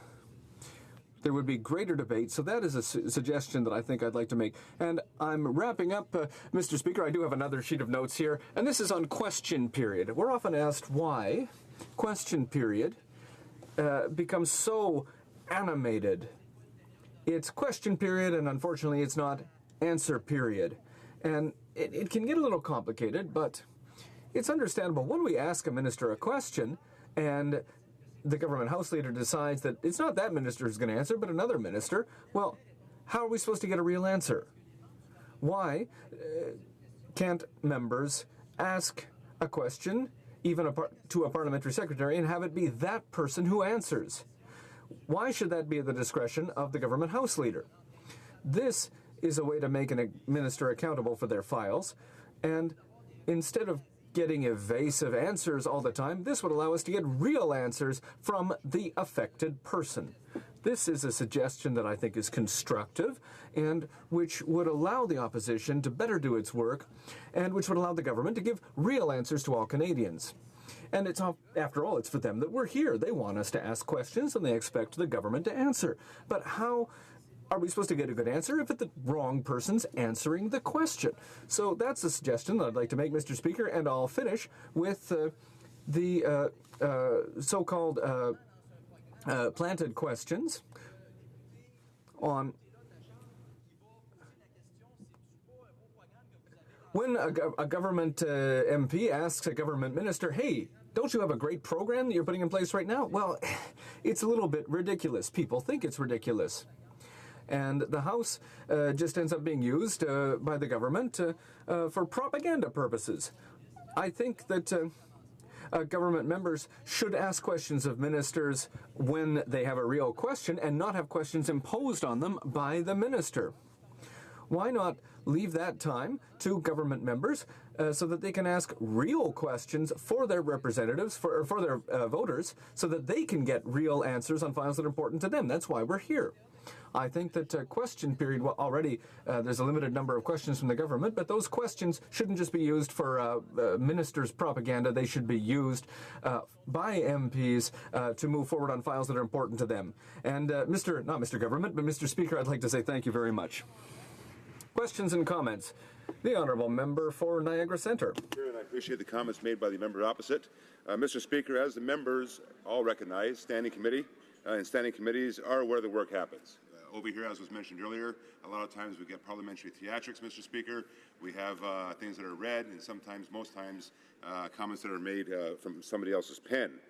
With that, also at standing committee, public participation happens. So we're able to open up the doors of government and include more people in the conversations and the issues that we're dealing with on a daily basis, with every respect of government business.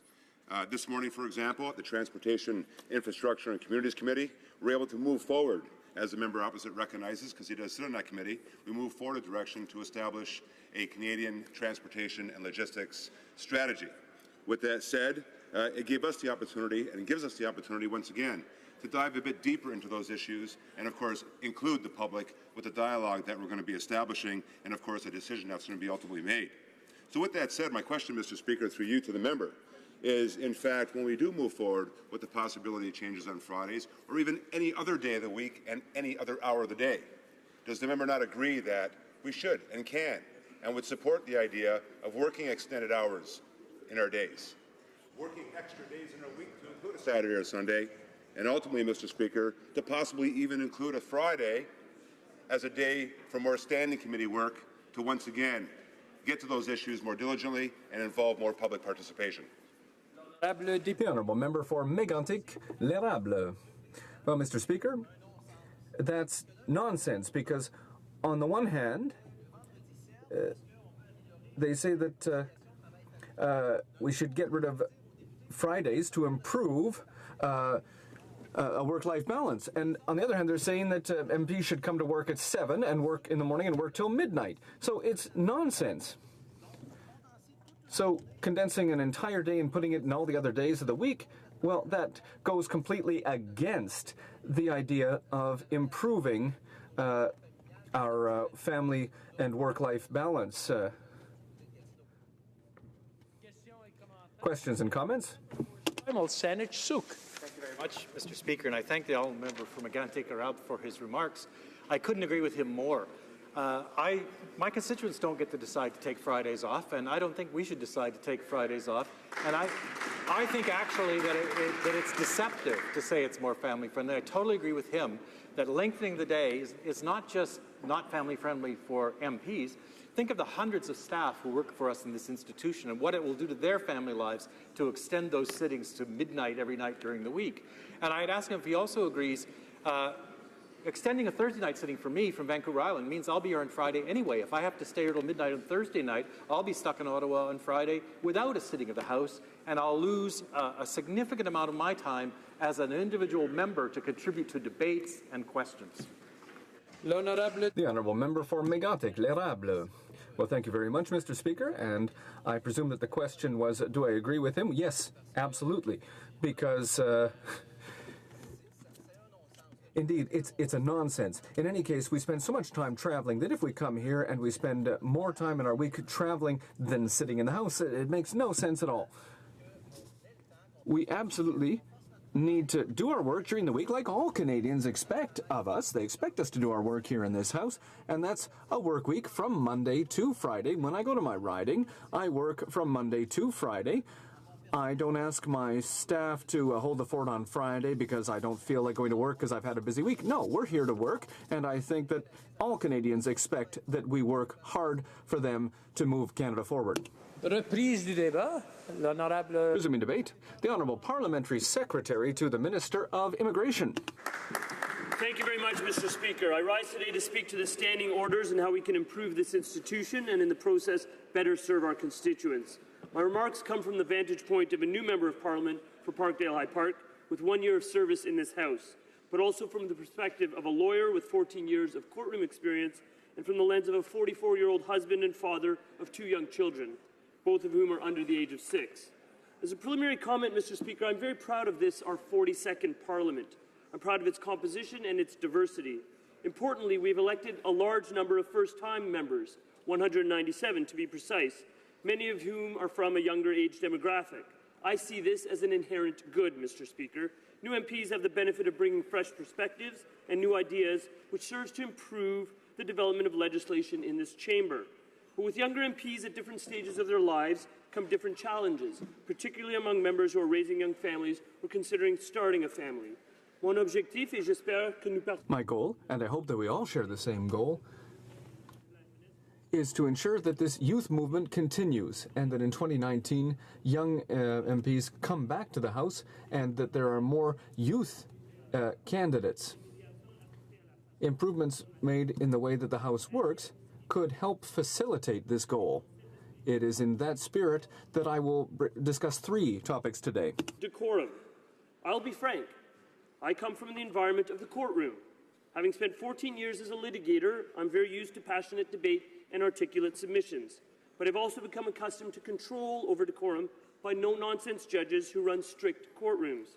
What I'm not used to is an inability to hear oneself think, to being shouted down, to being constantly interrupted, jeered, or heckled. Such behavior is not befitting this chamber, Such behaviour is not befitting the office of a Member of Parliament. Such behaviour is not respectful of the very voters who have sent us to this institution.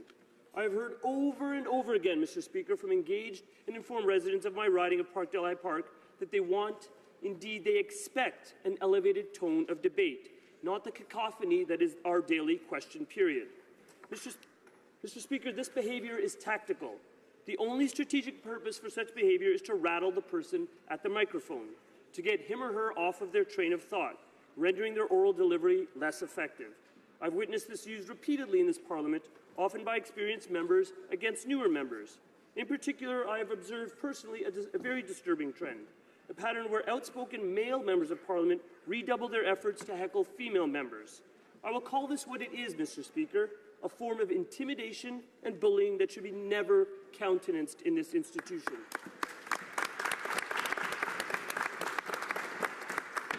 Mr. Speaker, this is not a basketball court.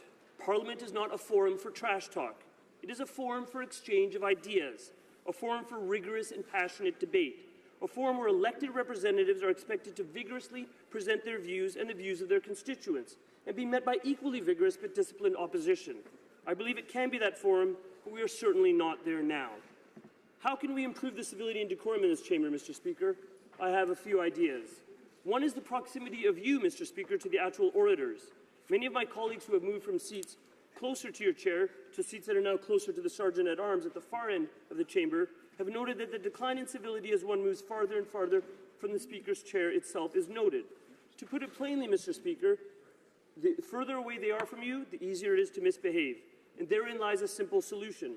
We could employ one of the deputy speakers to take up a formal seat near the Sergeant-at-Arms during question period to serve as a second set of eyes and ears down at the opposite end of the chamber. Their mere presence, I believe, would have a moderating effect on members' behaviour. Second, Mr. Speaker, are the reprimands that are meted out. And I understand you already have various options: verbal warnings, removing questions, depriving members of the ability to speak in this chamber, calling them to the bar, and even ordering them removed from the House. It is critical for you to not only have these methods of reprimand, Mr. Speaker, but also to employ them. And I would respectfully ask you to do so more frequently. My third recommendation would be to keep an active written record of MP transgressions. In this way, each member would have a report card of sorts, Mr. Speaker, and I would urge in this era of openness and transparency that such reports be publicly made available on the Parliament of Canada website. The same level of public scrutiny that is brought to bear on MPs' expenses with quarterly publications online should be applied to members of Parliament behaviour in this very chamber. Mr. Speaker, there's a troubling culture of impunity in this House, one that emboldens disruptive members of Parliament in being vocal. This occurs because MPs are aware that their behaviour is not only often out of the sight of you, Mr. Speaker, but it is also out of the sight of Canadians. In this regard, I'm referring to the cameras in the House of Commons, which according to our current rules may only be focused on a member who has been recognised to speak. This, in my view, would again be a simple fix. My fourth recommendation is that if outspoken members of Parliament knew that their heckling, jeering and interventions could actually be caught on camera and beamed via CPAC to the living rooms of people around the country, it would mitigate against their misbehaviour. Mr. Speaker, I propose to continue the remainder of my submissions, my speech, after question period is concluded. Thank you. I thank the member. He will have 4.5 minutes after question period left in his speech. Statements by members. Déclaration de député. The honourable member for Mississauga-Streetsville. Mr. Speaker, I rise in the House today to recognize the opening of Union Park, a new community park in Meadowville. I would also like to commend Councillor Sato and the City of Mississauga employees that made this project possible. In 1957, the Union Natural Gas Company of Canada constructed a gas transmission facility which was operational until the 1960s. In 2012, the City of Mississauga obtained the land from Union Gas. It is now one of the most innovative parks I've ever seen. Complete with a new playground, shaded canopy, walking paths, a dog run, a multi-sport court with basketball nets that turns into one of 2 hockey rinks. Mr. Speaker, the fun doesn't stop there.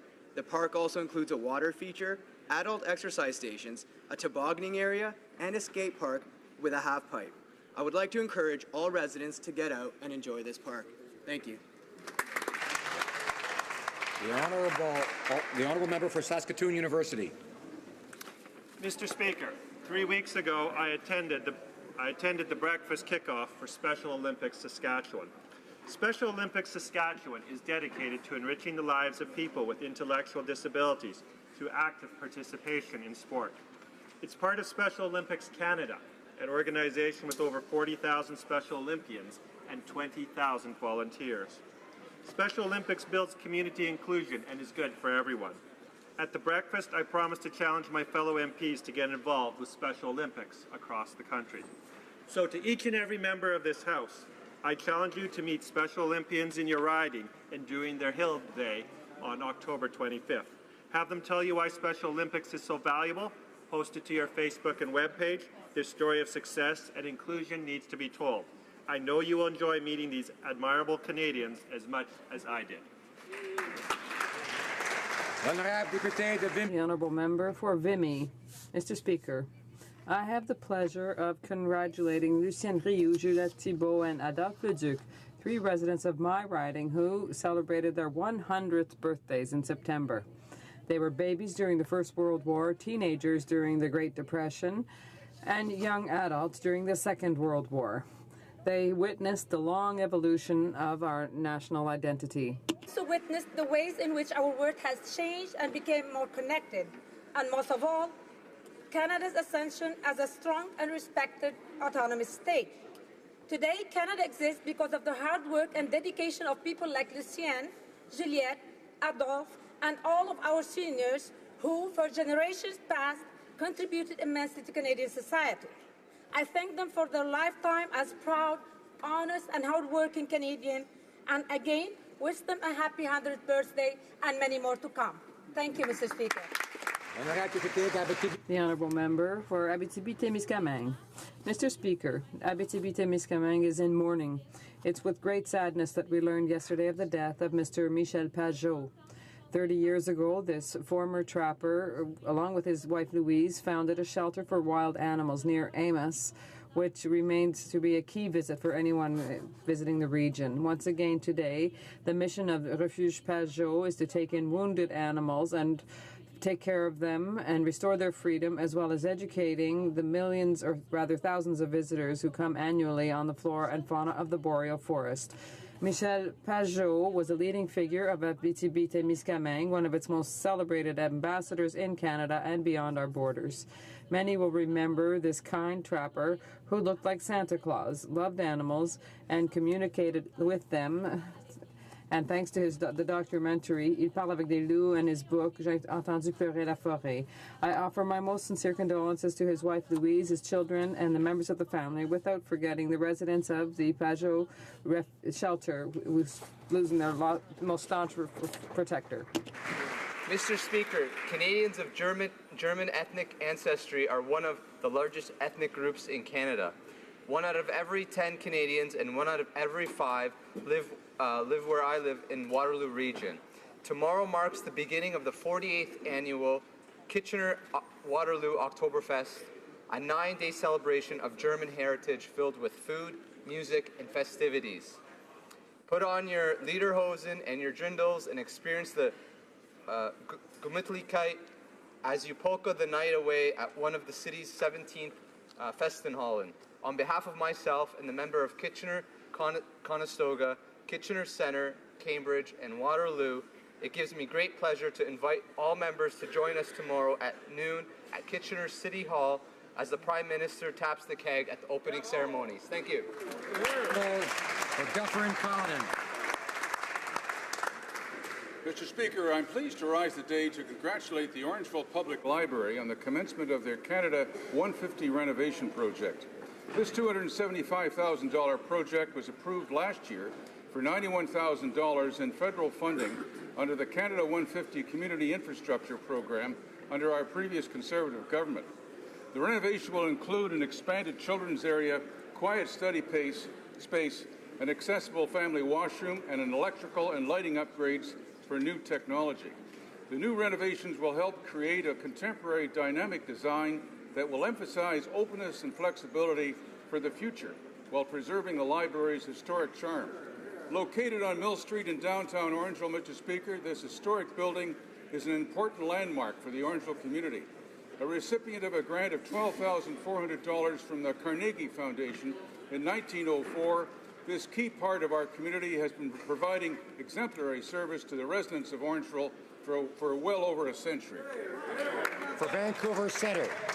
Monsieur le Président. Mr. Speaker, I rise today to pay tribute to one of Canada's leading architects and urban designers, Bing Tom, who passed away suddenly earlier this week.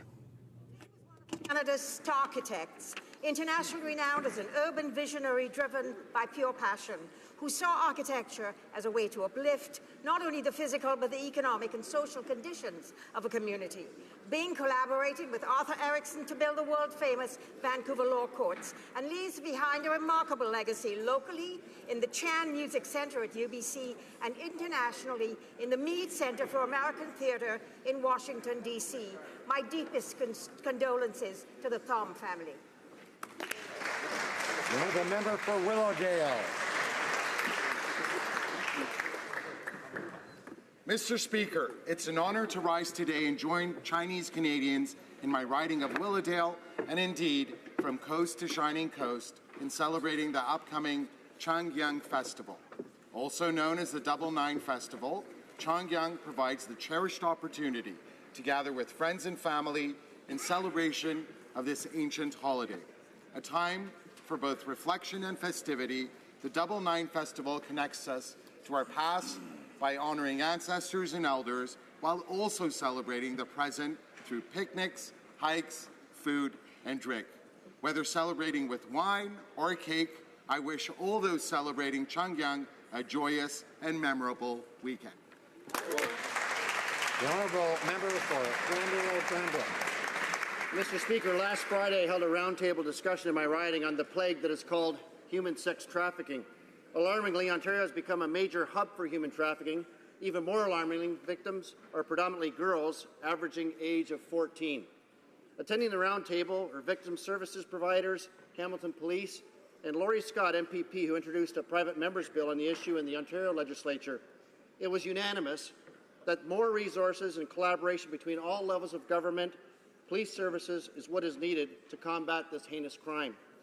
I know the subject well, Mr. Speaker. The largest human trafficking arrest and conviction in Canadian history took place not far from my home in 2012.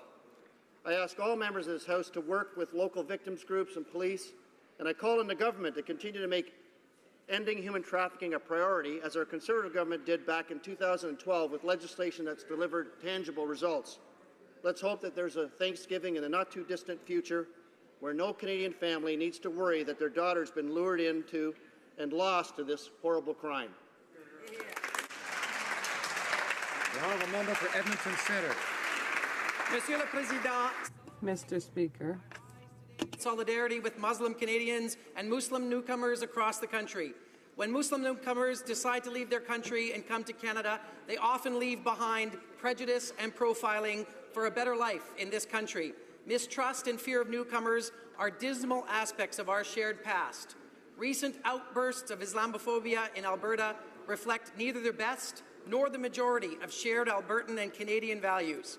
Albertans have a long history of welcoming newcomers from every corner of the world to build a unique, diverse, and inclusive culture. The first mosque, Mr. Speaker, in Canada, the Al Rashid Mosque, was built in 1938 in Edmonton, in my riding. Les musulmans canadiens. Canadian Muslims are leaders in all sectors. They're our friends, our neighbours, our spouses, and our fellow members. 16. Every Muslim Canadian is a Canadian. Sont des Canadiens are Canadians, Mr. Speaker.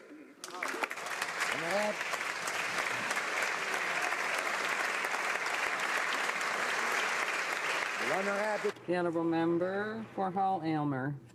Mr. Speaker, I rise in this House today to commemorate the 32nd anniversary of the first time a Canadian flew a NASA mission to space. After a prolific career as a captain in the Canadian Navy, on the 5th of October 1984, the member for Notre-Dame-de-Grâce Westmount continued to serve Canada by becoming the first Canadian astronaut to go into space. 2 other missions sent him to space, where in particular he was able to operate the Canadarm. Become president of the Canadian Space Agency, and now serves as Canada's Minister of Transport, where he continuously works to improve Canada's transportation system. De la part des citoyens. On behalf of the citizens of Hull Aylmer, as well as all Canadians, I thank the Minister for his continued dedication and relentless service to our country. Congratulations.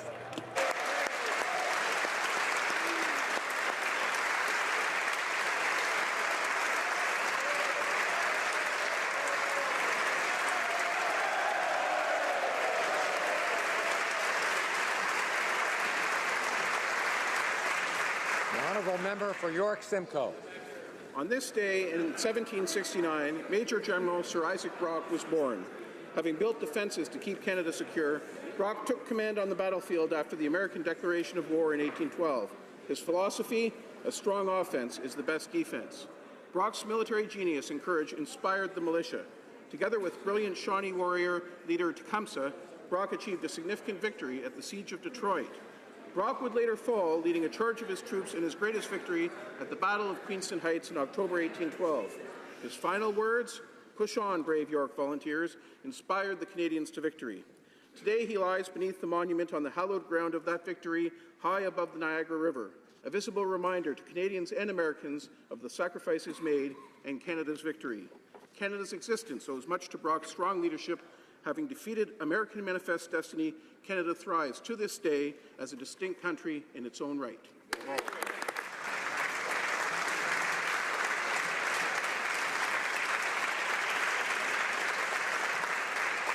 The honourable member for Long Range Mountains. Monsieur le Président, je m'élève aujourd'hui pour... Mr. Speaker, I rise today to salute the work and contributions of the retail industry. Council of Canada has been the voice of retail in Canada and represents more than 45,000 storefronts of retail format across Canada, from specialty stores to discount stores, from independent shops to online merchants. The retail sector is the largest private sector employer in Canada, employing over 2.2 million Canadians coast to coast to coast, and generates sales over $340 billion a year. It's an industry that touches the daily lives of Canadians in every corner of our country. By providing middle-class jobs, career opportunities, and investing in the communities they serve. I invite members to join me in welcoming representatives of the Retail Council of Canada and retailers in Ottawa today. Let us thank them for helping us to build a stronger, more prosperous, wonderful communities all across our country. Thank you. The honourable member for Victoria. Mr. Speaker, it's my pleasure to wish a Happy New Year to all those who celebrated Rosh Hashanah here in Parliament, across Canada and around the globe. Tonight I will be attending an event hosted by the Friends of Simon Wiesenthal Centre here on the Hill, and I encourage all members of this House to join me there. I also wish to share with my colleagues that the Tour for Humanity is parked in the East Lawn Laneway. All members are invited there for a group photo at 3:30 today. Rosh Hashanah marks the beginning of a season of renewal, a time to strengthen commitments to making our communities, Canada, and our world a kinder, gentler, and more peaceful place. Mr. Speaker, it's been one of the great pleasures of my tenure as an MP to come to better know the Jewish community in Victoria, proud home of Congregation Emmanuel, Canada's oldest surviving synagogue. To my friends at home, in this House, and across the country, Shalom and Shana Tova. The honourable member for St. Albert, Edmonton. Mr. Speaker, it's been 14 months since the children of Alice and Azar were abducted. 14 months that these children have been in harm's way, first in Kurdistan and now in Iran. When Allison met with the Prime Minister in May, he assured her that he was preoccupied with the case. And yet, nearly 5 months later, Allison has received absolutely no indication that the Prime Minister has done anything to help, nor has there been any progress in the case. Mr. Speaker, as each day passes, the psychological and emotional harm to these children surely worsens. Time is of the essence. It's time for the Prime Minister to demonstrate leadership, take action, and make the return of these 4 Canadian children a priority. The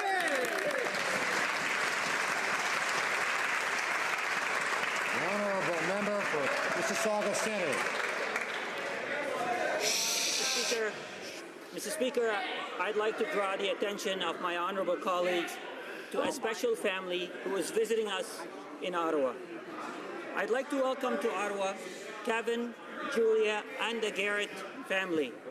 The Garrett family want me to extend deep gratitude to everyone in the House, across party lines, across governments, for all the efforts that helped bring Mr. Garrett home. They also want me to thank the determined professional consular officers who day in and day out look out for the interests of Canadians abroad. Mr. Garrett said to me earlier today, I'm grateful for being Canadian. What a powerful message on Thanksgiving. Mr. Speaker, on behalf of this House, I want to say how amazed we are of Kevin, Julia, Peter, Jeff, Todd, Deborah, and Ed.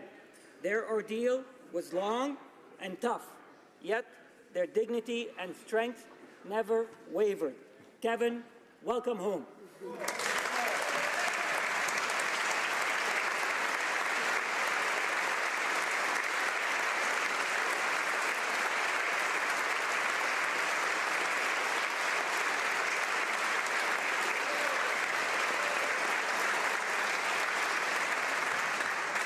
Oral questions, questions orales. L'honorable député de... The honourable member for Lac-Saint-Jean.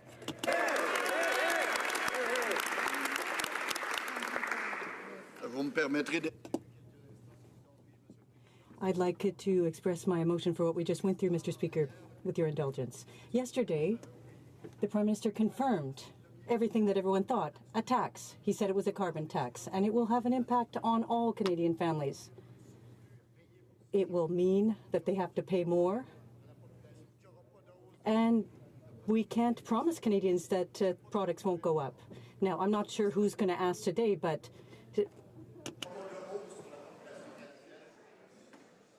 The honourable member knows full well that it's not appropriate in the House to comment on the presence or the absence of a member of Parliament. The honourable member for Lac-Saint-Jean can finish his question. I'm sorry, that wasn't my intention. I should have just said someone else may answer. But, Mr. Speaker, the person who will answer the question must confirm that there won't be any other increases in the cost of groceries, electricity. We want those promises today, Mr. Speaker. Minister of Natural Resources. The Honourable Minister of Natural Resources. Speaker, yesterday was a great day, an historic day for this Parliament and for Canada. We ratified the Paris Agreement on climate change.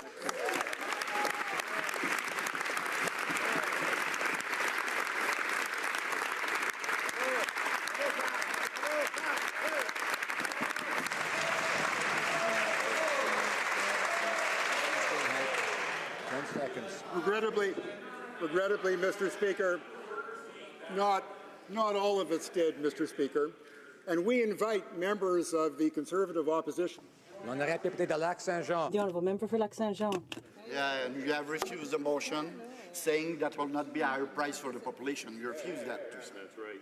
Mr. Speaker, the new carbon tax, that's the Prime Minister's own word for it, will take more money out of Canadian pockets. Canadians already pay their fair share of taxes and can't afford to see the cost of living continue to rise. Mr. Speaker, I ask again, that's an easy answer to give.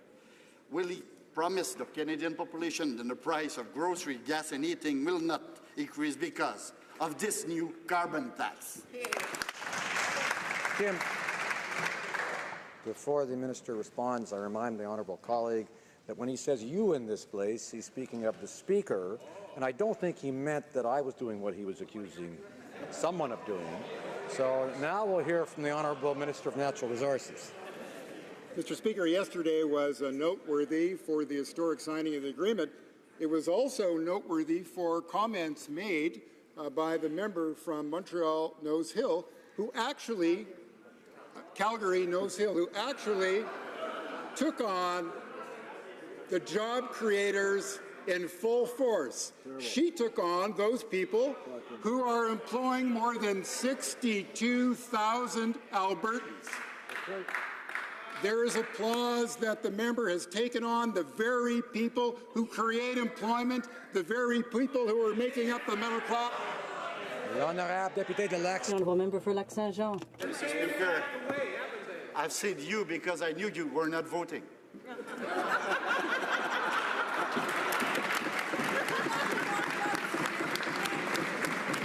That don't change the facts, Mr. Speaker. Ça change pas les... So it doesn't change the facts, Mr. Speaker. The government can't promise us today that there won't be an increase for Canadians in various prices, and that's the problem. And then they say, well, the provinces will have to be paying that on, so it's up to them to charge their people more. Can the government promise that there won't be an increase in costs for Canadians? The Honourable Minister. Mr. Speaker, we care about job creation across the country, and we especially care about creating jobs in the energy industry that is hurting because of low commodity prices. So it was astonishing for us to read that the member from Calgary is actually accusing the job creators of predatory practices in a tweet that she sent out for all Canadians and all people around the world to read. We now know who really cares about creating jobs in Alberta, Mr. Speaker. Member for Portage-Lisgar. Mr. Speaker, yesterday in this House, I watched as my colleague, the member from Milton, asked a very serious question about an individual and the negative consequences that this carbon tax would have on this individual. I then saw the Liberals laughing and mocking my colleague and, more sadly, the individual who would be affected. Can the Liberals tell this House what they find so funny about imposing a tax on Canadians who are suffering? And to the Minister of Natural Resources, if he does not realize the suffering that's going on in Alberta and the everyday Albertans who are suffering from job losses because of the Alberta carbon tax and this federal carbon tax, he's more out of touch than I could have.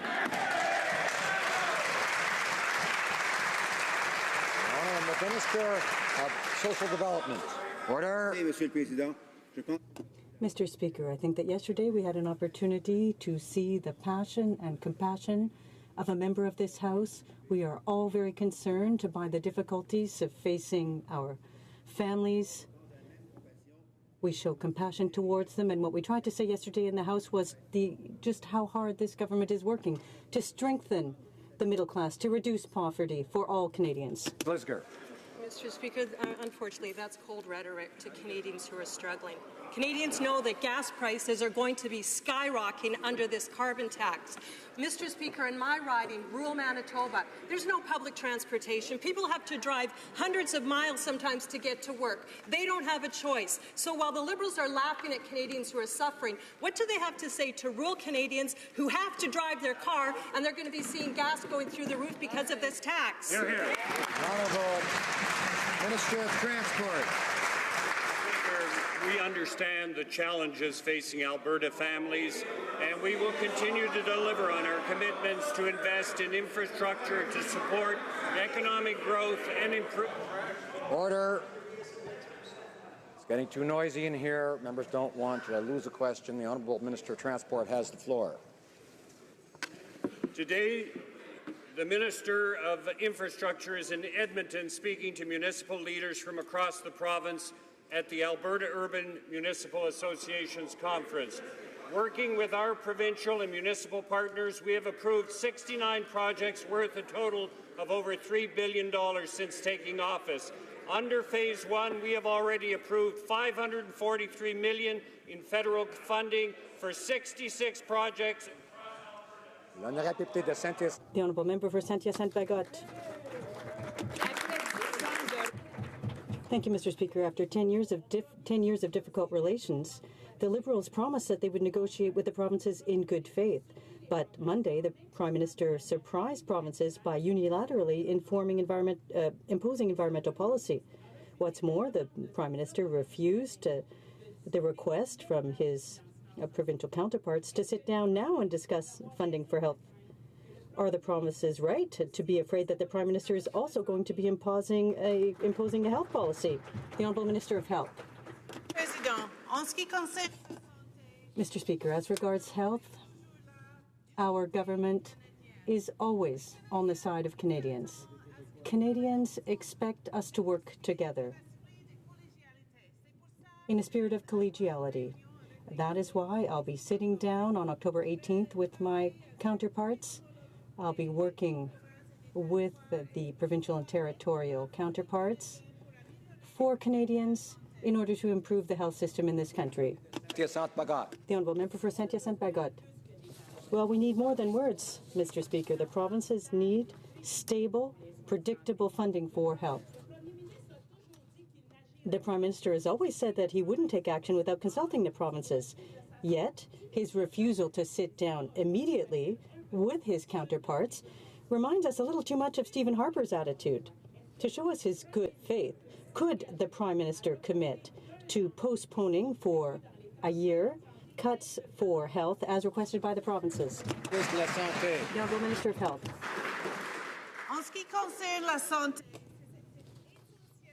In health, the Ministers of Health must sit down together and discuss what Canadians need. I will hold the meeting. We will improve the health system.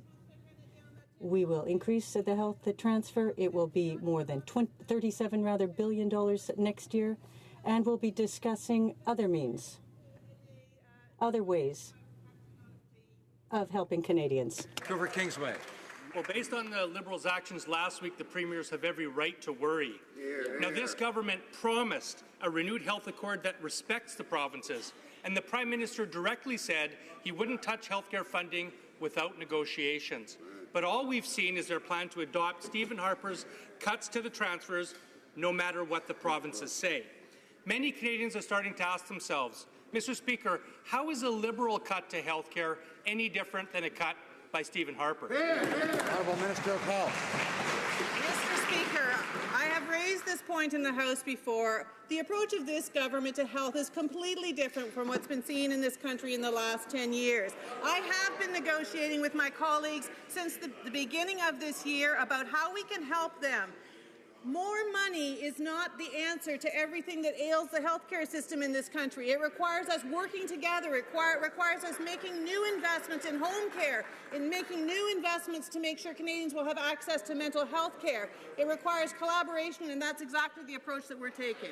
Member for Vancouver Kingsway. Speaker, to paraphrase the Prime Minister, a cut is a cut is a cut. Now, if the Prime Minister proceeds to cut the healthcare transfer, this will cause a loss of $1 billion next year alone and $36 billion over the next 7 years. Now, this will mean one thing: devastating cuts to patient care across our country. So the provinces have made a simple request: keep the 6% escalator for 1 year in order to show good faith and protect Canadians. Will the Liberals reconsider their approach and accept the province's reasonable request? The Honourable Minister of Health.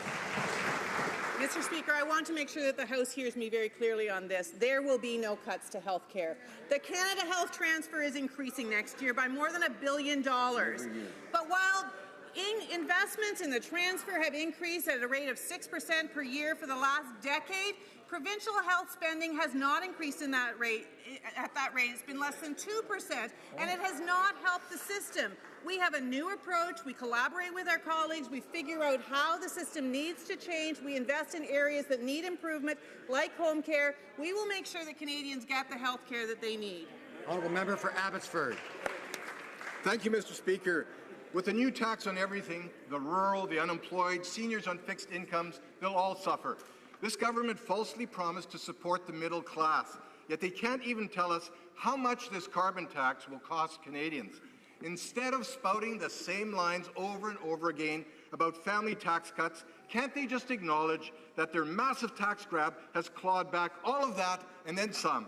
Why doesn't the Prime Minister tell Canadians exactly how much more they'll be paying for electricity, for gas, and for heating? The Honourable Appointment to Secretary of the Minister of Finance. Mr. Speaker, I'd like to thank the honourable member for the question, and I would like to remind him a few facts, Mr. Speaker. We're proud to support Canadians at every stage of their life. That's why the first thing we did, Mr. Speaker, was to reduce taxes for 9 million Canadians. Then we went on to create the Canada Child Benefit, which is going to help 90% of families in Canada and help to raise 300,000 children out of poverty.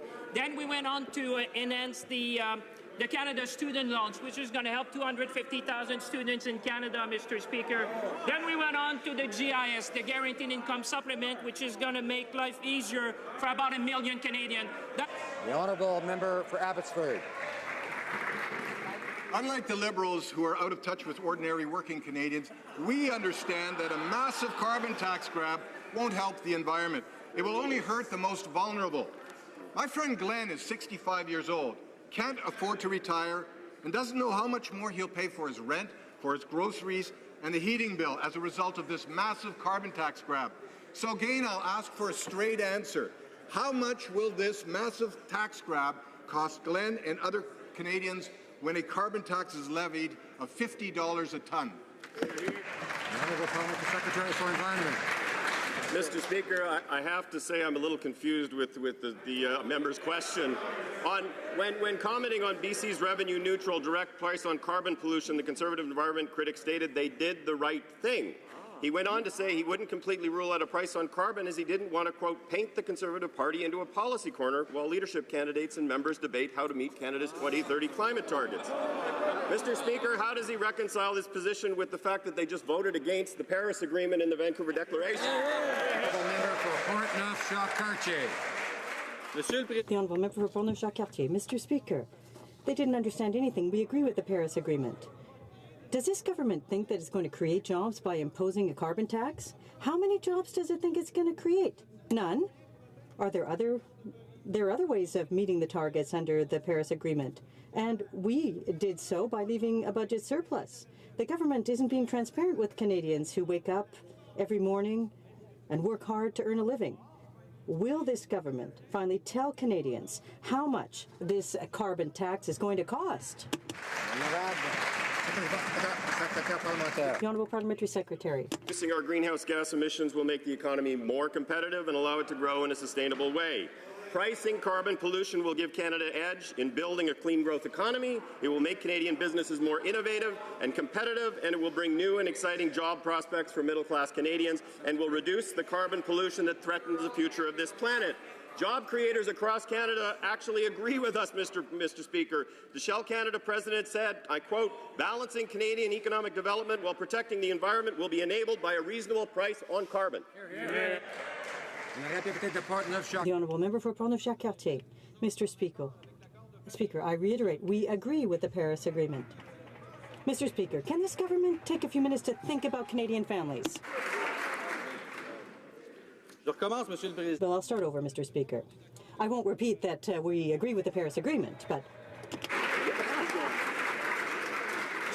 Mr. Speaker, can this government think about Canadian families? Has it evaluated their capacity to pay? The Canadian Taxpayers Federation has stated that taxpayers will pay a great deal more because of the carbon tax. Did this government sit down and try to find solutions that won't have a financial impact on Canadian families? What planet does this government live on? It must be pretty foggy there. Mr. Speaker.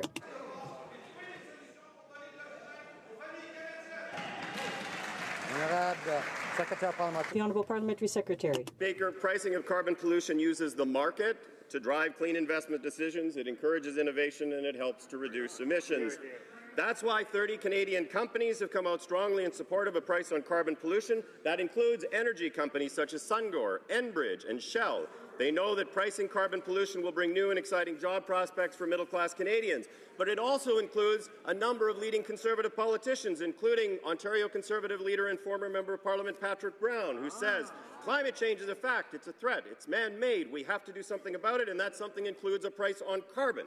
A price on carbon is coming. It's going to come everywhere. Honourable member for Richmond Centre. Mr. Speaker, the Liberals keep quoting millionaire CEOs in defense of the new carbon tax.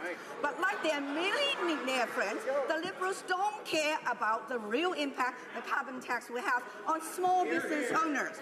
This tax will drive up costs for restaurants and retailers and make small businesses less competitive for international markets. The Liberals seem determined to run our small businesses into the ground. How can they justify increasing the tax burden on our small businesses again?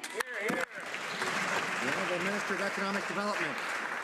Mr. Speaker, as my colleague has clearly mentioned, Putting a price on pollution creates predictability, and that predictability is so important for businesses, including small businesses. That allows them the ability to innovate, come up with new clean tech jobs. These jobs will be created from coast to coast to coast, and this is the kind of initiative that we want. We want to grow the economy. We want to help small businesses, and we're going to put forward an innovation agenda that focuses on small businesses and clean jobs, Mr. Speaker. The honourable member for Chilliwack Hope. Well, Mr. Speaker, the Liberals love to quote from millionaire CEOs from billionaire companies as being super supportive of a carbon tax, but they never talk about supporting the over 100,000 energy workers who have been put out of work since they took office. Many have exhausted their severance pay and employment insurance, if they had any, and their savings are gone. And instead of throwing them a lifeline, this government has thrown them an anvil. How can the Prime Minister justify sending a new tax bill to out-of-work energy workers who are using the food bank and losing their homes? Now the Parliamentary Secretary for Finance. Mr. Speaker, we are very much concerned about what's going on for Canadian families. That's why the first thing we did was to reduce taxes for 9 million Canadians, Mr. Speaker. Then we went on with the Canada Child Benefit, which are measures which are helping Canadian families. Mr. Speaker, the reality is that we are helping millions of Canadian families, and we will continue to do that because that's the right thing to do. And the plan of Canada has been applauded around the world. I want to invite my colleagues to read and see what we're doing. Our program is applauded around the world, and we're helping Canadian families. Order. Member for Saskatoon West.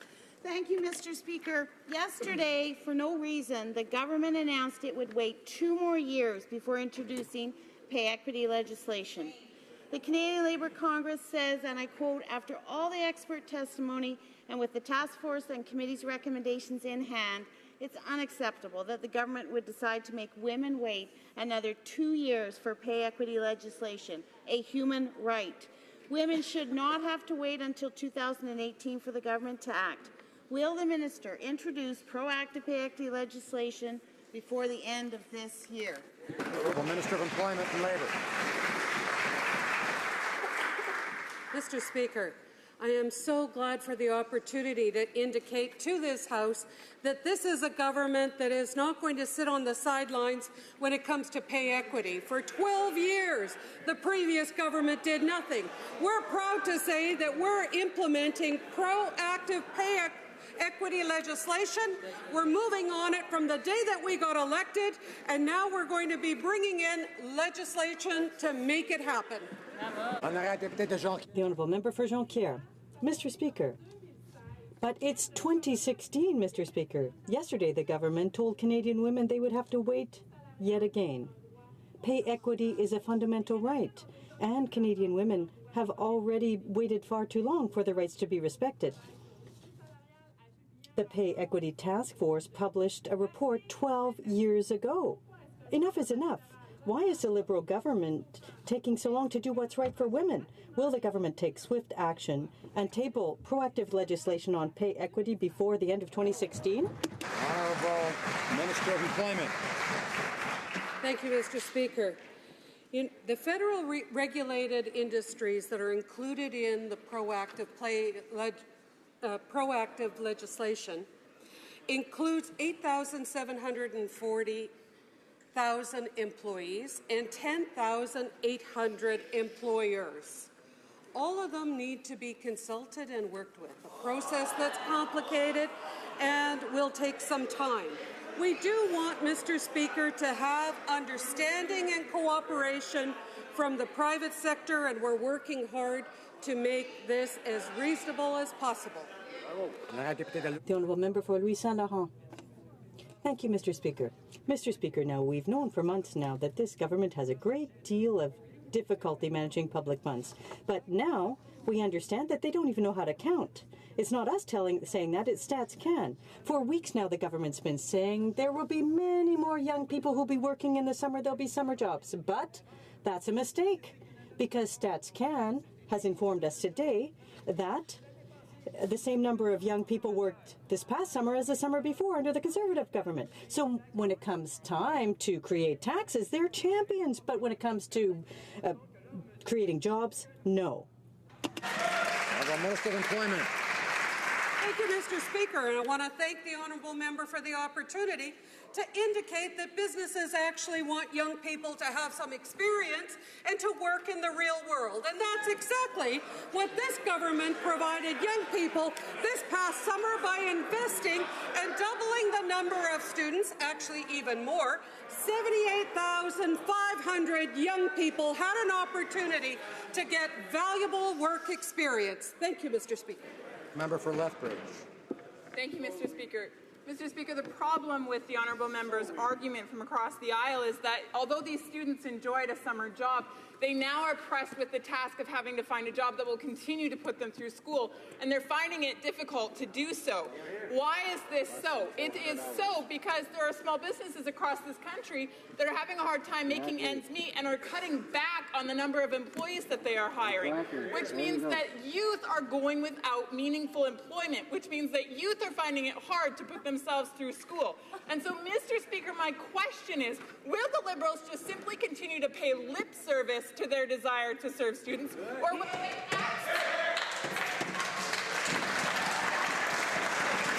Honourable Minister of Employment. Thank you, Mr. Speaker. I'm proud to say that not only have we provided job experiences for young people, we've provided student grants that have reduced the debt that young people will have to face and provide a more successful transition from education into the workforce. Thank you, Mr. Speaker. The honourable member for Caribou Prince George. What they provided, Mr. Speaker, is lip service. Of the hundreds of campaign promises, Mr. Speaker, there wasn't a single mention of softwood lumber in the Liberal campaign platform, not in the speech from the throne, not in the minister's mandate letter. One of the most important trade deals between Canada and the U.S., and not a single mention, Mr. Speaker, zero. In 6 days, the current softwood agreement ends. What will it take for the Prime Minister to acknowledge the incompetence of this trade minister and pick up the phone, call us BFF, and protect and save the 400,000 jobs in the forestry industry? Honourable Minister of International Trade. Mr. Speaker, I'd like to start by reminding the members opposite that this accord expired under the previous government's watch. Yesterday, I was in Toronto negotiating with Mike Froman with representatives of our industry from across the country. U.S. negotiators are still in Toronto talking to my team. And I'd like to remind the member for Caribou Prince George of something he said in committee on August 18th, and I'm quoting him. I can appreciate that there's been a considerable amount of work done by both Global Affairs and the Minister. Thanks, we are working hard. The honourable member for Mégantic-L'Érable. Mr. Speaker, the Minister should put more effort on finding a solution than those words that aren't reassuring. The government has no will to resolve this issue. The Prime Minister doesn't want to displease his U.S. friends. That's the real story. We've seen that with the dye-filtered milk. We're seeing the same problem recur. Mr. Speaker, thousands of families, workers, communities, small businesses, entire communities are threatened by this government's lack of action. Mr. Speaker, how many thousands of jobs will it take before you take action?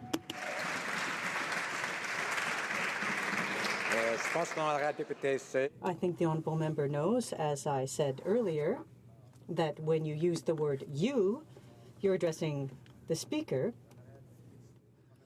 The Honourable Minister. Well, thank you, Mr. Speaker.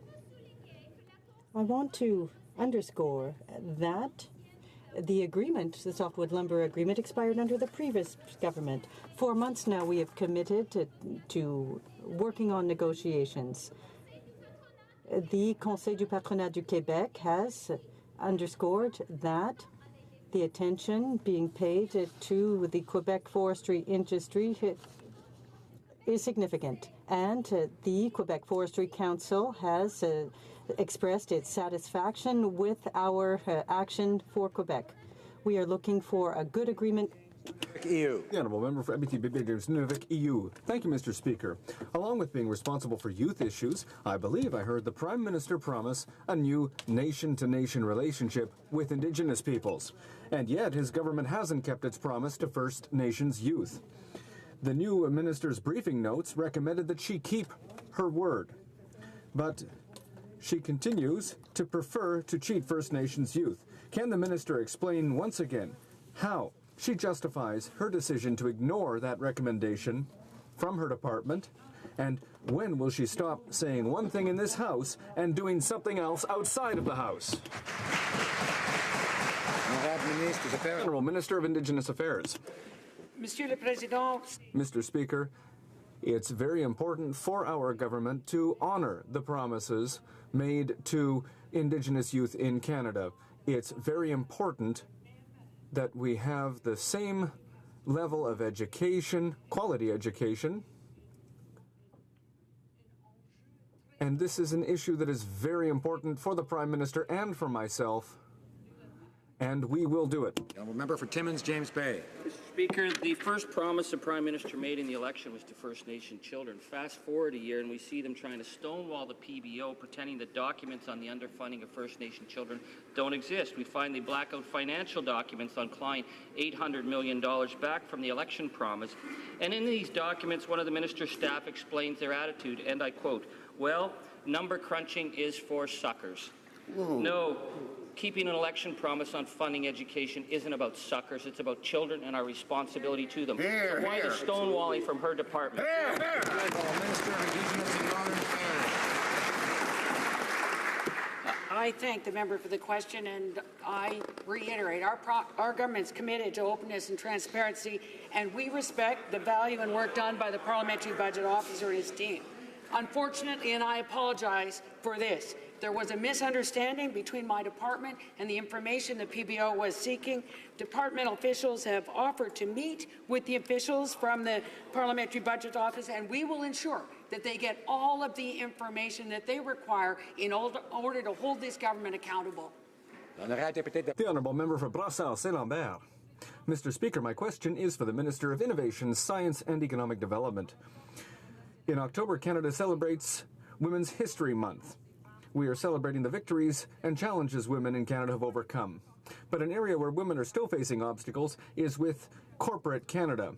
There's a lack of visible diversity in our boardrooms. Mr. Speaker, given that Canadian businesses are the responsibility of the minister, what is the minister doing to fix this issue? The Honourable Minister. Thank you for raising this important question. Mr. Speaker, last week I had the pleasure of tabling Bill C-25, which will strengthen transparency and diversity in corporate Canada. It will contribute to ensuring that women play a greater role in boards of administration, and I will invite all members to support this bill. Thank you, Mr. Speaker. Member for Selkirk, Interlake, Eastman. Mr. Speaker, a recent report says Chinese peacekeepers failed to protect civilians on a UN mission in Sudan. In the face of the conflict, they abandoned their weapons, leaving behind weapons and ammunition, and turned their backs on over 300 people who were killed and thousands more were raped.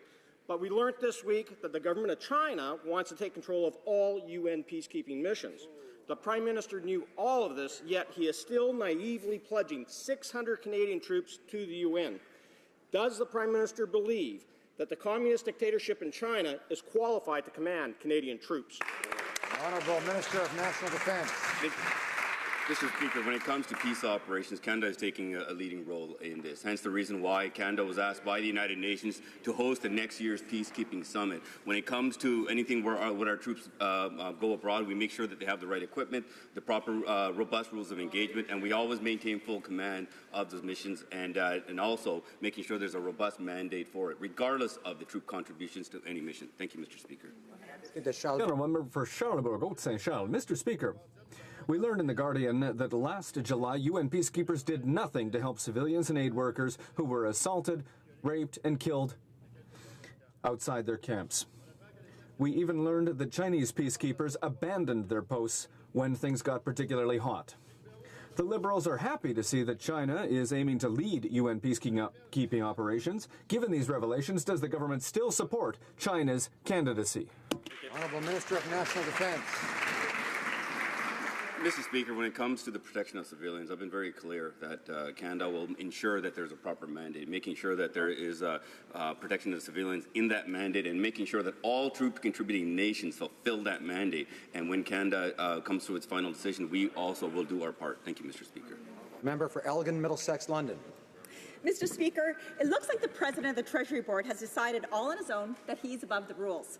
He used to be the chair of Seafort Capital, a major company in Atlantic Canada that is backed by powerful families in the region. When he joined Cabinet, his husband replaced him on the board. Canadians won't believe that these families and this corporation have no influence on this minister. What is stopping the President of the Treasury Board from doing the right thing and putting up a screen to end this obvious conflict? The Honourable President of the Treasury Board. Mr. Speaker, I've always worked with and been open with the Commissioner's office. As a public office holder, my holdings are publicly disclosed. They are in a blind trust, and I don't discuss that with my partner in the same way that, as a Cabinet Minister, I don't discuss Cabinet business with my partner. Mr. Speaker, the Commissioner decides if a screen is necessary, and based on the facts, she has said it is not. Member for Elgin, Middlesex, London. Well, Mr. Speaker, his spouse is the chair of the board. The family personally contributed $50,000 to his leadership campaign, and the family flew him to Mexico, Berlin, Davos, and Dublin, just a reminder. Canadians aren't buying that this family has no influence over the minister. How can this minister stand here with a straight face and claim that this is not a major conflict of interest? Honourable President of the Treasury Board. Mr. Speaker, the trips to which she's referring were fully disclosed, in fact, pre-approved by the Ethics Commissioner. In each case, I was accompanying Mr. Sobey because we were both members of the Trilateral Commission and also invitees to the World Economic Forum Davos meetings. Mr. Speaker, sponsored travel is something that all members of Parliament fully disclose. That's what I did, and I would recommend to her and her colleagues to do the same thing. Member for Port Moody, Coquitlam. In the last election, the Liberals promised to restore habitat protections to the Fisheries Act, gutted by the Conservatives in 2012. So far, this government has done nothing to restore these lost protections. They're approving projects that impact fisheries habitat, still using Harper's gutted version of the Fisheries Act. And this week, the Environment Commissioner revealed the government is failing to sustainably manage threatened fish stocks. So I asked the minister, will he make good on their promise to immediately restore the lost protections to the Fisheries Act? The Minister of Fisheries. Thank you, Mr. Speaker, and I thank my colleague for his question. He knows well that our commitment was to restore the lost protections that the previous government had gutted in a series of omnibus budget bills. He will also know that we've asked the Fisheries Committee, on which he's a member, to immediately consult with Canadians and advise us not simply how to cut and paste the protections that were there in the previous legislation deleted by the Conservatives, but how we could further strengthen them to ensure that fish habitat across the country is protected in the best possible way. And we look forward to working with him on that very important issue. The Honourable Member for Salaberry-sur-Loire. Mr. Speaker, yesterday the Employment Minister bragged about fighting youth employment with the Canada Summer Jobs Program. But young graduates need a stable, quality, long-term job to start their lives. It takes more than just a 3-month job, Mr. Speaker. The reality speaks for itself. Youth unemployment is at 13%. That's double the Canadian average. The Liberals promised 5,000 green jobs for youth, and we've seen just 2,000 created. That's not good enough. What is the Minister of Youth's plan to get youth out of precarious situations? The Minister of Employment. Thank you, Mr. Speaker. This is a government that recognizes the challenge that young people face in today's economy, not like the previous government that chose not to address these issues. Instead, we're providing help to go to school, providing help to find the experience that they need, and working with industries and employers from coast to coast to coast to allow them an opportunity to have more co-ops, work placements, which will ensure that young people have a successful career going forward. Member for Calgary Nose Hill. 2014, the RCMP targeted about 11,000 people suspected of fraud in obtaining Canadian citizenship by misrepresenting their residency in Canada. And there's many other cases that have been flagged by immigration officers. The minister has said he wants to amend Bill C-6 to allow those cases access to a lengthy and costly appeals process that would divert resources away from people who play by the rules. Just wondering why on earth the minister wants to do this. Good question. Well, Minister of Immigration. Mr. Speaker, it is absolutely true that the Auditor General recently identified examples of citizen fraud under the previous government's watch, and we have responded by saying we would attack this fraud assiduously and diligently and with great seriousness, because citizenship is an extraordinary privilege, and those who seek to obtain it improperly will be gone after, and that is indeed what my department is doing. Member for Calgary-Nose Hill. Well, Mr. Speaker, adding a lengthy and costly appeals process is not supporting those who play by the rules. In fact, adding a process like this may actually make cheats more incentivized to game the system, and I think that actually might make immigration officers' jobs a lot more difficult to do. So if the minister already has discretionary powers to overturn rulings by immigration officers, why is he looking to put more support in place for those who cheat rather than encouraging support for those who play by the rules? Well, Minister of Immigration. Speaker, the honourable member seems to not to understand that two things are compatible. On the one hand, we are going after with great vigour those who would cheat the system and obtain their citizenship fraudulently, and the RCMP uncovered a ring of people doing that. We are going after them. That said, someone whose citizenship has been revoked should have the opportunity to appeal that decision, and we have said we are open to amendments that may be suggested in the Senate to offer an appeal process. Member for Thornhill. Canadians know the Liberals practice a very quiet diplomacy when it comes to human rights abuse in China or with China's military expansionism in the South China Sea. But it's time for this government to stand up against China's thuggish behaviour in Canada. Bad enough the Liberals didn't protest when China blocked Taiwan's usual observer role at the civil aviation meeting in Montreal. But, Mr. Speaker, how could the government remain silent when China blocked a Canadian citizen, a journalist, from covering that meeting in Canada? The Minister of Foreign Affairs. Because, Mr. Speaker, I reject the premise of the question. Clearly, the government of Canada is not silent in China.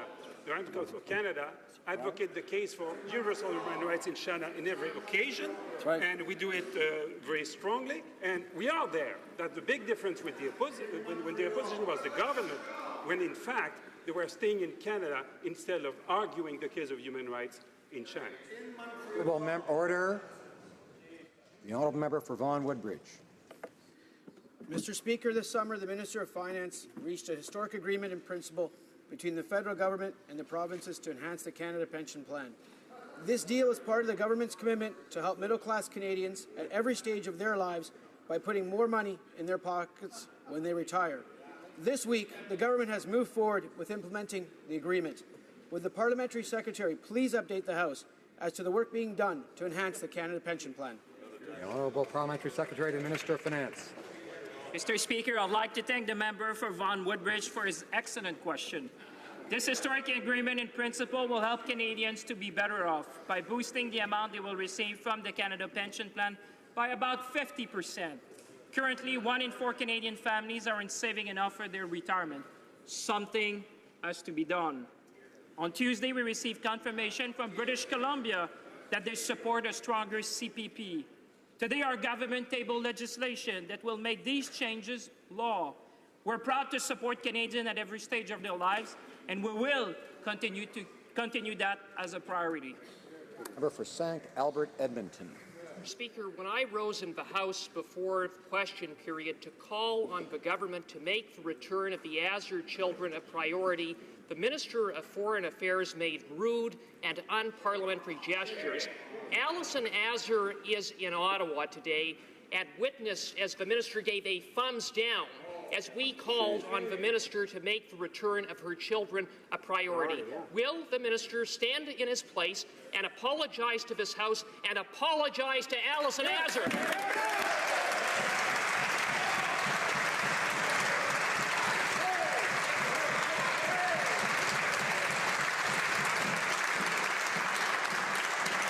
The Honourable Minister of Foreign Affairs. Mr. Speaker, the opposition is free to behave as they want. But the proof is that when we work together without cheap shot against the Prime Minister, against accusing, when we don't accuse him to not care, as my colleague said. Order, order, order.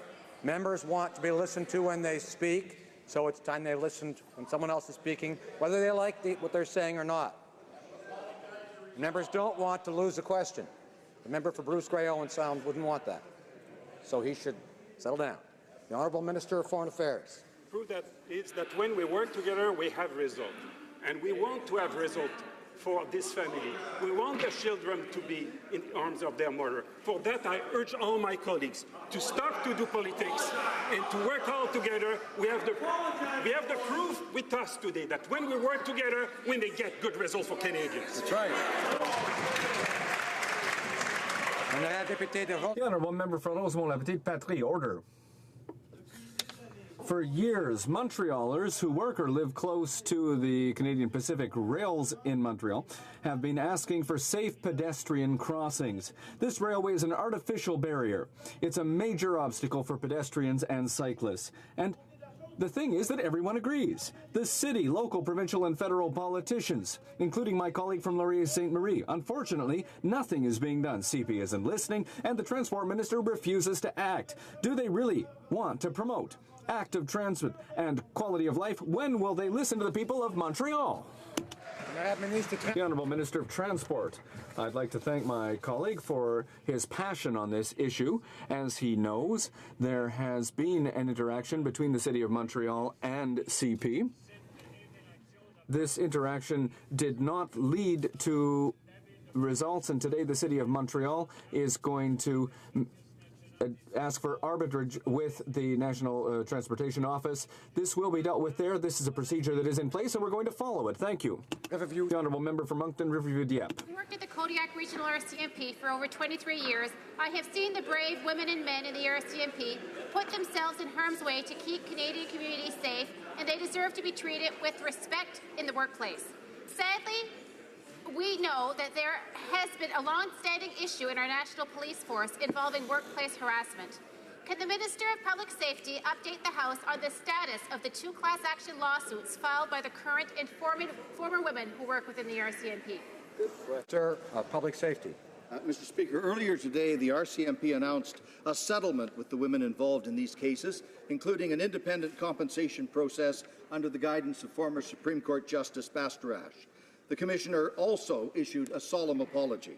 This historic moment is testament to the courage and perseverance of the women who led this effort and the deep desire of all parties to move forward to ensure that all RCMP members have the safe and respectful work environment they deserve and Canadians expect. The Honourable Member for Beauport-Limoilou.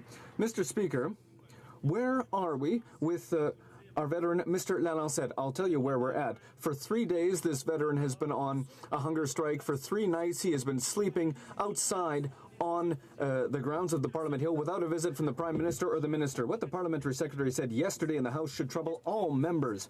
It appears that certain ministers used a parliamentary committee as a bargaining tactic, when you know very well, Mr. Speaker, that committees have a mandate to act independently of the government. Mr. Speaker, why are the Liberals making promises that they know full well they don't have the power to keep? Thank you. Secretary. The Honourable Parliamentary Secretary to the Minister of Veterans Affairs. Mr. Speaker, the honourable member knows that I cannot comment on any specific individual or any specific case. Now, listen, I know that veterans have issues they want dealt with. We all know that. Everyone in this House knows that. And the only way we're going to get this right and make things better for our veterans is by working together. Now, I know it's hard. It's hard to open up and to ask for help. But I urge every single veteran that needs that help to do so. It will. The honourable member for Repentigny. Order. Mr. Speaker, it's one thing to ratify an agreement, but it's another thing to implement strategies so that we can keep our promises and meet our objectives. Canada is committed before the whole world to be part of the climate change solution. But the numbers don't lie. They can't do it with half measures. It takes a set non-negotiable cap on emissions. It has to be costly to polluters, and it should pay to be green. Does the government realize that without a hard cap, it's tilting against windmills? The Honourable Parliamentary Secretary to the Minister of the Environment. Honourable member for her question, and I thank the Bloc Québécois for their support of the motion last night. We've been clear from the outset that we have a target. We have a target that we are looking to achieve and ideally do better. We are in the process of establishing a plan to ensure that we actually meet or exceed those targets. We have taken substantial steps through the budget, through the work we've done with the Americans, through the work that we're doing on developing a pan-Canadian strategy, and this week through the implementation of a price on carbon across the country. Mr. Speaker, we are working very hard, and we will ensure that we meet our targets and grow our economy concurrently. The honourable member for Repentigny. Mr. Speaker, meeting or exceeding, well, listen, the government has just approved the Pacific Northwest LNG pipeline, and it's still pressuring to move forward with the Energy East pipeline. Just these two projects will increase greenhouse gas emissions by 40 million tons a year. 40 million tons. I understand that the Liberal strategy to reduce emissions is apparently to increase them. So will the government finally take this problem seriously and say no, completely say no to Energy East? The Minister of Natural Resources. Mr. Speaker, the member asks this question from time to time in this House, asking the government to make a decision on a project that's currently before a regulator. For the government to make a decision before it's gone through due process would be irresponsible, and we won't do it. I've received a notice of a question of privilege from the honourable member for Abbotsford. Well, thank you, Mr. Speaker. I rise on a note that we reluctantly raise in this House. There's a lot of back and forth that takes place in this House. Most of it, as you know, is good-natured. When you were in the benches here, you also engage in that sometimes. We all do. And as long as it's good-natured, of course, we accept that. And it adds energy to this House. However, today we were obviously gobsmacked when one of our members here made a gesture that was offensive. Minister. And just to give you some context, as you know, one of our members, our Conservative members, raised the issue of the Azer children who were abducted by their father to Iran against their will and against the will of their mother, Mrs. Azer. Now, our member asked a perfectly legitimate question about what the Foreign Affairs Minister was doing to ensure that those children were returned back to their mother, Mrs. Azer, here in Canada. But those of us on this side of the House were absolutely horrified to see the Foreign Affairs Minister, in response to that question, use a gesture like this. Can you imagine, Mr. Speaker, how Mrs. Azer would have reacted when she saw that gesture? How the Iranians would react. Or how the Iranians, yeah. Now, given the fact that these children are still being held captive in Iran by their father, this is a gesture that truly was offensive, not only to this House, but to this family. So, my question to the Minister and a suggestion to you, will the Foreign Affairs Minister now stand up in this House, assure this House that he will have greater respect for you, the members of this House, and the Azer family in the future, and do the right thing and apologize for using such an inappropriate gesture? Offensive. And Mr. Speaker, offensive. The Foreign Affairs Minister had the opportunity to stand up once in this House to apologize. He chose not to. In the alternative, if he doesn't do so, I would ask that you review the film and take whatever actions are appropriate to ensure that we restore order in this House. Thank you.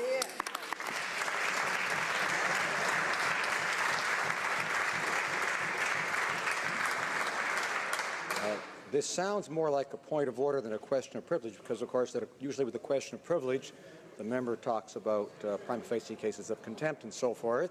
And the member, Robertsford, very well knows that when he said there's a lot of back and forth, there's a lot more forth than there is back, because he knows that because he's often part of it, and I encourage him not to be. Having said that, order. Having said that, if the Minister of Foreign Affairs wishes to respond, I'll allow him to do so. The Honourable Minister of Foreign Affairs. Mr. Speaker, I would like once again to call all my colleagues to work together on difficult consular cases. We want these children to be with their mother. For that, we should not play politics. We should not question the will of the Prime Minister to solve the solution the way that has been done. And if I express my disregard to this behavior very strongly, it's because I mean it, Mr. Speaker.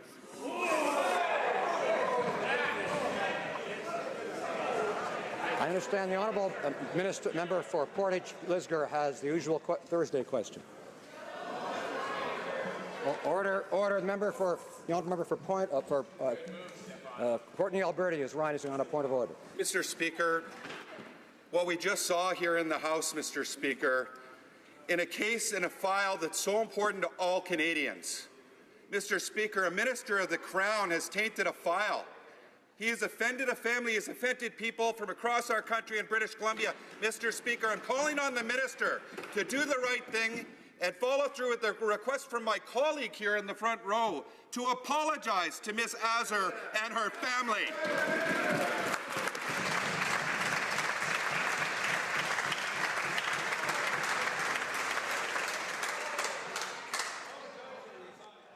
On the same point of order, the Honourable Parliamentary Secretary to the Minister of Foreign Affairs, Consular Affairs. Order. Mr. Speaker, you know, I know in this House sometimes it's easy to be partisan because the cameras are on and we want to show our citizens that we're fighting very hard on issues that they care about. And that is part of our democracy. But I want to ask my colleagues to think long and hard about the anguish they are causing Miss Azar and all those people. Order.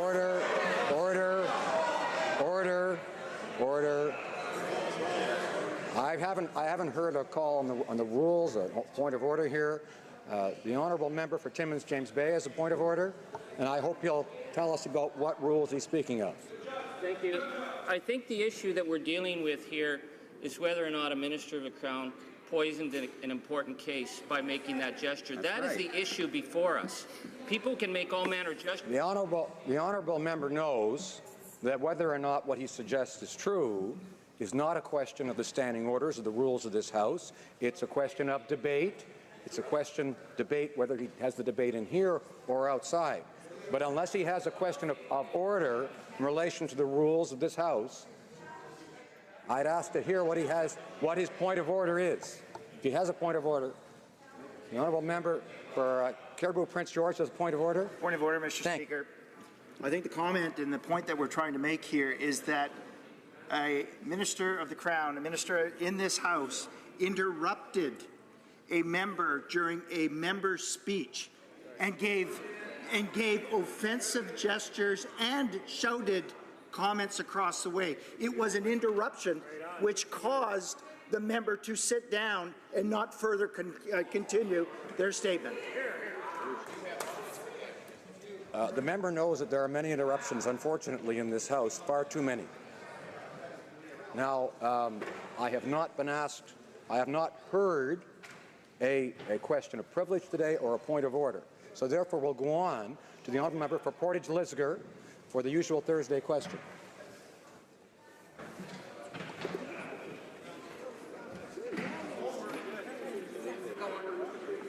Well, I've got to after that, Mr. Speaker, we're all getting ready to head home for Thanksgiving, and we all have a lot to be thankful for, but I think sadly in all of this, there's a family that is suffering dearly, and I think we all need to be thinking about them right now and the effect that this is having on them. With that in mind, I do want to ask my honourable colleague, the Leader of the House, to tell us what business the government has coming up when we get back after the Thanksgiving break.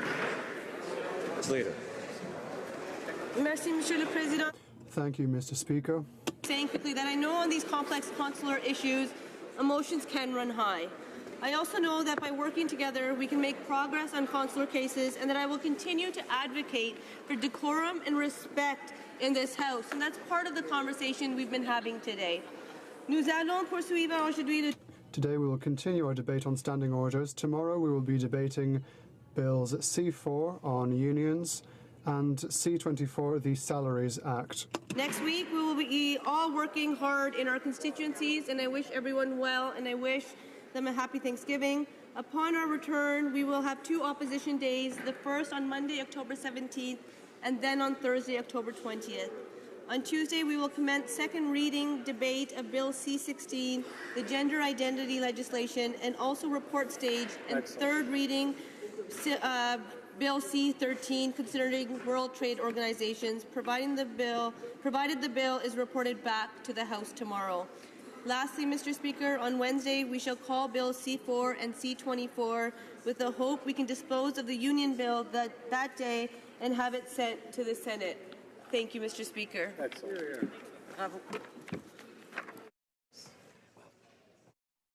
What's next?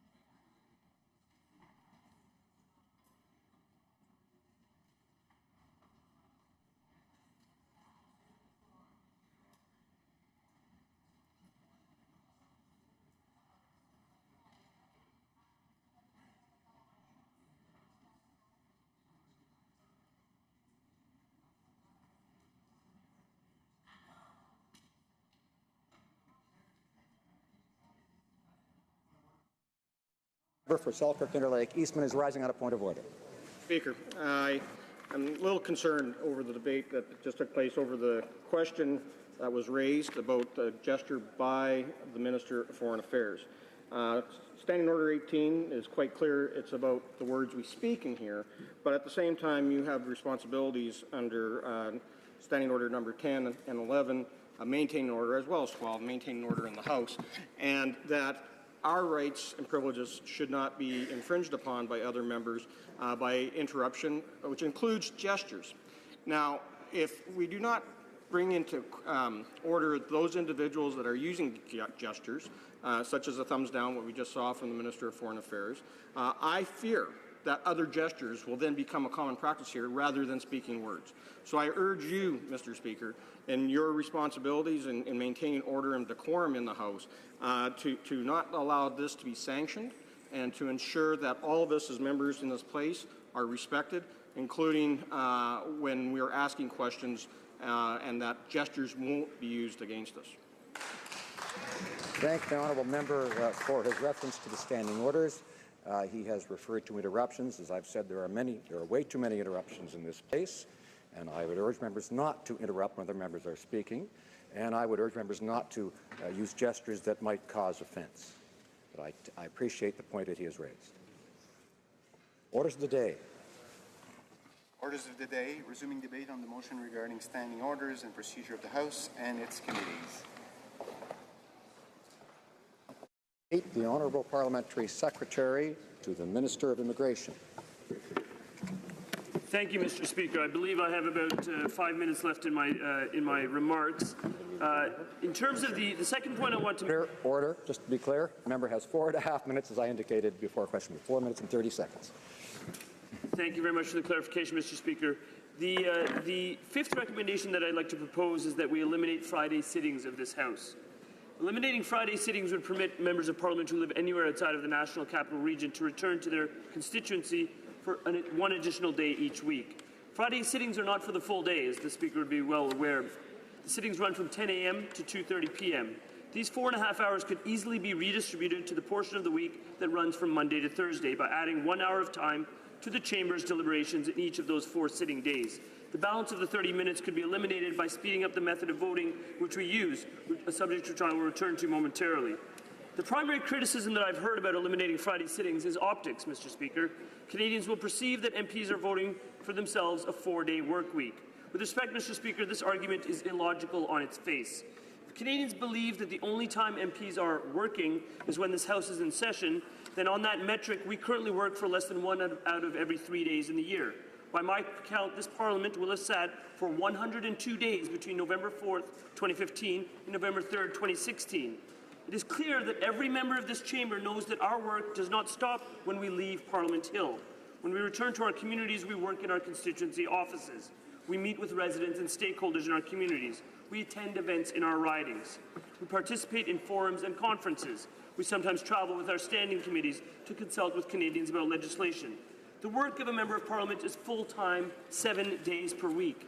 I say this to underscore that when we debate the issue of Friday sittings in this chamber, we are not making a determination about how much a Member of Parliament ought to work, but rather where they ought to conduct their work. Eliminating Friday sittings has the advantage of permitting Members of Parliament to be in more regular and direct in-person contact with their constituents, which in my view can only make them a better representative and advocate for their community. It has the advantage of permitting Members of Parliament an additional evening at home with their spouses and children. Too often, as I have already learned, families are sacrificed by the demands of elected public office. Separation and divorce are unfortunately not infrequent in this vocation, in part because of the toll played by frequent travel and time spent away from family members. Let me turn to my last and sixth recommendation, Mr. Speaker, which pertains to our voting system. It is antiquated and in desperate need of reform. I recommend that we move to a system of electronic voting. The time savings from this change alone would be incredible. I personally timed our votes yesterday, Mr. Speaker. To get through 7 different votes, it took us nearly 70 minutes to stand up and each have our names called and sit down. Now, I understand there are some who posit that standing up has some sort of salutary effect on a member, forcing him or her to more seriously consider the gravity of their vote and how it is cast. The argument is that this adds an additional level of accountability. My response to this, Mr. Speaker, is straightforward. You are accountable as a Member of Parliament based on how you vote.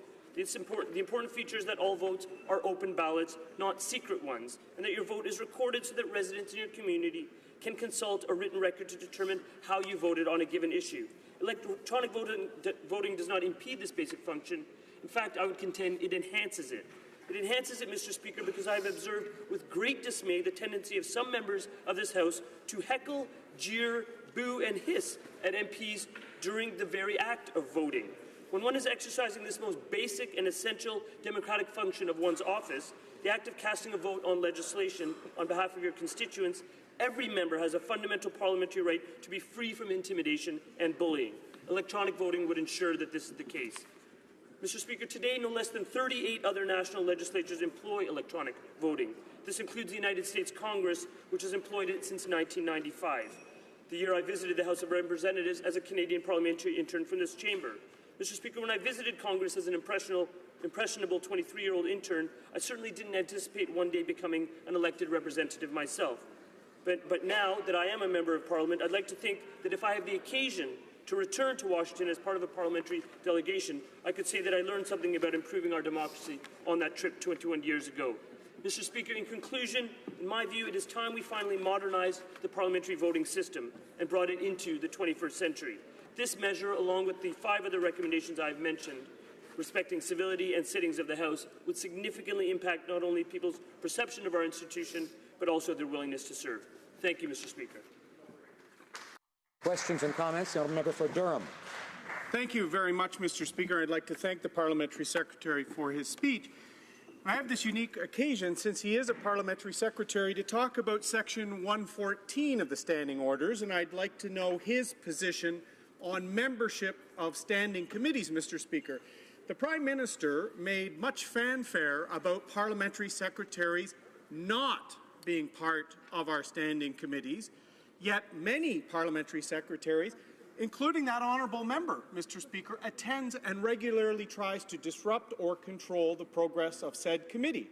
So, if it was the Prime Minister's pledge to not have Parliamentary Secretaries be part of committees under Section 13 and particularly Section 114 of Standing Orders, would that honourable member today pledge to this House to no longer attend committee as per the pledge of his Prime Minister, and today pledge to make that comment from the Prime Minister part of the Standing Orders, that Parliamentary Secretaries will no longer be members and no longer interfere with the progress of the committee? The honourable member for Parkdale High Park.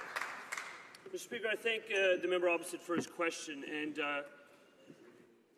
I'll respond to it straight because I don't think this is a partisan issue. The role of parliamentary secretaries at committees is something that has been a subject of considerable debate. The role of parliamentary secretaries in the committees is something that has been the subject of considerable debate. The issue of how they were deployed by the previous government caused considerable concern both by parliamentarians and by citizens of this country. What our government has committed to do with respect to parliamentary secretaries is have them be at committee, participate in committees, but not serve as official members and not have voting status. That is the role we're continuing to function in. I agree that I participate in those committees at the Immigration Committee, as is my right to do. However, I take great issue with the characterization that I disrupt the proceedings. Thank you. Questions and comments? The honourable member for Sherbrooke. Thank you, Mr. Speaker. And I'd like to thank my colleague for his speech.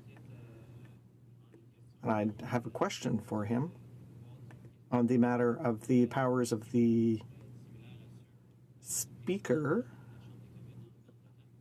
which could be similar to those of the Speaker in the UK, who interferes regularly in when the quality of the answer does not satisfy him, and sometimes when it's a prime minister or the prime minister or a minister answers the question, when the speaker feels that the question is that the answer is completely irrelevant to the question, the speaker may call the person to order and ask a said minister or prime minister to reformulate their answer. Does my colleague think that that is a good question, that a good idea, that the speaker here should be allowed to judge the quality of the answers and therefore to ask people to be more relevant? The Honourable Parliamentary Secretary to the Minister of Immigration.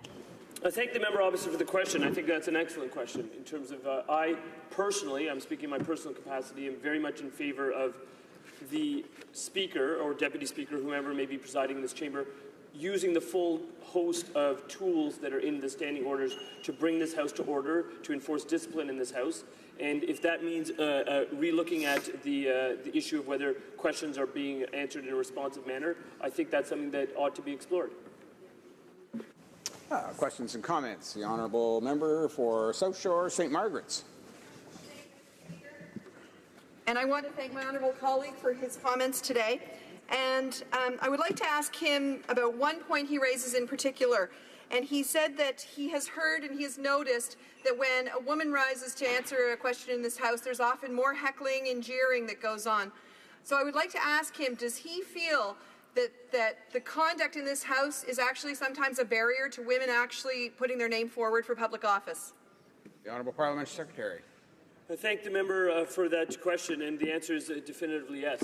I think the behaviour in this chamber, for anyone who observes it, for anyone who participates in it at this level, standing on this floor, we've just heard yet another interruption, Mr. Speaker, is indicative of an environment that makes it unwelcoming and somewhat hostile for people that want to come and participate in what they thought would be refined and elevated debate, and instead they find chaotic disorder. And I think that would serve as a barrier for anyone, a woman, a person who's relatively unempowered or disenfranchised, etc. It certainly doesn't help promote diversity in this chamber. Thank you. Resuming debate, reprise de débat, l'honorable député. The honourable member for Pierrefonds-Dollard. Mr. Speaker, I rise today to talk about a subject that is extremely appropriate, that is decorum in this House and also on our standing committees. I must say that I am new. I've been here for a year, and I've been very surprised and disappointed to observe the behavior here in this House. And I'm not talking about any particular party. I'm not talking about the opposition or the government. I'm talking about all of us here together, all members of Parliament. It is something that I find unacceptable, and it must change. I was so shocked by this bad behavior that I would sidle up to one MP after another and say, question period, what do you think? And I would get two responses. If it was a new person, a new MP like myself, it'd be, oh my gosh, it's incredible. It's unacceptable. I can't believe I'm in this environment. If I sidled up to someone else that had been here a long time, they'd say, Frank, I don't know, Mr. Speaker, if I can self-reference myself. So they would say, Frank, it's not so bad. And what had happened, Mr. Speaker, is they had become acclimatized. Human beings are capable of becoming acclimatized. I did this in my first job. I worked at a place, a one-story building right beside the airport. A couple of days in, one of the planes landed right over the building. And as I was talking, I said, I gotta go. I hung up the phone, I ran out because there was such a noise and a shaking of the building. It was incredible. I didn't know what was happening. The plane was so low I could throw a rock and hit it. After 6 months of working this job, I'd be on the phone, I'd say, can you hold on a second? I'd cover the handset. 6 seconds later, I'd start talking again. I had become acclimatized. During the summer break, I made a commitment to myself that I refused to become acclimatized to this behavior. What we saw today, and for one side or the other side to claim it's only the other side, is not a truth. It is a fallacy that we can pretend, but it is not true. So therefore, I have 4 ideas to improve decorum here. Number 1, I want to support the idea brought up from the member from Châteauguay-Lacombe, who in her speech had said, we need to give more powers to the Speaker to name someone, not to throw them out, but to silence them, to take away an abuser's right to speak in the House of Commons. Whether it be for 1 sitting, 2 to 10, I don't know. This is to be discussed, but they should lose the right to speak due to bad behavior. Deuxième point que je revois. My second point.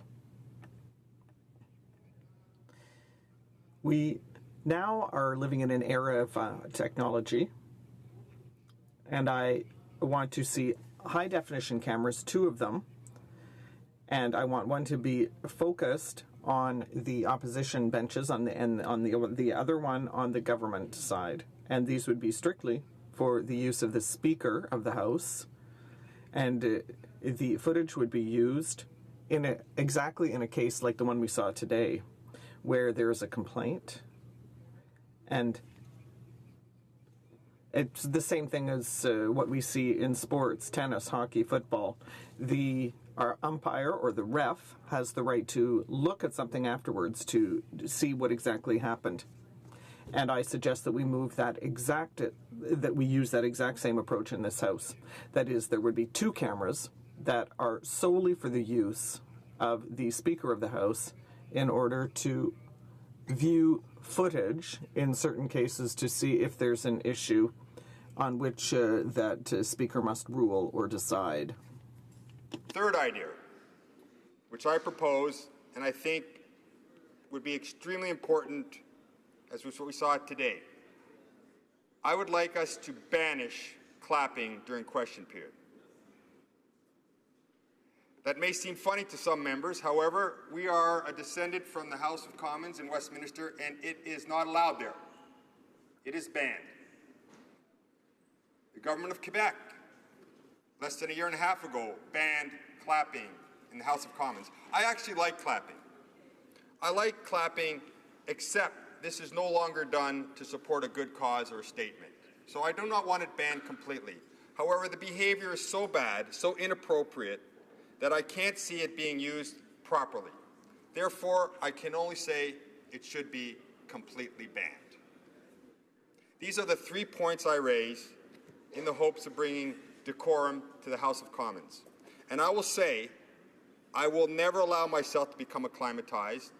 If it doesn't pass this time, I will work to inch by inch to make things different.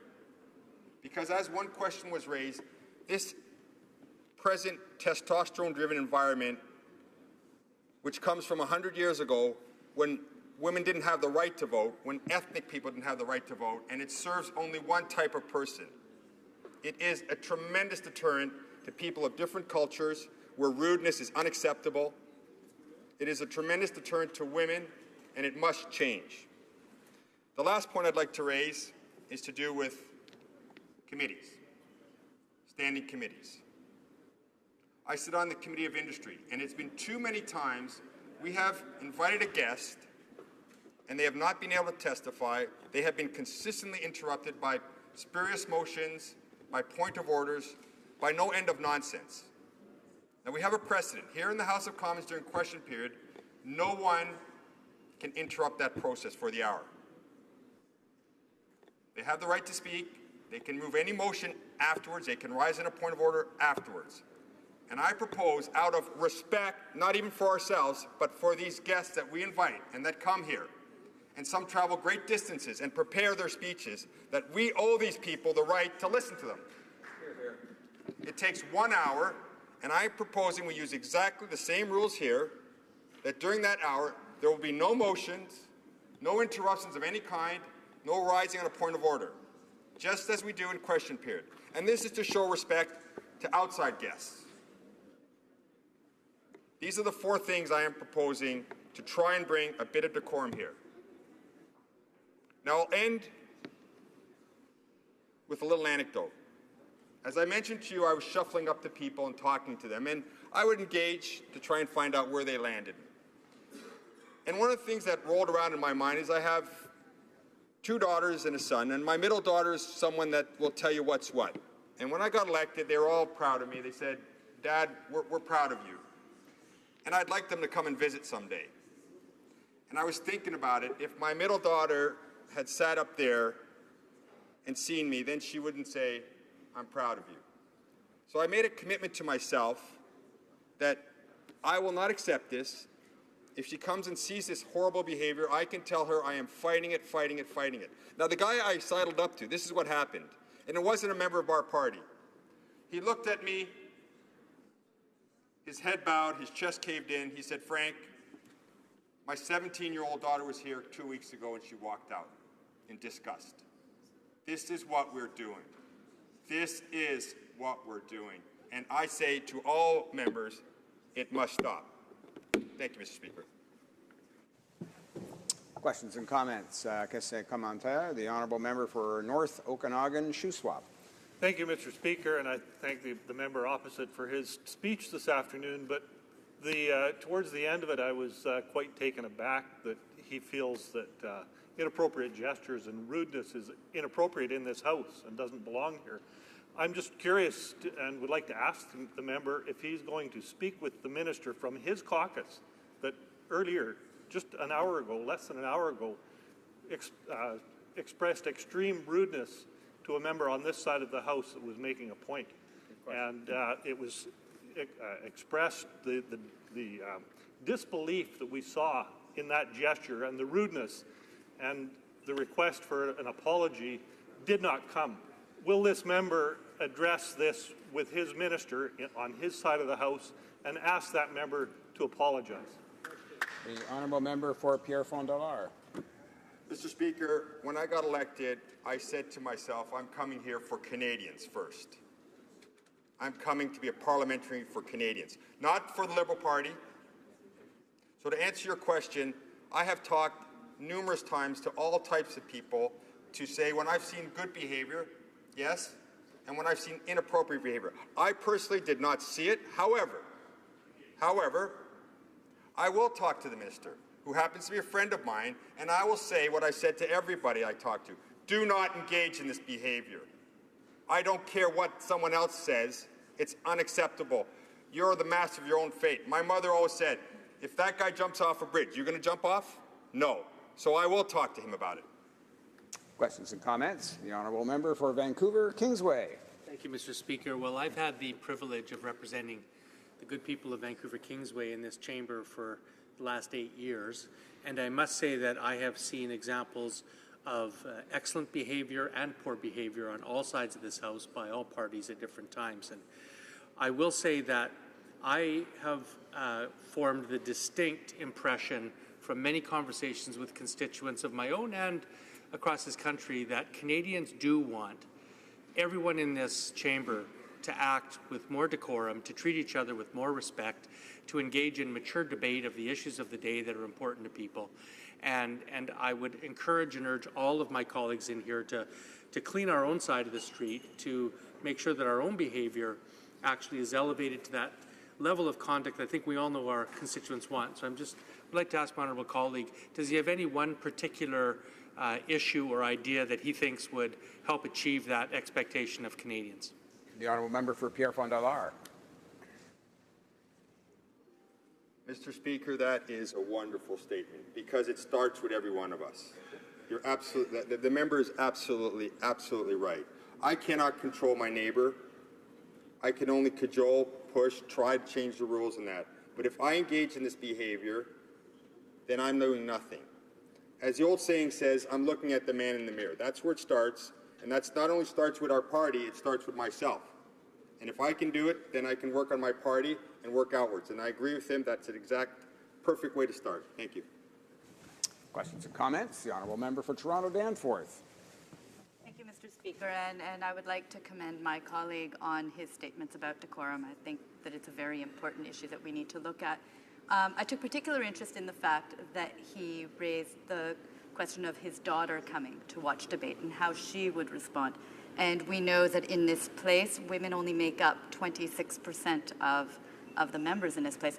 I'm wondering if he sees a gendered impact of the lack of decorum sometimes in this place, and does he see how we can improve the way we work so that we can encourage more young women to become members in this place? The honourable member for Pierre Fond-Delare.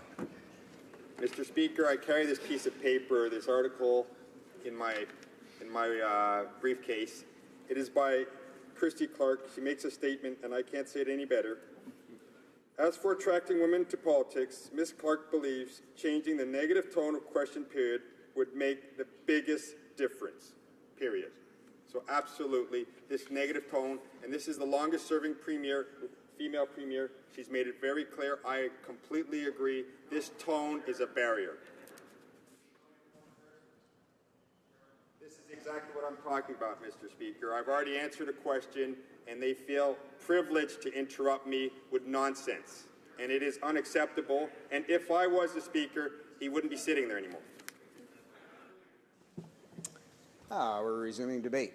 Reprise de débat. And we're going to the honourable member for Haliburton, Kawartha Lakes Brock. Thank you very much, Mr. Speaker. I rise today to discuss the motion that this House take note of the standing orders and procedure of the House and its committees. As we all know, the standing orders provide us, our staff, and the House of Commons administration with many of the tools and information we need to ensure the chambers continue to run appropriately and, in all cases, the best interests of Canadians. Now, I just want to go into a brief history of the standing orders that will provide some insight into the very critical role that these orders have played in our history and will continue to play in the future of Canada. Now, according to O'Brien and Bosk of 2009, the standing orders, they were first adopted in 1867. They were largely based on the rules from the assemblies of the Upper and Lower Canada and created in 1791. Between the 16th and 18th sitting days of the first session of East Parliament, we debate and are currently having this debate because it must take place. So for those watching at home, this is why we are doing this, because in some viewers' minds it might be a little confusing. They might be thinking, well, there's bigger orders of business going on in the world today, but this is why this has to be done. But over the years, the plethora of debate that has taken place, believe it or not, Speaker, there are still rules that go back to the late 1700s. So that's another reason why it's critical that we continue to review and make suggestions on the standing orders to ensure that they are into the 21st century. I often like to reference hockey because, like in the rule book for hockey, without that rule book, it wouldn't be a very civil game, and sometimes even with those rules, it still isn't. But the rules have changed over the years, Speaker. And I guarantee the first game of hockey looked quite a bit different than the NHL games we watch today. I realize that many of us in the chamber today are aware of the importance of the standing orders, but I also believe we need to understand their relevance. So when this debate has ended, the matter will be referred to the Procedure and House Affairs Committee, or PROC. And as a member of PROC, I believe it is important to be here and listen to these comments that are made by my colleagues. We like to listen to the changes to the standing orders that are put forward and believe that all should be debated because most should be beneficial. I've also found listening to the debate today that the suggestions and arguments made by my colleagues are informative, and I'm sure we'll have quite the debate inside PROC when they come forward. So when it comes to my suggestions about the changes to the standing orders, they can be organized into three specific categories: efficiency, accountability, and family-friendly. So efficiency. The primary concerns that I see with the current standing orders deals with the order paper questions. A general recommendation with regards to order paper questions would be to remove the requirement for the government to ask that all questions be allowed to stand each day. It would significantly be more efficient to have any questions without a response deemed to stand. And that's according to Standing Order 33. I believe that the order of the rubrics during routine proceedings be altered as well. I would recommend that the questions on the order paper should be placed immediately before tabling of documents rather than at the end of routine proceedings as it currently stands. I believe that each change would be a benefit to both the government and the opposition. It gives the government a chance to properly respond to order paper questions and allows the opposition to receive an answer to that question. Alternatively, I would recommend placing the motions at the end, as I mentioned, but there's always a standing order that must be changed and must be moved. So, Standing Order 106, Section 4. I would recommend lowering the threshold to convene a committee meeting from 4 members to 2 members and make it conditional that the 2 members come from different parties. This would ensure that no one party is able to call an emergency meeting unilaterally. Standing Order 53.1, Section 1. I believe that this standing order should allow the official opposition to call and take notes, to debate twice during each session, and allow the third party to call and take note debate once during each session. So we move on to family friendly. This is where I think most of the debate has gone on today. So, and this is relatively new to the people on the PROC committee. So, moving toward a modern, efficient, inclusive, and family-friendly Parliament was something we dealt with right away in our early days. We looked at the numerous ways to make Parliament a more family-friendly environment. To quote from our report, and I think we'll all agree here, that there are very few jobs with longer hours and greater stress than that of a member of a legislature. Numerous tasks and multiple roles at the legislature and in constituencies compete for a member's time. Members are also called upon to travel abroad, whether with a parliamentary committee or as part of an official delegation. Meanwhile, members face high expectations on the part of public to be constantly working on their behalf. And as such, they also deal with increasing public scrutiny. Such circumstances can have adverse effects on a member's work-life balance, especially with those that have spouses and families. Members can be apart from their homes and families for long stretches of time. And Speaker, I think any of us in this place that have families, I know I have one 5-year-old son, but we're also all brothers, sisters, aunts, uncles, sons, daughters, you name it.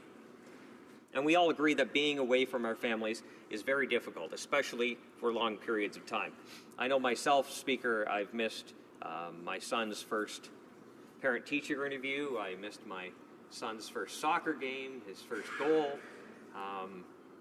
As he learned to ride a bike without training wheels, I missed that too. And it was extremely difficult. It wasn't easy.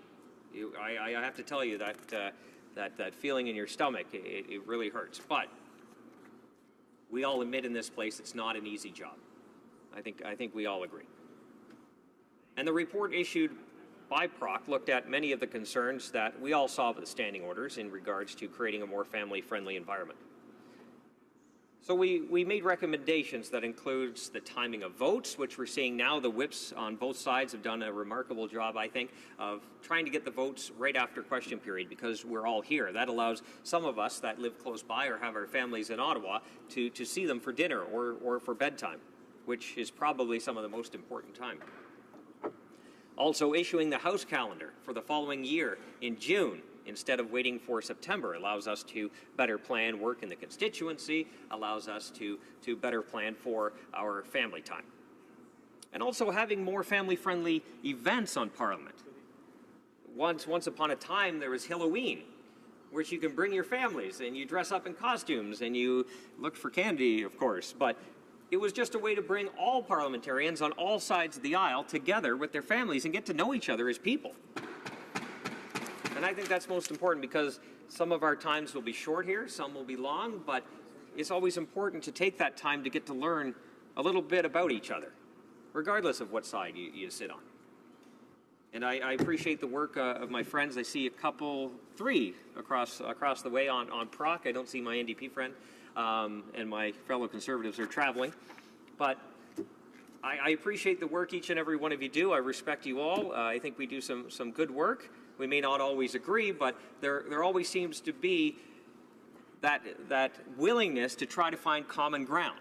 And I can tell you as a new member, I do appreciate that part of it. So, as I mentioned earlier, being an MP is not an easy job, but we also know that Canadians work hard to make ends meet.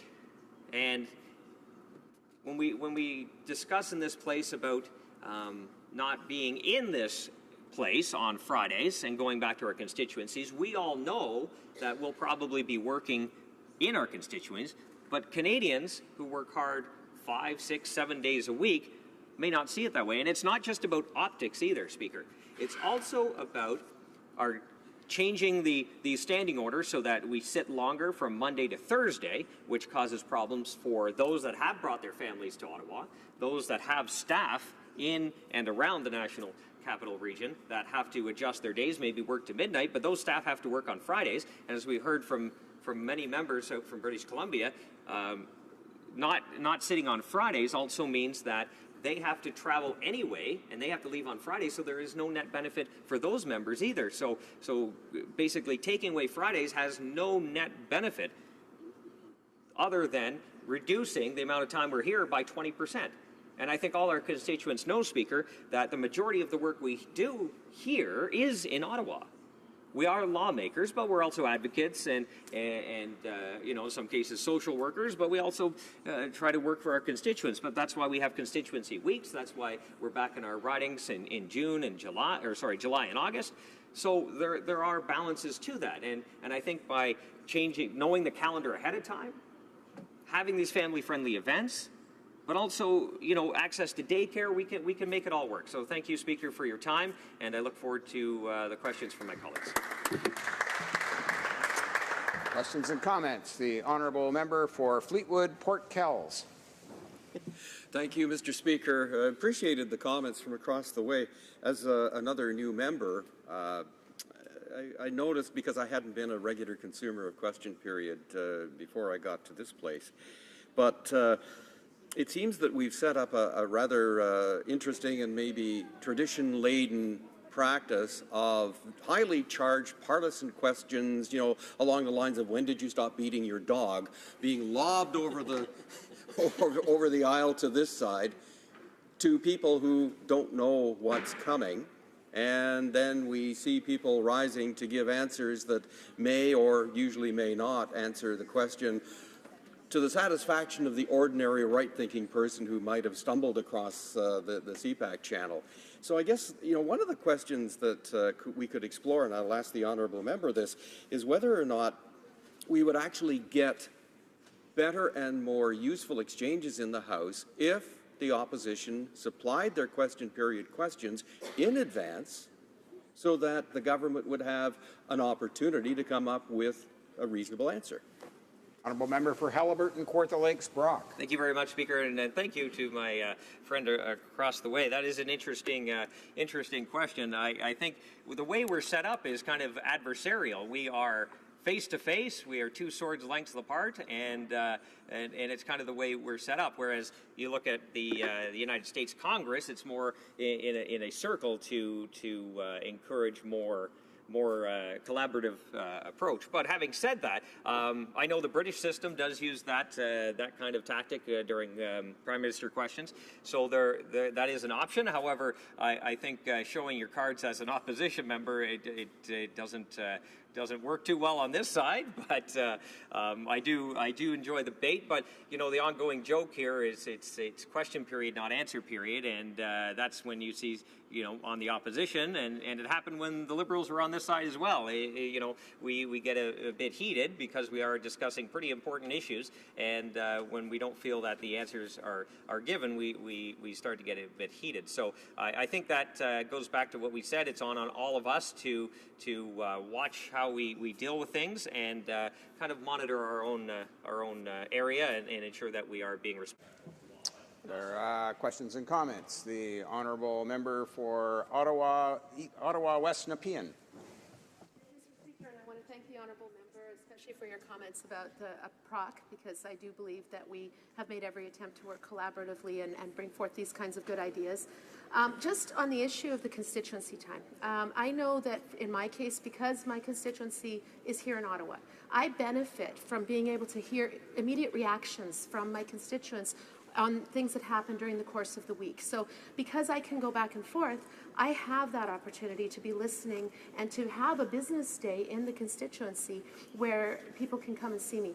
Do you not think that it would be beneficial to all members to be able to have the same opportunities every Friday, or it could be Monday, or at least more opportunity to be able to be there listening to constituents and getting that real-time feedback on how we're performing in this House? The Honourable Member for Halliburton, Kawartha Lakes, Brock. Thank you very much, Speaker. I do appreciate the comment and the work we do on PROC. I think there are new ways to work this out. I know the Board of Internal Economy is working on ways to get video conferencing in. I think all our constituents do recognize that the majority of the work we do is here, and that's where the constituency week comes in, where we can go back to our constituencies and meet with those people. Also on weekends, I have the ability to, I'm only 3.5 hour drive from here, so I have the ability to meet constituents on weekends as well, attend events. I know our chair is from the Yukon, so he has quite a bit of distance to drive, but he has said, I believe in his speech today, that Friday sittings would really have no difference for him, and even those from British Columbia. If we did sit till midnight, they couldn't leave until Friday anyway, so it's of no benefit to them. So it's a couple days of travel, so it really wouldn't benefit them and would put additional pressure on us as MPs to work early in the morning to late at night, and then continue to work on Fridays, Saturdays, and in some cases Sundays if you're not traveling. So to reduce the Friday sittings, although I appreciate the question, I do disagree. I think we, constituents expect us to be here in this place. Resuming debate. Reprise de débat. Honorable Deputy de Laurent. The Honourable Member for Laurentides-Labelle. Thank you, Mr. Speaker. The curiously introspective SO 51 requires us to contemplate the standing orders here today. And with apologies to interpretation services, I have a lot to say on them. As a member of PROC and as a perennial procedure geek who started watching CPAC around when starting high school, I am following this debate with even more interest than my normal enthusiastic self. I want to go over some of the changes that have already been proposed by PROC in our recently tabled interim report on moving toward a modern, efficient, inclusive, and family-friendly parliament, and then discuss some other ideas. A good deal of what we discussed in our report does not affect the standing orders directly, and I encourage anyone interested in the workings of this place and the impact on your families and personal lives to take the time to read through the report and perhaps provide guidance to your friendly local PROC member on what direction that study should take going forward. In PROC's 11th report, we made a number of recommendations and had a number of discussion points. 3 of those recommendations and 3 of those discussion points are directly relevant to the standing orders. The first 2 recommendations are related to the standardization of vote times to ensure predictability and efficiency. That House leaders continue, whenever possible, the informal practice of holding deferred recorded divisions immediately following question period, and that House leaders, whenever possible, refrain from holding recorded divisions any later on Thursdays than immediately following question period. And the third recommendation is that the Speaker table the House calendar each year prior to the House's summer adjournment. That is not always easy, of course, but it is an aspirational goal worth pursuing. We also felt as a committee that it was important to look at ways of limiting the number of consecutive sitting weeks. We all know from our pleasant experiences this spring that 4+ sitting weeks in a row really sours the mood around here, especially when we are here to midnight every night.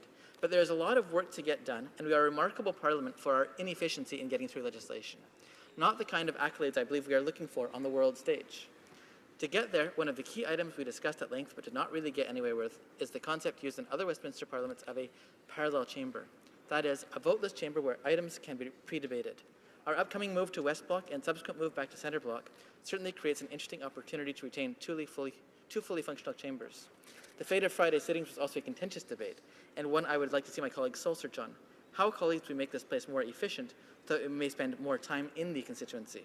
The last, of course, is decorum. While we did not come to any conclusions, I personally find the new tone of question period, with the government side at least, generally keeping calm and positive, to be constructive to be positive, and I would invite the opposition members to follow suit, at least experimentally for a while, to see if it improves the overall tone here. I cannot be the only parliamentary enthusiast who always found question period the least, not most enjoyable part of the day's proceedings, regardless of who is in power. Decorum is a cultural, not regulatory issue. It is up to us to fix. There are few of us who have ever actually read the standing orders from cover to cover. I have, on more than one occasion, and find them fascinating. I may not fully grok them, but I am certainly trying to. Standing Order 4 does not have a mechanism to deal with the acclamation of a speaker, for example. When Bill Blakey was Dean of the House, he presided over the unprecedented acclamation of Peter Milliken. I remember watching it on television. He observed that there was no process to deal with this, and that the House could do many things with unanimous consent. But what would have happened if a disgruntled member had denied that consent? And for that matter, there are several instances where unanimous consent is required for absolutely routine things that should not need to go to a question. Standing Order 7, Sub 1.1 has some curious wording around the assumed election, but not really, of the Deputy Speaker. Sub 2 has contorted wording designed to ensure that the Speaker and the Deputy Speaker between them speak the 2 official languages. Sub 3 requires a Speaker to be elected to replace one who leaves during his term, which is inconsistent with how that person got there in the first place. Standing Order 11 permits you, Mr. Speaker, to punt someone from this room. I would encourage you to be unshy to use that power, or to become blind to disruptive members, as Speaker Milliken has done, regardless of party. But those powers should perhaps be expanded on. What value is kicking someone out of this room into a press scrum? What more tangible resource could perhaps be available? Standing Order 17 requires us to speak only from our own seats.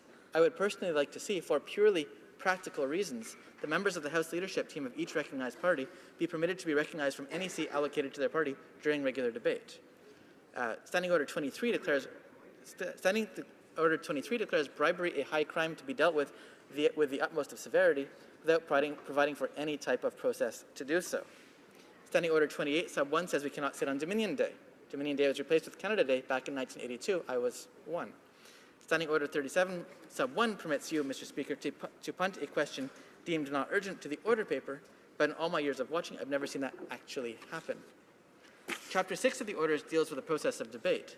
I think it is worth considering changing the structure of 10 and 20-minute speaking slots with questions and comments to be 15 or 30-minute speaking slots, of which up to 10 or 20 minutes can be used for speaking, with the totality of the unused portion being left for questions and comments. So, for example, if I only speak 6 minutes out of my 10, which for me happens more often than not, I will have up to 9 minutes of questions rather than only 5. This will lead to shorter and more candid speeches and better debate afterward. Standing Order 68, sub 3, has an ironic quirk of Old English, stating that bills may not be tabled in imperfect form in English and incomplete form in French. Standing Order 71 also has a typo, stating that every bill shall receive 3 several readings, rather than 3 separate readings, or just 3 readings as it says in the French. Standing Order 87 deals with private members' bills. When a member of Parliament has been here for several elections and has never had a chance to bring a PMB forward, and another one comes in and has to get a PMB on the order paper before figuring out where the washrooms and center block are, the system may be somewhat broken. I propose for discussion that the PMB lottery be rethought to become fairer. At the start of every Parliament, all re-elected MPs should retain their place on the order of precedence. Those returning MPs not on the list because of being a minister, parliamentary secretary, or speaker would come next. New MPs would then be added to the order of precedence in the current manner, and MPs from the previous Parliament who had an opportunity to take their bill through the process would be added to the end of the list, again on the same process. And all MPs should be able to trade with all other MPs anywhere on that list. All MPs then would have an equal chance to propose a private member's bill without the peculiar bias against people who just can't seem to win a lottery, and without throwing a new MP into a situation of having to write and table a bill before learning how this place works.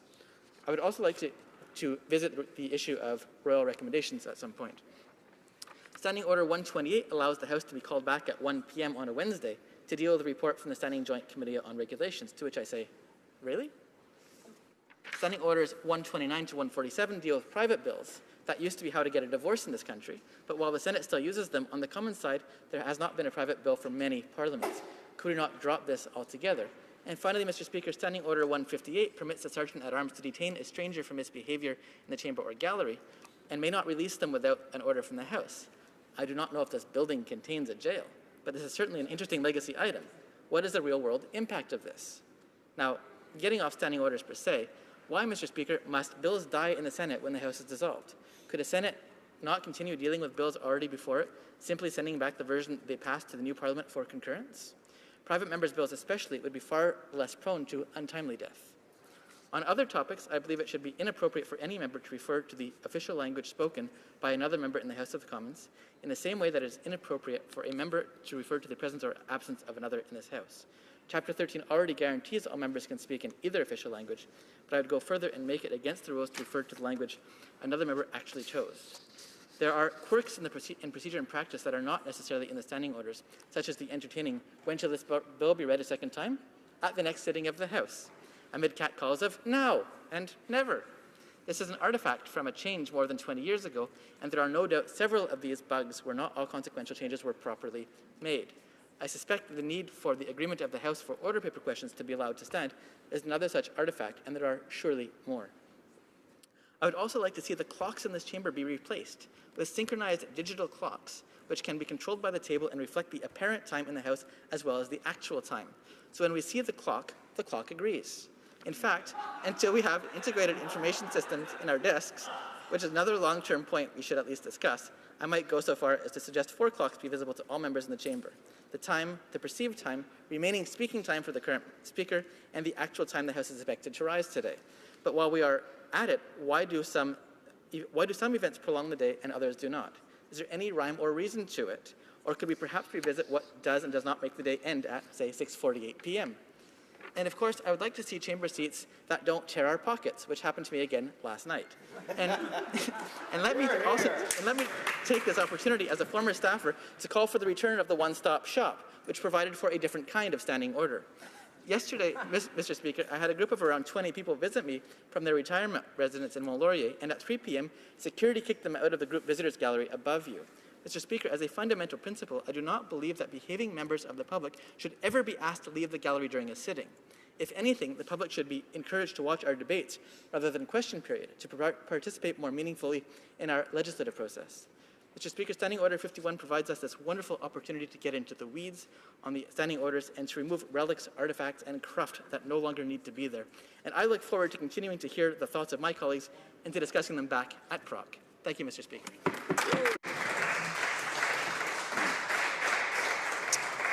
Questions and comments. The honourable member for Langley, Aldergrove. Thank you to my honourable member across the way in his speech. I have a question for him regarding SO31s. SO31s are an opportunity under the standing orders for a member to make a 1-minute statement. And it's quite diverse in what that statement can be about. It could be about somebody reaching 100 in their riding, or it could be something that's very important to them. Today, during the 15 minutes prior to question period, during those 15 minutes where SO31 statements are made today, we had the member from St. Albert, Edmonton, make a statement, and it was regarding Ellison Ezer. She's a Canadian. Her 4 children were kidnapped by the husband and taken to Iran. The response from the minister was to interrupt the member and to use gestures in the House. So my question to the member, is that type of, is that appropriate? Would he condone that, or should that be discouraged in this House? Mr. Speaker, I thank the member for the question. I was not on that side of the House. I did not see or hear what happened. I only know that there is a subsequent debate which was a little interesting, I'll call it that. I think it's important that when we have a very serious debate like the one we're having today, we keep partisanship out of it. And I would appreciate all members being able to do that. Thank you, Mr. Speaker. Questions and comments. The Honourable Member for Sherbrooke. Thank you, Mr. Speaker. I'd like to thank my colleague for his speech and passion on the subject. I wanted to know what he thought, because it's all well and good talking about all of our standing orders. However, one must know that a motion can be adopted that mentioned, notwithstanding all other standing order or procedure of the House. That is often adopted for that kind of motion. What does he think of our discussion today? We're talking about standing orders, whereas with a simple majority we can completely ignore standing orders and procedures of the House just by adopting a motion. The Honourable Member for Laurentides-Labelle. Thank you, Mr. Speaker. If I understand rightly, we can do that only with unanimous consent. I don't know if we can only do that with a pure majority vote. I would like to check that, and then we could talk about it later.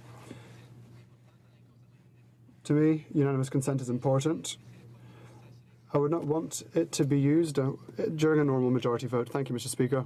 Comments? The Honourable Member for Saskatoon-Grasswood. Thank you, Mr. Speaker. And thanks to the Honourable Member for his comments here this afternoon. This is one of the icons places in this country. I would not like to see digital clocks put in here. When you walk in here, this is a place of history. And I love the way it is situated here today. I think we can all see the clocks and say it's 11 minutes after 4. But my comment to the colleague is, he's right on the private members bill. I was a first-time MP in October, and I won the lottery, and then all of a sudden you got to do your work. So I do agree about the private members bill. You know, when you're here for the first time and you get an early slot, it is a little bit onerous. Member for Laurentides-Labelle.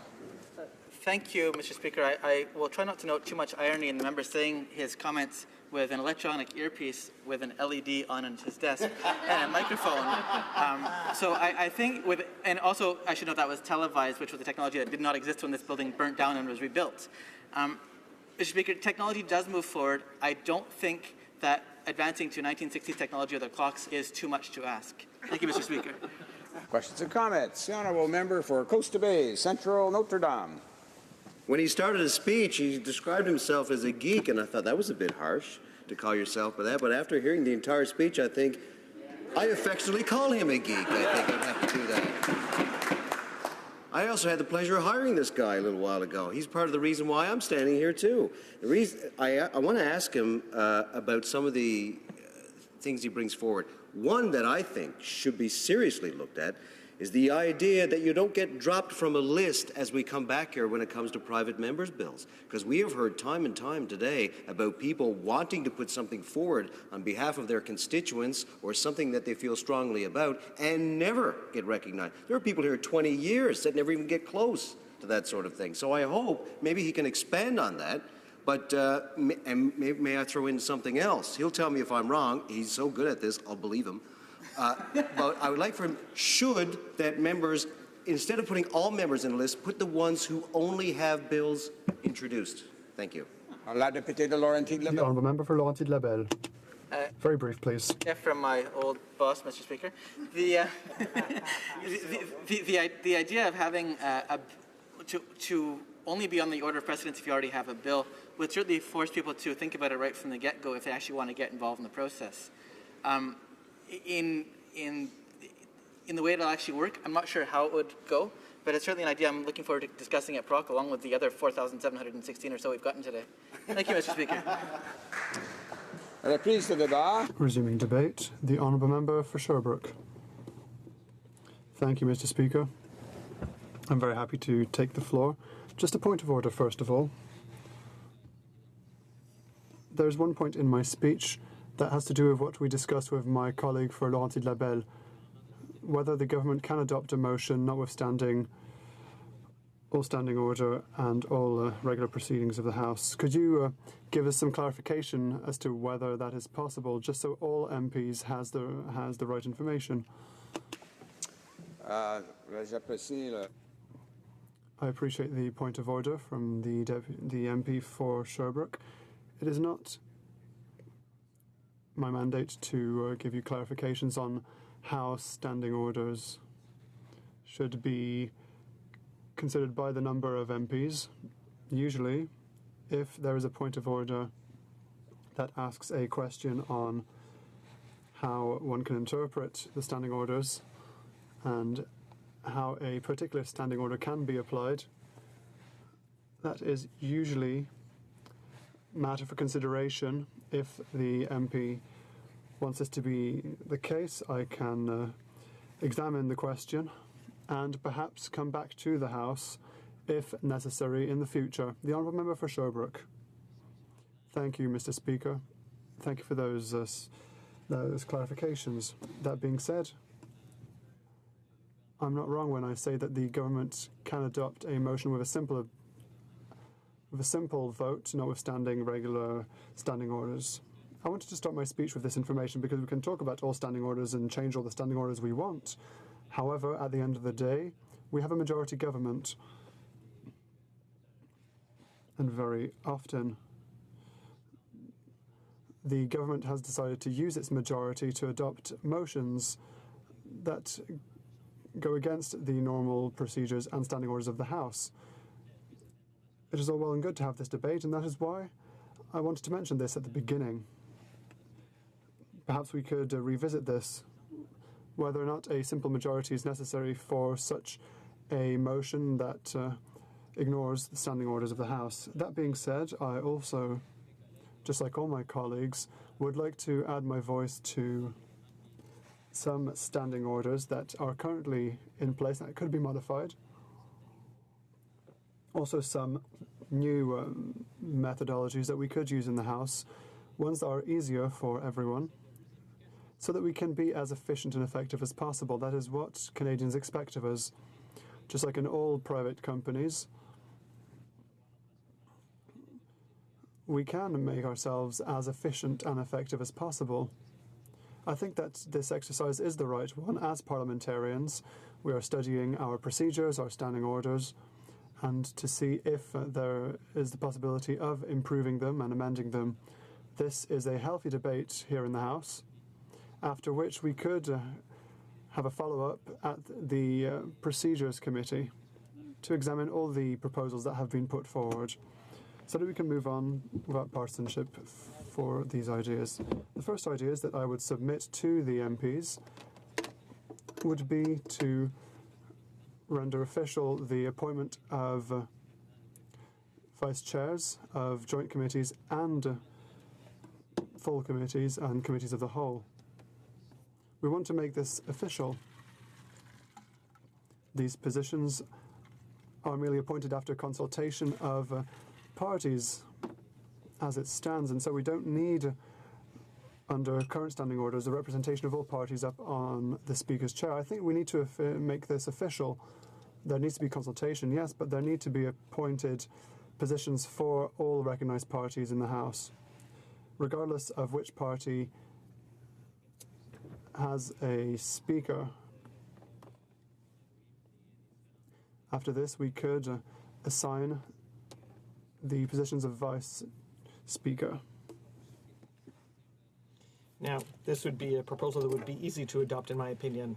Now, for QP, for question period, one of the issues that has been raised, because it is one of the things that we see every day, an hour every day we come here, we listen to the statements by members, which is another issue that could be addressed, but also question period, which is a very specific issue as well, a specific matter, which is also the portion of the day which is the most listened to or viewed by Canadians. There are people here in the galleries and people who watch us on TV. And as my other colleagues have said, if I was not a member, if I came here once in my life or once every 10 years, if it was the first time I came here and I was in the galleries and I watched question period, I'm putting myself in those people's shoes.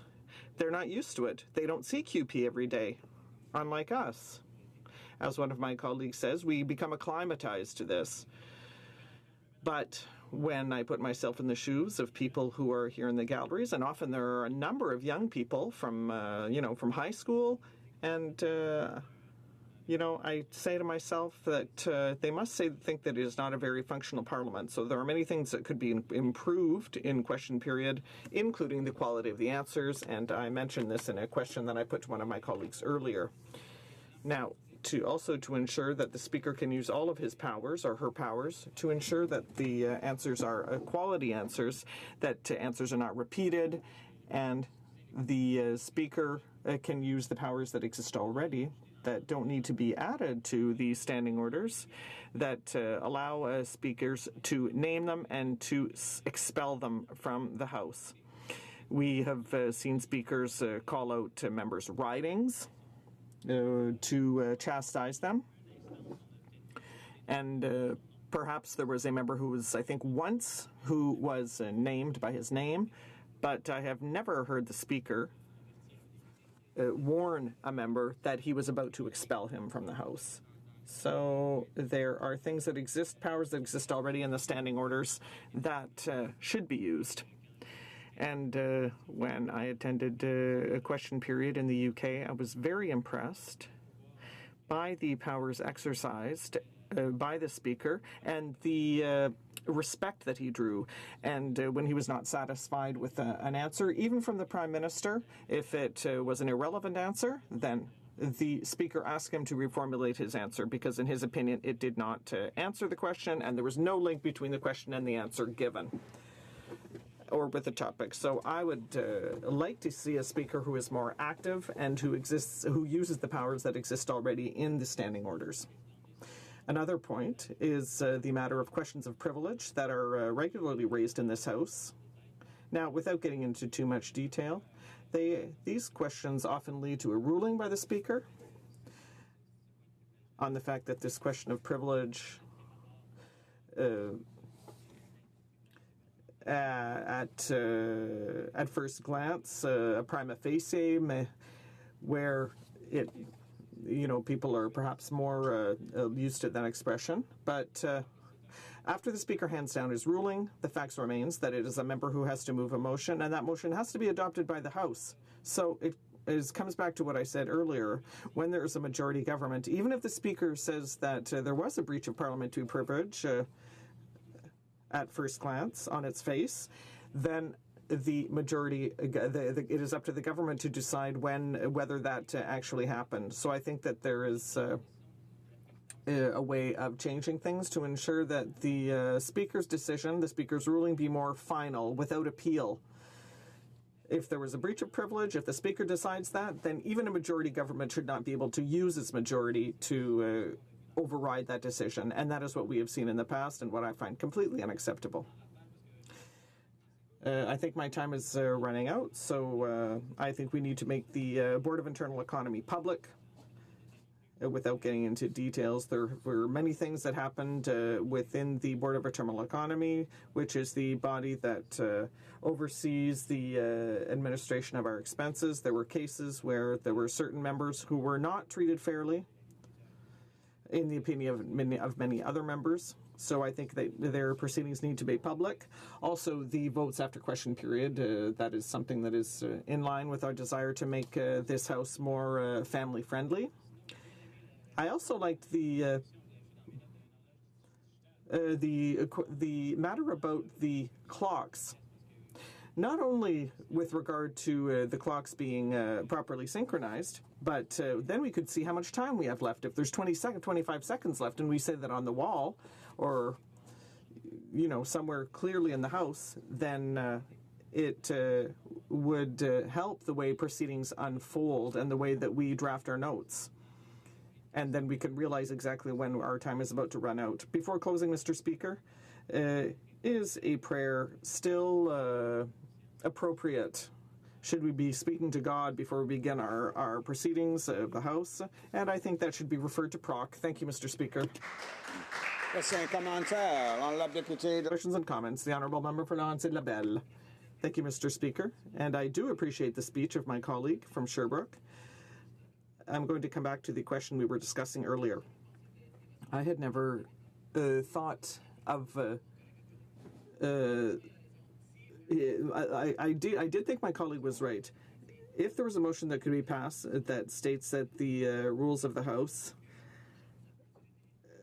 well, it would take a debate in the House, it would take closure. So I think that is a tool that should remain on the books, that should be used with a great deal of prudence. So he might agree with me, but I just want to see what he thinks of that. Thank you, Mr. Speaker. The Honourable Member for Sherbrooke. Thank you, Mr. Speaker, and I do appreciate the clarification. Now, if we maintain that rule, it should be used judiciously and as seldom as possible. But what I want to point out with regard to this matter is that the question should be put to all members in this House. Do they find it normal that a simple majority is all that is required to adopt a motion that goes well beyond all the rules of procedure in this House? That's the point I wanted to make. Now, it should be used as seldom as possible, but should there be a number of votes that is higher, for example? Should we call for unanimous consent at every opportunity, on every occasion? Because normally it is something that should be used very rarely, because if we have a standing order, then what is the point of having a standing order if a simple majority can override it? Questions and comments? The Honourable Member for Jonquière. Thank you, Mr. Speaker, and I'd like to thank my colleague, who is a very active member of Parliament, and his office is right beside mine, so sometimes we work together, and he always has very relevant questions. And so I have a comment rather than a question regarding his speech. For many years, I followed question period. I was fascinated to see the exchanges that occurred, and once again today, I am but now that I'm actually here, I am disappointed with the responses we received, and I'm also disappointed when I go back to my riding in the Saguenay-Lac-Saint-Jean, my riding of Jonquière. My colleagues say, you had a great question, but the answer wasn't really relevant, so we're very disappointed. So actually, my constituents are quite shocked at the answer that I receive, because they see our work as members. For example, I speak out on softwood lumber, but I think that measures should be put in place, and I'd like to hear what my colleague has to say about this.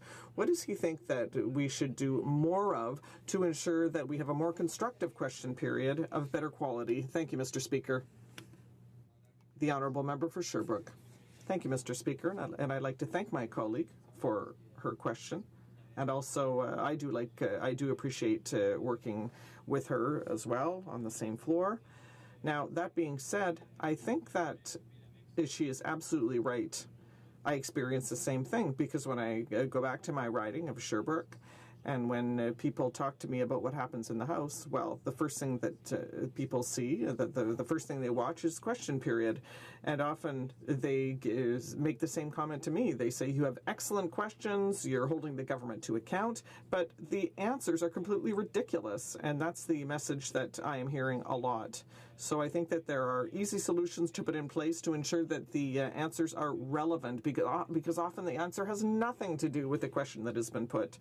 So under the current standing orders, the Speaker is well within his rights to ask the Parliamentary Secretary or the Minister to reformulate his answer, to clarify, because it is very annoying for the citizens who watch or listen to us to see that the government is really not responding properly and not being relevant. So I think we should see a speakership that is more active and that uses the rules that are already at his disposal to ensure a better question period.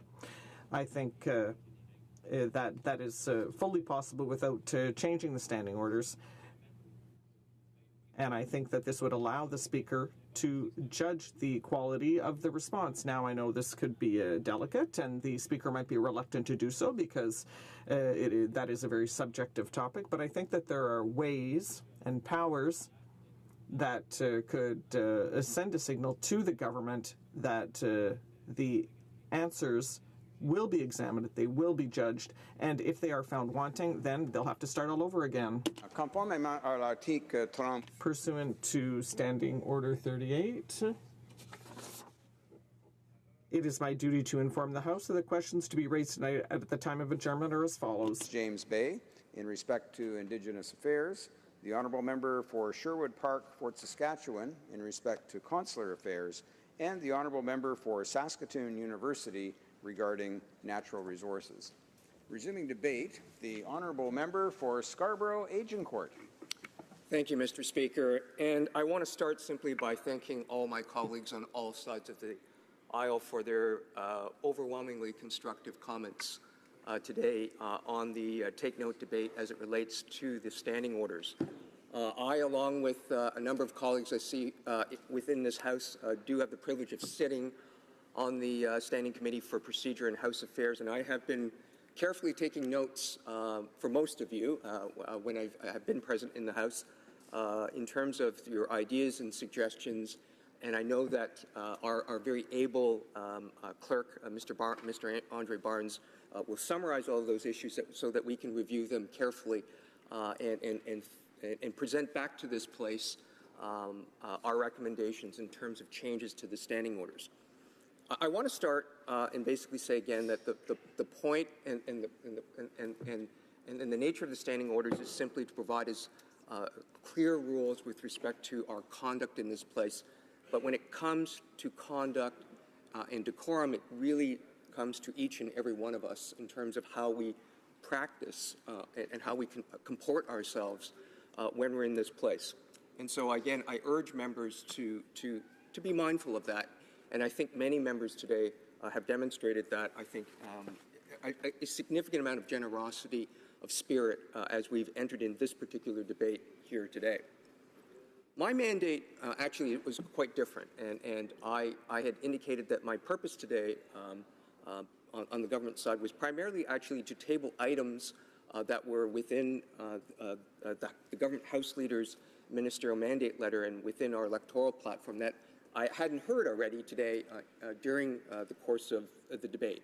And I think I've actually heard most of it. The items have been covered, I think, to in large part.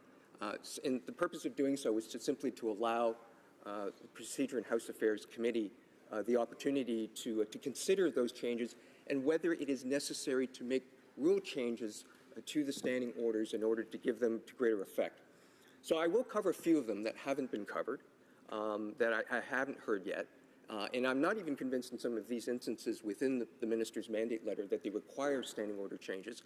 I think it comes more to a function of the practice of Parliament, the practice of the government of the day.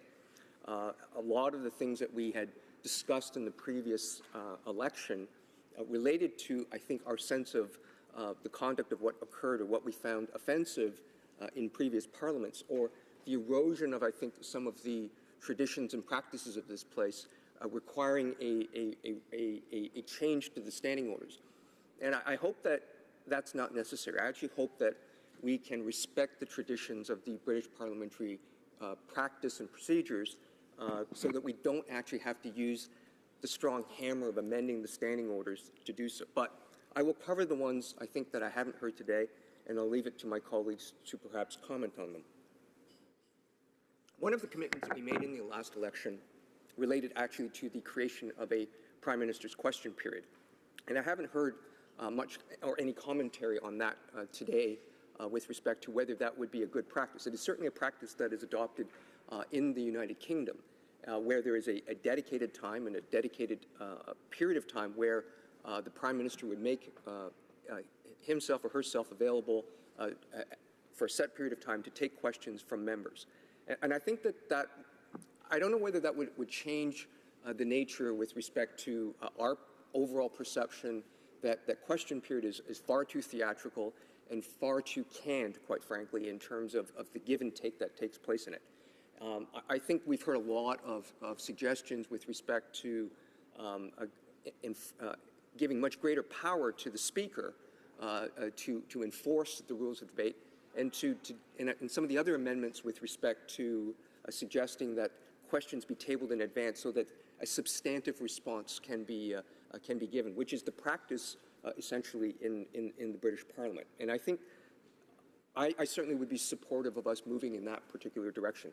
But I do want to table the concept of whether the standing orders itself requires a change with respect to a dedicated Prime Minister's question period.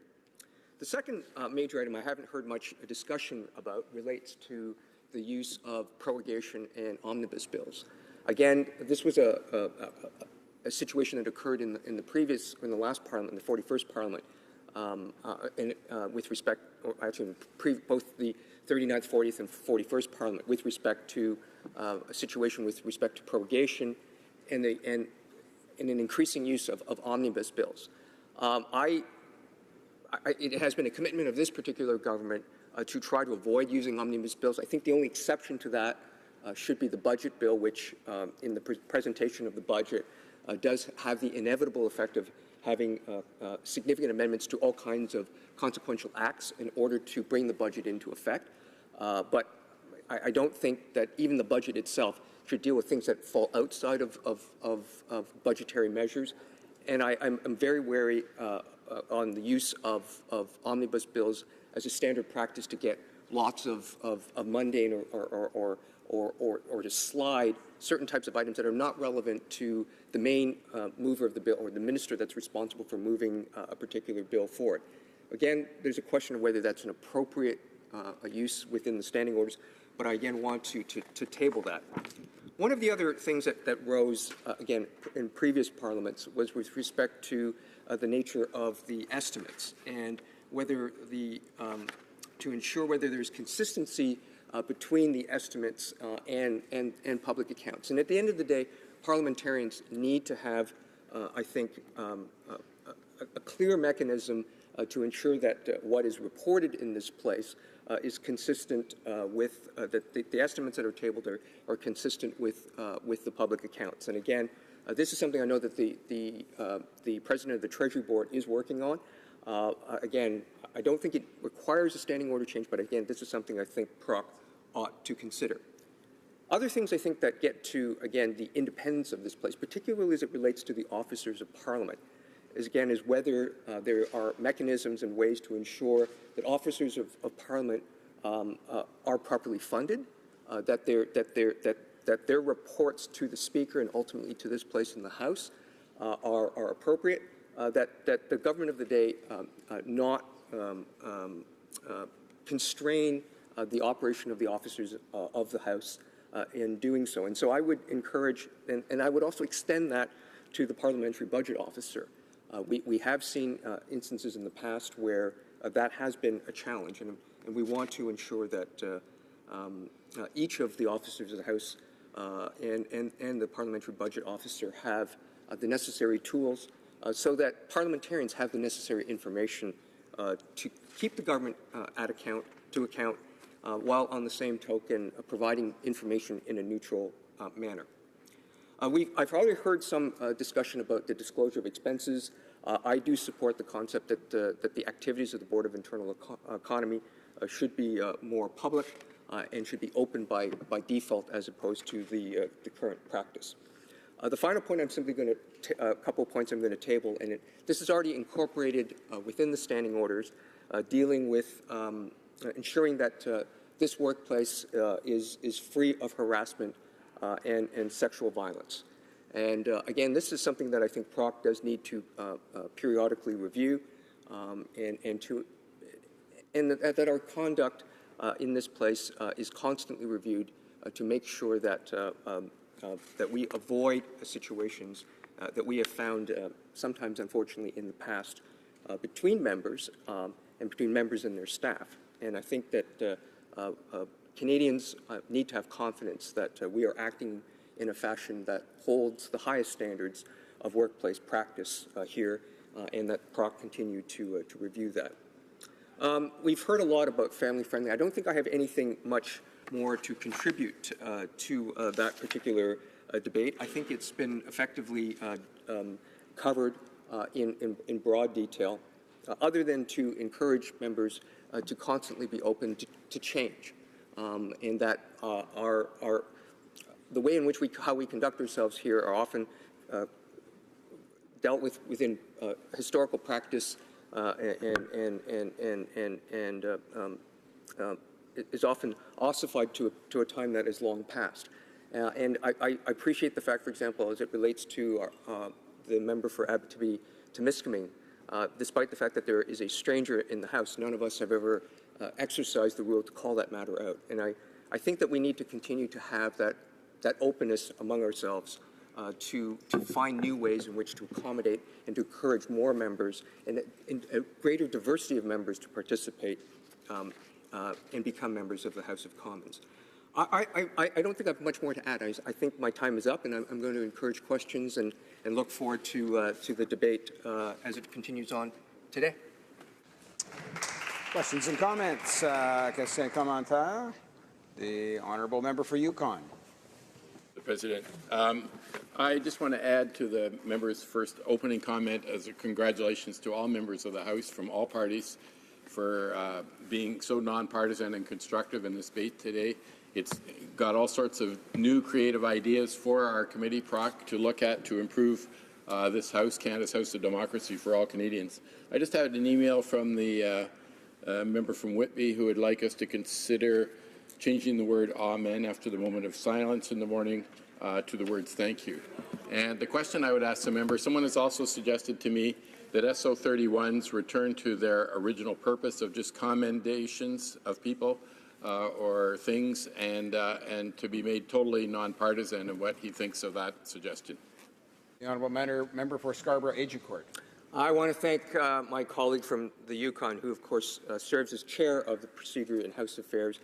I am always supportive to prospective changes to our practices, including to the prayer and the moment of reflection that I think is more in keeping with the tremendous diversity of our country here today. So I'd be willing, but again, I want to hear the give and take from colleagues on all sides.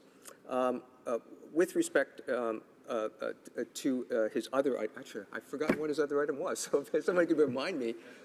Oh, SO31s, thank you. So with respect to SO31s, again, I would encourage members to use that as primarily an opportunity to reflect issues within your constituency, that it is primarily the tool to be congratulatory or to raise issues that are particularly relevant to where you come from, and to share that with members of the House of Commons as opposed to using that as a partisan tool. Question commentaire. La députée. The honourable member for Central Okanagan, Similkameen Nicola. Mr. Speaker, and on that very point on SO31s, I take great pride in the fact that I illustrate many great contributions by different persons and groups and organizations in my fine riding of Central Okanagan, Similkameen Nicola. However, I do have a concern when individual MPs are trying to say what a member of Parliament should say or not say in this place. It should ultimately be arbitrated by the voters themselves. If someone has an issue and wishes to speak on that issue, Mr. Speaker, they should be able to do so and be held accountable by their voters. Does the member agree, or does he believe that really he should be censoring what the constituents of my riding being the final judges of my conduct? The honourable member for Scarborough Agincourt. I take my friend's point with respect to his comment. At the end of the day, the most important aspect of us as parliamentarians is freedom of speech in this place. And I'm simply encouraging members that I believe that SO31's, its primacy should be about concerns related to our constituency. I'm not suggesting that there may not be any other issue that might not arise, but I would encourage us to use it for the purpose that I think its primarily intent is. There may be instances where there could be a very charged issue, like we heard earlier today, that a particular member feels strongly about. For me, that might be more appropriate for question period, but again, it's about freedom of speech, and that is our primary role. Question commentaire of la députée de Sherbrooke. The honourable member for Sherbrooke. Thank you, Mr. Speaker, and I thank my colleague for his speech and his suggestions. I wanted to come back to a point that I raised that was raised, to get his comments on that.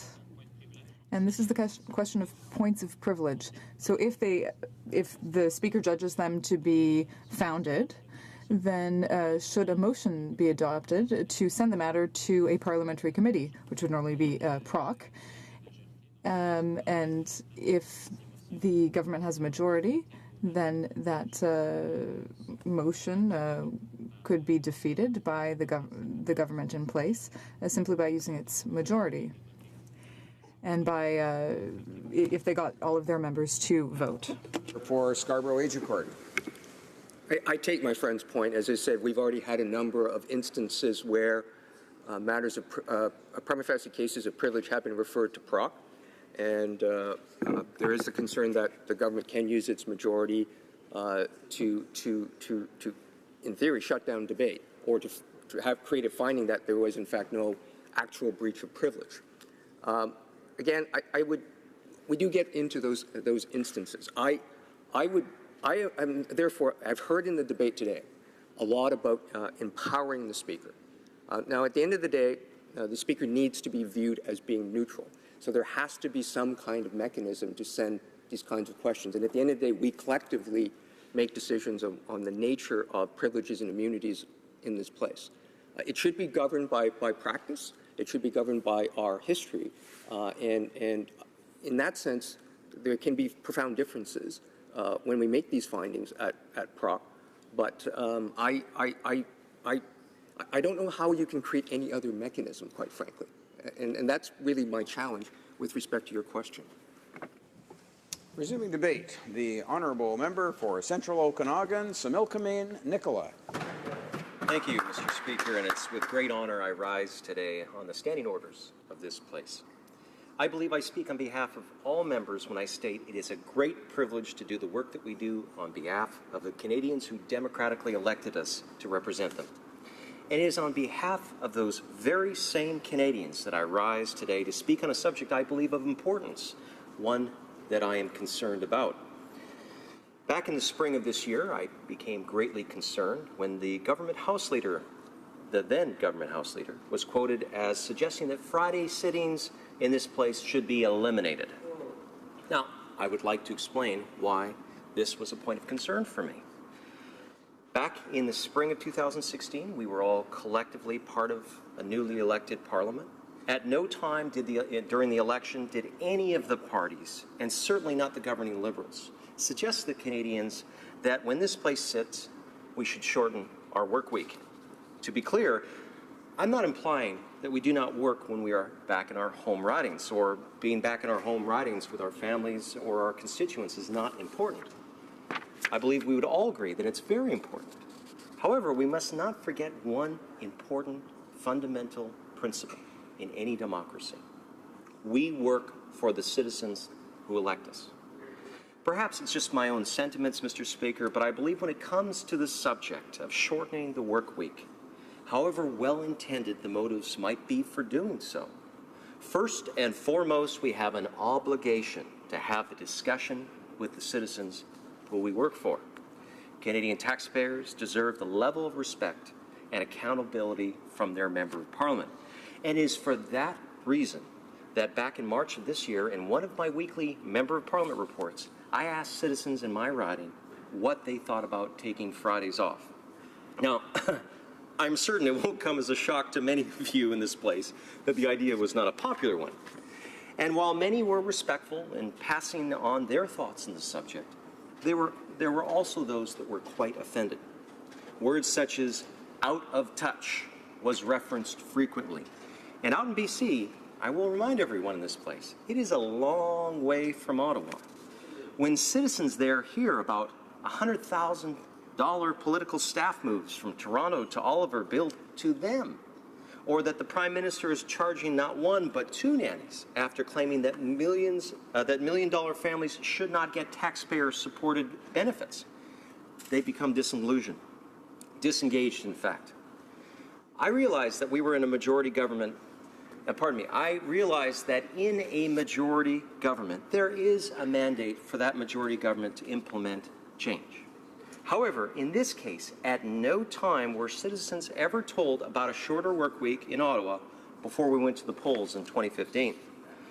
Thus, in my view, there is no mandate from the public in support of a shorter work week. And yes, I recognize there is an argument that hours could be extended during the other 4 days. However, let us not overlook that doing so would simply take all the staff who run this place away from their families and a greater cost to taxpayers with overtime. I would also question the merits of productivity when working extended hours and if there will be a diminishing return with such a change. However, the bigger question is if we were to eliminate Fridays, then would not Thursdays become the new Friday, with many ministers and senior government members of Parliament leaving Ottawa on Wednesday evening? And if that was the case, where Thursdays, Mr. Speaker, become the new Friday, it would be most unfortunate. Now, getting back to my Member of Parliament report that I wrote on the subject of not sitting on Fridays, some local media ran polls on the very topic. And once again, citizens in my riding were very clear that they did not support the idea. Now, I'm not certain what plans the government has on this issue at this point. However, I believe it's important on matters such as these we make our positions clear and give reasons as to why. And in my case, obviously, I oppose these changes, and from talking to many citizens in my region, I can state they're also strongly opposed to eliminating Friday sittings in the House. Now, the fact is, Mr. Speaker, for the real middle-class Canadians, the vast majority of them do not have a luxury of having a 3-day weekend unless it is a statutory holiday. And again, I'm not suggesting that we are not hardworking back at our ridings, but I do feel, out of respect for the people who sent us here, without having a mandate for a shorter work week, we should maintain the current 5 days House schedules that we were elected under, when, of course, the House is sitting. And let us also not forget there are many break weeks throughout the House calendar that do allow us to get back into our home ridings often, and that we are also provided with generous taxpayer-financed budget to hire staff who work in those home ridings. And the majority of us also take advantage of some of the latest communication tools that in many cases are also provided to us by the taxpayer. Finally, I would like to take a moment to admit, yes, this is a challenging and demanding role, even more so for our families, such as our spouses. I believe we all are thankful and appreciative for the consideration and support we receive from our loved ones, for the time-consuming work that we do here. However, let us not overlook that in turn, we are generously compensated. We have the ability to fly our family members to this place. And lastly, for 6 years of service, we are eligible for a generous pension that most Canadians are not. Now, granted, Mr. Speaker, we made some major changes in the last Parliament, which brought a more respectful compensation pension plan for both the taxpayers and members of Parliament. But, you know, Mr. Speaker, in summary, Yes, there is an element of sacrifice, but it is one that we are well compensated for. And let us not forget that it is called public service. And I submit that we must be careful to not forget that final point, because recent expense scandals from this government, not unlike previous governments, ultimately can undermine public trust. And while it's easiest for it to understand the unique challenges of being a member of Parliament, to the extent for some that it is easy to say, well, yes, let's take Fridays off, and I'm sure many people could justify a whole boatload of activities showing that they would still be offering some value to the constituents, there is a perception that we are forgetting to ask the very Canadians who we work for what they think of the idea. I believe that if other members ask local citizens what they think of the idea, they will find similar feedback to what I received. As a result, I have taken time today to speak out against this idea under the current circumstances, and I just want to reiterate, I mean no disrespect to those who support the idea, as I do understand the arguments in support of it. However, in this case, based on the feedback I've received from my riding, it is important that I state for the record that I am opposed to this idea. And before I close, Mr. Speaker, I just want to go back to that point I made earlier. Ever since I was first elected, first given the opportunity to serve people other than my family, elected as a city councillor in the city of Penticton in 2008, I've always been very clear that our job primarily is to maintain the public trust. There's a difference between what's in the public interest. We can all disagree on that, but I would hope that we would all find, Mr. Speaker, that we must maintain the trust that Canadians have in our institutions, the trust that their elected leaders stand for them and do not dictate to them, but instead serve them in a way which serves the long-term needs, but also hears what they're saying in the short term. Mr. Speaker, the public trust is a responsibility that each one of us has been given. And I contend in this very place that if we cut Fridays off, we will undermine that public trust. If we abuse the taxpayer resources we have, we undermine that public trust. It's not an easy thing because we can disagree with what is the public interest or what is the public trust, but I would suggest, Mr. Speaker, that we all should try to preserve that trust. Anyway, I'd like to thank all members of the House for hearing my comments and for the opportunity to stand in this place and comment on the standing orders, one of the important parts of our democracy. Thank you. Questions and comments? The Honourable Member for Newmarket, Aurora. Thank you, Mr. Speaker. And thank you to the member from the Central Okanagan for his comments. And I just wonder if, and I do appreciate his comments, and I realize he's coming to them from gathering feedback from his constituents and from his voters, and that's, of course, what we're supposed to do in this House. I wonder if the result would have been different if he asked his constituents and his voters, asked them this question instead of, would you like us to have a shorter work week? If he had asked them, would you like me to be more accessible to you for an extra day every week? Do you think the result would be the same?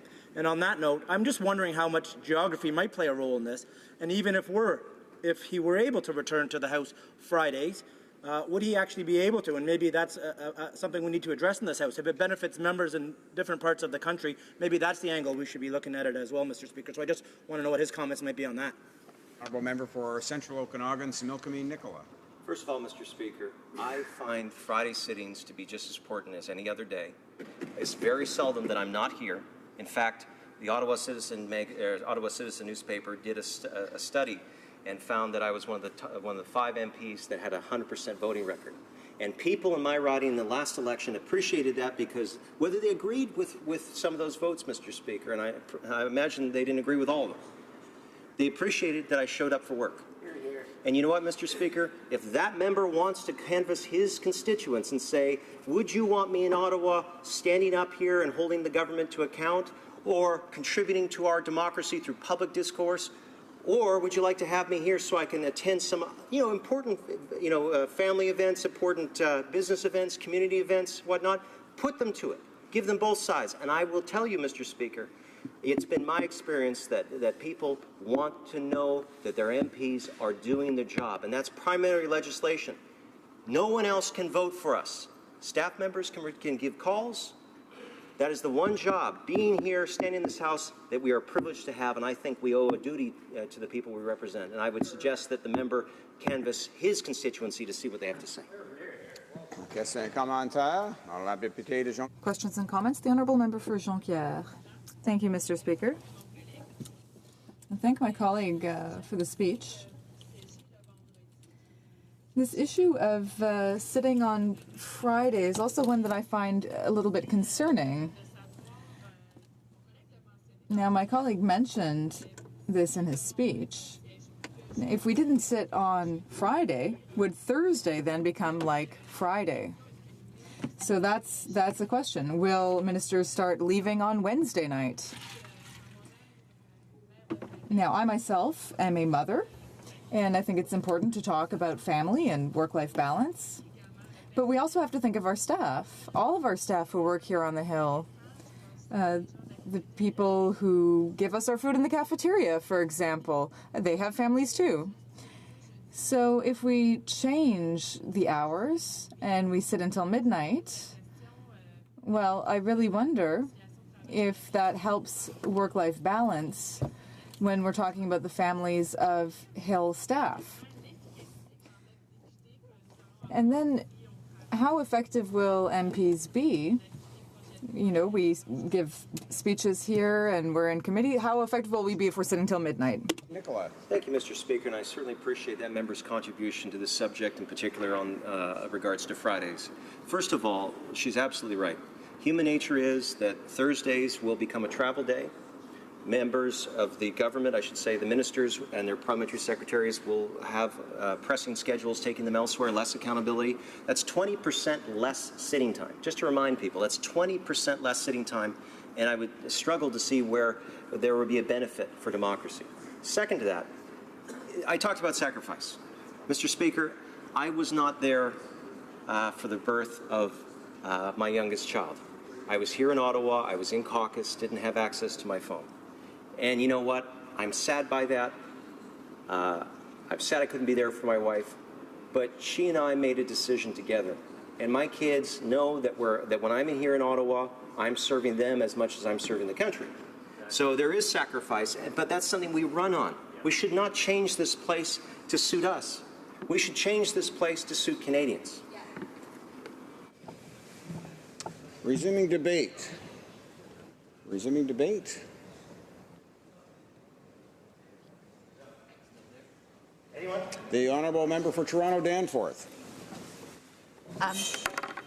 Thank you, Mr. Speaker. It's been almost a year since I've had the privilege to start participating in debate in this place, and I recall fondly the day of my swearing in last fall, and received a pin after I was sworn in, and I received a very large green book, over 1,000 pages of procedural rules, and I have to say, like my friend from Laurenti de la Belle, I can be a bit of a geek too. So I took that book home and I read it and I tabbed it and was very excited about participating in the debate.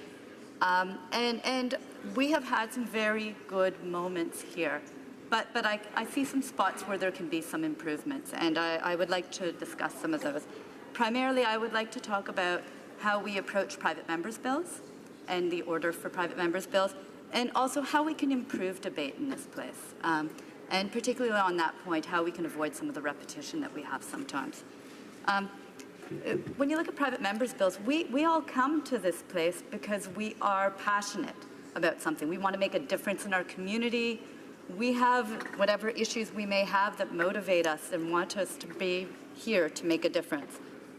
For myself, I can say that I was motivated by wanting to address income inequalities that I saw that was growing in my community, wanted to deal with public transit that was crumbling in my community, and active transportation, and to deal with food policy issues, encouraging Canadians to have access to healthy food.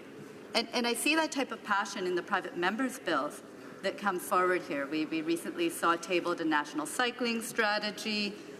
We just voted last night on a community benefits bill. We made a change to the national anthem to make it gender neutral. So these are the diverse issues that are represented by the many people here from different parts of this country. But despite all this passion and excitement about these many issues, whether we actually have an opportunity to table and to have a debate on a private member's bill here is governed by chance. It's by a lottery. And so many of us in this place will not have an opportunity to see a private member's bill move forward to debate and to a vote. So I think that we need to see some changes made to this lottery system. The way it works right now, what we have is that first-time members of Parliament arrive here and they can be tabling a private member's bill within only a few months of having been elected. And that doesn't really give them the opportunity to reach out to their colleagues across the way to hear their ideas and perspectives. It doesn't give them an opportunity to adjust and to learn to how things work in this place, because it is a learning experience. And so we're not setting people up for success. So on the other hand, what we have is no guarantee that people who have been here for multiple parliaments can ever have a private member's bill to reflect what they would like to present. So there's no weighting that's given. And my suggestion would be twofold. I think that we should create more time for private members' bills in this place, and I also believe that we should change the way we weight the lottery. On more time, I have heard considerable debate today about Fridays. What do we do with Fridays? I have to say that I do not necessarily take issue with continuing sittings on Fridays, but I would like to see them be more efficient.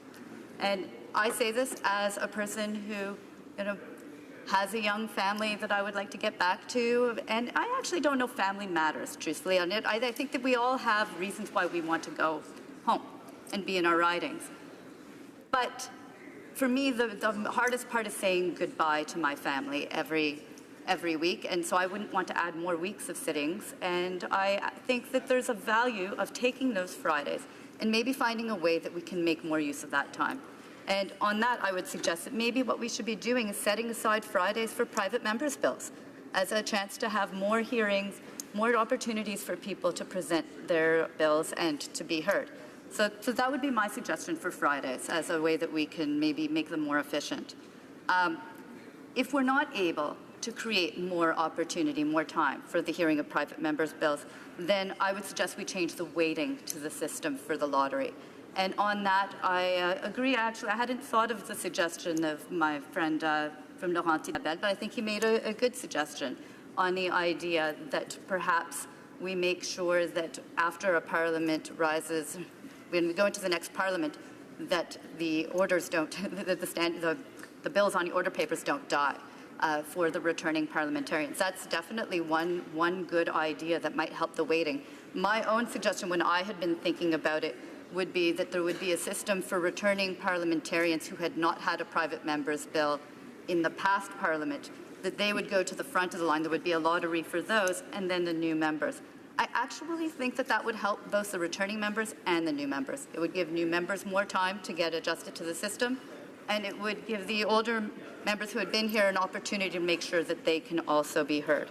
So that would be my suggestions in respect of private members' bills. I would like to see us look to perhaps using Fridays and to change the lottery system so that we can have a better weighting on the dates. On improving debates, one of the most moving and genuine debates that I have witnessed in this place was the debate that we had on Attawapiskat and the crisis in Attawapiskat. On that evening, I heard stories from all members in this House that came from a place of a very genuine place. There was an authenticity to that debate. When I was listening to people, most of it was devoid of partisanship. There was a real opportunity for us to learn from one another during that debate. And I thought that the questions that we asked, the chance for us to learn from one another was something that was very valuable. I would like to see more of that in the debate that we have in this place. From time to time, we can sort of lose a thread, but I would really like to see a return to that. I worry that we're often subjected to a fair bit of repetition in this place, and so sometimes we can hear very much the same ideas repeated, and they don't necessarily give us much of a chance to learn about each other's ridings and where we're coming from. I would use question period as an example of one place where there can be quite a bit of repetition. And there's been a lot of discussion today about how can we make question period more effective. I was just keeping note today just to get an idea. And I noticed that during question period, there were 10 questions that were asked pretty much on the exact same question by members from the same party. So, and then actually there was another one, and one that came in after that was 4 questions on pretty much the same question, same issue. And it wasn't different variations really, it was pretty much the same question, all from the same party. So you can't change, obviously different parties may have the same question to ask, and that can't be changed. But I wonder if there's not a way that we can restrict members of the same party from asking the same question, or largely the same question, let's say 2 times. You know, let's be generous, say 2 times is good, but 10 seems like a lot of times to hear the same question. And when I say that, it's one thing for us to be here and to be part of that debate. It's another thing when you think of the people who are coming, the public who are watching it. I am not sure that it increases their respect of seeing all the multiple issues that can be raised. And so I would like to see us move away from the repetition that we see sometimes. And I also say that in the course of regular debate. It would be really nice. I truly enjoy hearing and learning from all the members who are here about what's important to their communities. It gives me an opportunity to reflect and go home to my own constituents and say, we have this perspective, but while I was in Ottawa, I heard all these other perspectives that can open our eyes onto how we have different impacts. So I would like to move away from repetition and to see if there are ways that we can move the debate to be closer to the kind of debate we saw on that evening for when we debated the crisis in Attawapiskat. So I see that I'm running out of time. I do have to say that I also liked the suggestion of having a clock that we could watch that would give us a rundown on the amount of time that we have left. I think that that would be helpful for a lot of us actually as a way to see things. But for today, my primary suggestions are private members' bills, affording it more time, changing the weighting on the lottery, and seeing if we can avoid repetition in the course of our debate. Thank you. Questions and comments? The Honourable Member for Louis Saint-Laurent. For my colleague, honourable member, brand new member in the House of Commons, and we had the privilege and the pleasure to work together on a special committee, and I deeply appreciate her collaboration and her knowledge of the subject. I know she's a scholar, and it's good for all of us to have a person of this quality within us. Some point that I want to talk with her, same question. Well, I can repeat to say to you, same answer. If we have answer, we're not supposed to ask 10 times the same question. But, you know, it's so subjective that it's quite difficult to identify the subject or is it a good answer or not a good answer. So, you know, it's too difficult for the speaker to say, well, you didn't give the answer. It would be good to see that. I'm sure Mr. Speaker would appreciate to judge the quality of the answer and the quality of the question. No? Okay, you're right. You're doing well your job now. This is why you're doing so well your job. So, Monsieur le Président, la question à ma collègue. Mr. Speaker, my question is as follows. Does she believe that it would be too difficult to identify the quality of questions and answers, and therefore it would be nearly impossible to implement her proposal, that is, to only have 2 questions on one single subject? Toronto Danforth. I would like to thank my friend, and I'd like to thank him for everything he said. I'm not surprised to hear that question at all. It does become rather difficult when the speaker has to decide whether the question is the same or if the answer is the right one or the same one in that case. I believe that earlier we had spoken about the way that we will act here in the House. We are the ones who will decide upon how we need to act. And so we know when the answer corresponds to the question. Everyone sees this. Everyone knows when it happens. Thank you. Questions and comments? The Honourable Member for Sherbrooke. Thank you, Mr. Speaker. I would like to add my comment to the issue of the quality of questions and answers. Let us not forget that the criteria is not the quality of the question. The criteria has to do with the administration of the government. That's the only criteria that should be taken into account. It is not up to the Speaker to determine whether a question has been answered or asked 10 times. It needs to be asked to the government. We cannot also judge the quality of the answer because then it would be difficult for the government to decide. The Speaker should determine whether or not the answer corresponds to the question. These are issues that very often rise. A parliamentary secretary or a minister gives an answer that has nothing whatsoever to do with the question. Perhaps they did not understand the question, perhaps they were not concentrating. Sometimes it would seem that parliamentary secretaries and ministers are not concentrated and do not understand the question. The Speaker's judgment should not only have to do with the quality, it should also have to do with the fact that if there is a concordance between the answer and the question, it will be the two ways by which we can judge a question and an answer. It would be a good way for us to proceed, allowing the Speaker to use his powers that already do exist. The issues of relevance, I do not know what the term is in French. So the relevance of the question and the answer, without judging the quality itself of the question and the answer. When we ask 10 times the same question, if the question is the same all the time, then we cannot always expect a different answer. It would be rather difficult for someone to give 10 different answers to 10 times the same question. The Honourable Member for Toronto Danforth. I would like to thank the member for his comments and his question. What I'm trying to do is to find a way by which we're trying to be more efficient. Efficient, yes, thank you very much.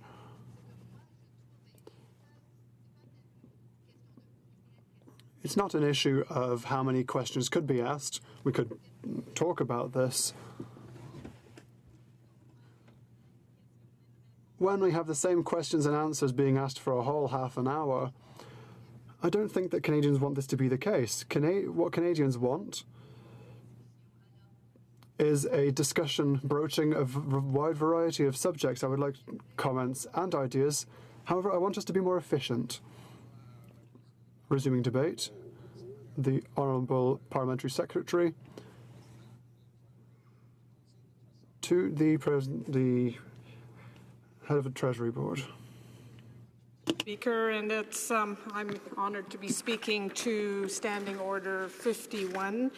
Actually, I'm honoured to serve in this House, and every time I am in Ottawa walking up towards the Peace Tower to come to this chamber, I'm reminded of the privilege of being a Member of Parliament and how rich and unique this opportunity is for each of us.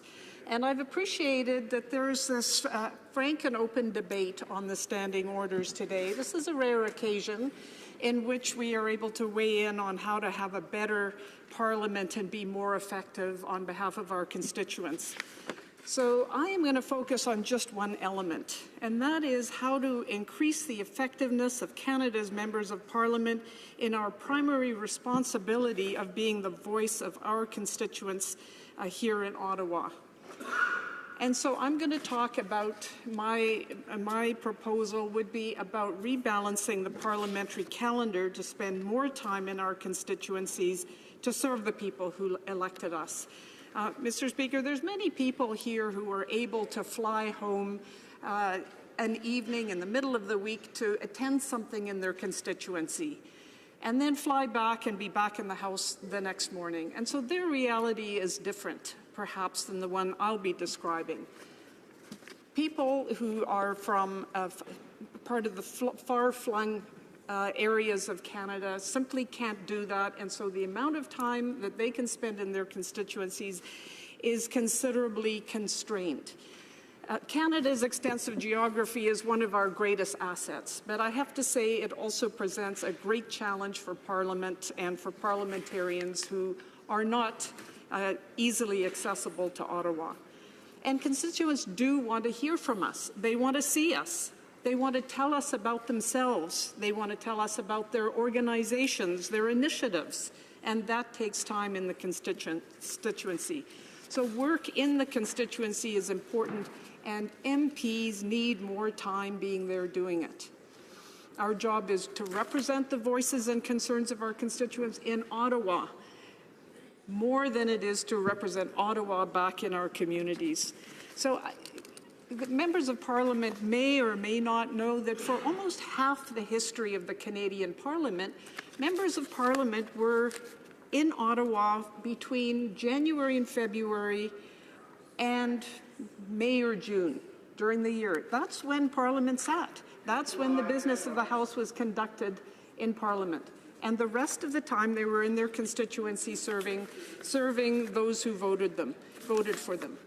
That changed in 1940 during the Second World War, when the complex elements of Canada's response and Canada's involvement caused the need for much debate, for ministers' involvement, and for Parliament's decision-making. And so in 1940, that shifted to more of a year-round presence here in Ottawa. It wasn't until 1982, when there was a standing order change that created 7 adjournment periods, so that members of Parliament had predictable, stable calendars to go back to their constituencies in the summer, over Christmas, at Easter, and 4 other adjournment periods. And so that is the last time that there was actually a substantive change to our standing orders with respect to the parliamentary calendar. And I want to point out that that was during the 32nd Parliament. At a time, there were just 16 women members of Parliament in this House. So constituency work matters. And the myth that the work of an MP only takes place in Ottawa is just so wrong. And so when members in this House in this debate have said a 4-day work week or 1 day off a week, it is very inaccurate and very misleading, because the bulk of the work happens actually in our constituencies, where we have up to 100,000 people each that we are serving. So our offices do all the things that residents see when they email us, they phone us, they come in for meetings, they come in to talk to us about their concerns, their issues, they make requests, they want us to advocate for them, they ask for help. Constituents see that, but there is much more that is done that is not visible. And, Mr. Speaker, the kinds of engagement that we do in our constituencies is very time-consuming. Whether it is, and I'll just give you some examples on my own part. So I organize monthly MP Breakfast Connections events with over 100 people to hear from key policy speakers on an issue of the day. I often do town halls. I do consultations that I call MP policy cafes, where people sit around tables to weigh in on a policy issue, and the results of those consultations go back to ministers.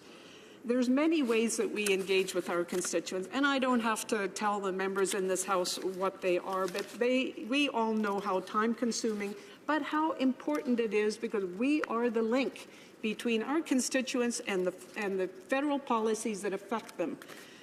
We are their link, we are their voice, and that takes time. There are special projects that we tackle in our local community, where we have to find out about an issue that's concerning people, and we need to have meetings to fully understand it. We may organize ad hoc advisory groups to give us advice. We then may meet with other stakeholders to try and advocate for the involvement of our constituents or the interests of our constituents. And so those special projects in the riding take a lot of time as well. And Mr. Speaker, I do want to point out that it is not just Parliament in Ottawa that take us away from our constituencies. During these 7 adjournment periods, we are often away. If, as a British Columbian, I am commuting back and forth each week, which I largely do, that will be between 16 and 20 hours a week. I'm not in my constituency because I'm commuting. And I take to heart my colleague from the Yukon, who spends 28 hours a week commuting. And so that's time not in the constituency. We also do international travel on behalf of Canada, like the trip that I took to Zambia to attend on behalf of Canada a African Union conference on ending child marriage. That was very important to be there, and I was honored to be able to go, but that was days not in my constituency. We travel in Canada as part of our jobs during the adjournment period. So caucus meetings where we may be having a caucus meeting outside of our constituency in order to hear from stakeholders in another part of the province, such as our caucus did in Kelowna this year.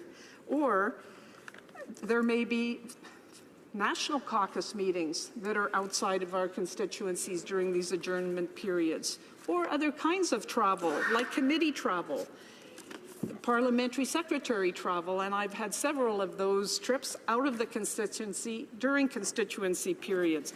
So all of that pares down the time that we are available to our constituents. So I am recommending not only that there is one constituency day a week during sessions, but also that the length of some of the adjournment periods outlined in Standing Order 28 sub 2 are expanded to reduce the amount of commuting and to make up for some of the time away from our constituencies that we experience due to our work. I'm going to take this last period of time to point out that this can be accomplished without reducing our effectiveness in Parliament through the many measures that have been raised already today: electronic voting, audiovisual conferencing, parallel Parliament for statements and debates to go on the public record. There are many ways that we can be both more effective in Ottawa and more effective in our constituencies with more time there. Now, I also want to point out that this addresses a significant barrier to women in Parliament. And, Mr. Speaker, it will be 100 years before we have a gender equal Parliament at the rate we're going. And one of the barriers is that women do tend to be the ones that are providing care in their constituencies to elderly family members, or more of the household responsibilities. And it's about 66% of family caregivers are women who can do some of that work in the evenings when they are in their constituency, but cannot do that when they are in Ottawa. So this would be good for women's equality. This would be good for the constituency. It would be good for parliamentarians to have a better balance of time in their constituencies, working for their constituencies. And so, Mr. Speaker, that is my that is my pitch here, that we rebalance our calendar for the benefit of all and for our parliamentary democracy. Questions and comments. Question commentaire. L'honorable député de... The honourable member for Portneuf-Jacques-Cartier. Thank you, Mr. Speaker. I'd like to commend my colleague from Vancouver Quadra. She is the parliamentary secretary to the president of the Treasury Board. I'd like to thank her for allowing me to ask a question on this important topic. We spend a lot of time here, but we only spend 26 weeks here. So there's two ways of seeing this. And I must tell you that with 26 weeks a year, I knew that before I ran to represent this, when I ran to represent my riding. So I have trouble with the fact that we're going to ask for more time off to go into our constituency. Yesterday night, I left and I went to my constituency, and I came back in the morning. It is very hard on us all as individuals, but it's a choice. It's customer service, if you will. It's service to the public. I had to see the people in my riding last night. Sure, there are different distances. Yes, I know. We have a beautiful, vast country. I am lucky enough to live in the Quebec City region, so I have more flexibility. But I think that when we want to, we can. And here's my question then for the member.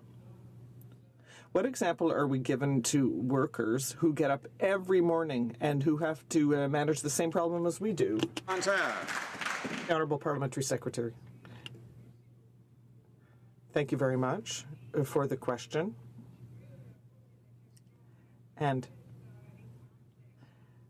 I will put the question right back at my colleague. What example are we showing if we're not if we don't change a work environment that's existed for 32 years? Many of us are women here in the House of Commons, and it's not acceptable to the current context is not acceptable. It's 2016. And we need to change conditions to be able to attract women who want to run as members of parliament. And that is what I was talking about. The idea is to have a better chance and more opportunities to be in our riding. And that's very important, especially for women and especially for people who travel back and forth for 20, 25, 30 hours. And the member who has just spoken has no idea of what it's like for people who live in remote regions or who have to shuttle back and forth with many changes of trains and cars and planes. And I would urge him to speak to the member for Yukon to understand these challenges. Questions and comments? The Honourable Member for South Okanagan, West Kootenay. Thank you, Mr. Speaker, and I'd like to thank my colleague from Vancouver Quadra for her thoughts on this subject. And like her, I'm from British Columbia. It's a little farther. I'm a little between a Vancouver riding and, say, the member from the Yukon in terms of my travel time. It's about 12 hours each way, so 24 hours of my time going home for the weekend is spent in planes and airports. And I don't mind that time too much. I get some work done. It's a bit of downtime, but it is time away from work, away from my wife and family. But it's also the situation where every time I fly home, I arrive at midnight. I have jet lag the next morning. If I leave on a Thursday or Friday, the next day is pretty difficult for me. And for that reason, I tend to only go home every other weekend or so, because I'd rather stay here in Ottawa, catch up on valuable work I can do from here, make phone calls, catch up on a lot of the work that I need to do. And so I'm not sure whether, taking Fridays off here would help my situation any. A lot of us, as you know, are leaving Thursday evenings already. But I'd like to ask the member from Vancouver Quadra about she was mentioning at the end about the effect on women and their families. There's a lot of MPs who have moved their families here to Ottawa, and how that would affect them if they had to work more during the week to take advantage of this Friday off. I'm sure the Honourable Member has a wonderful answer for that. She's going to have to give it to you after. Unfortunately, it's 5:30. It being 5:30, it's my duty to inform the House that proceedings on the motion have expired. Pursuant to Standing Order 51-2, the matter is deemed to have been permanently referred to the Standing Committee on Procedures of House Affairs. It being 5:30, the House will now proceed to the consideration of private members' business as listed on today's order paper. Private members' business. Bill C-230, an act to amend the Criminal Code, firearm definition of variant, in the name of Mr. Miller, Bruce Gray, Owen Sound. Resuming debate, the Honourable Member for Dauphin River, or Swan River, Nipawin. Thank you very much, Mr. Speaker, and I rise in this House today to speak in favour of Bill C-230, an act to amend the Criminal Code, firearm definition of variant, introduced by the great member from Bruce Gray, Owen Sound. I would like to applaud that hard-working member for his great work to clarify this difficult and arcane issue and his continued support for law-abiding firearms owners across Canada. I consider the member from Bruce Gray, Owen Sound a mentor and have benefited greatly from his wisdom. Mr. Speaker, the previous Conservative government also implemented the Common Sense Firearms Licensing Act, which enhanced the safety of our communities while ensuring safe and sensible firearms policies and cutting red tape for law-abiding firearms owners.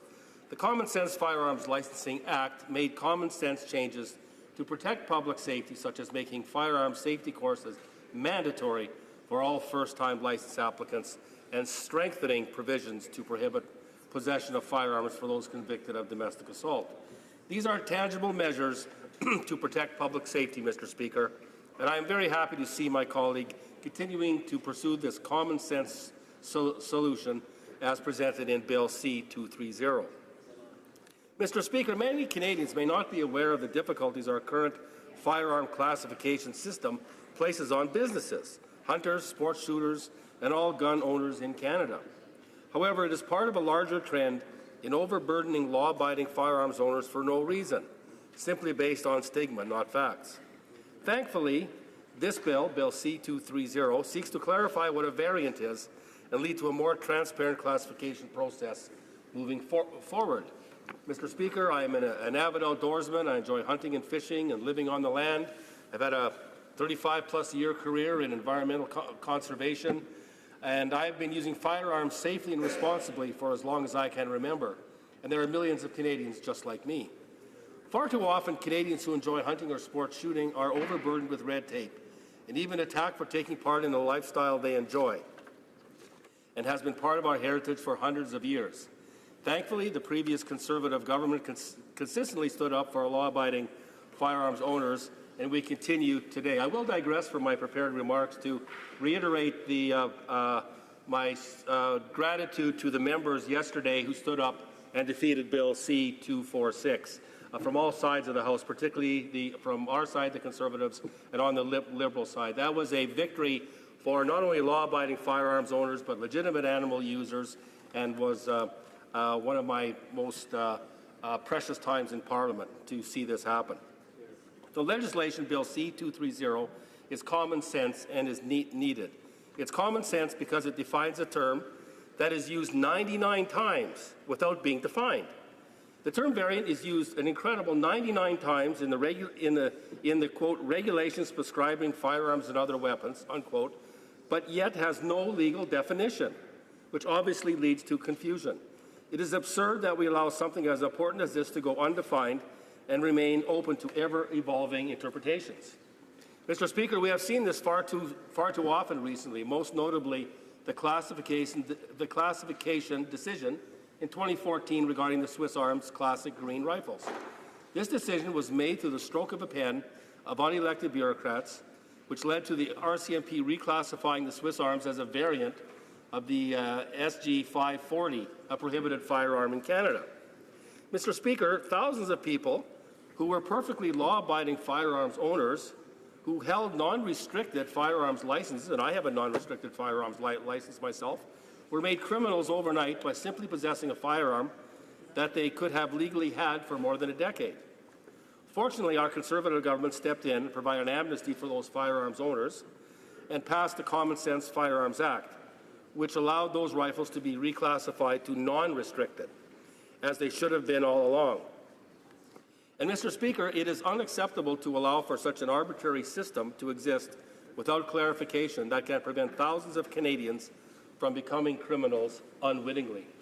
Beyond that, Mr. Speaker, some of the classification decisions we have seen in recent memory have just been baffling.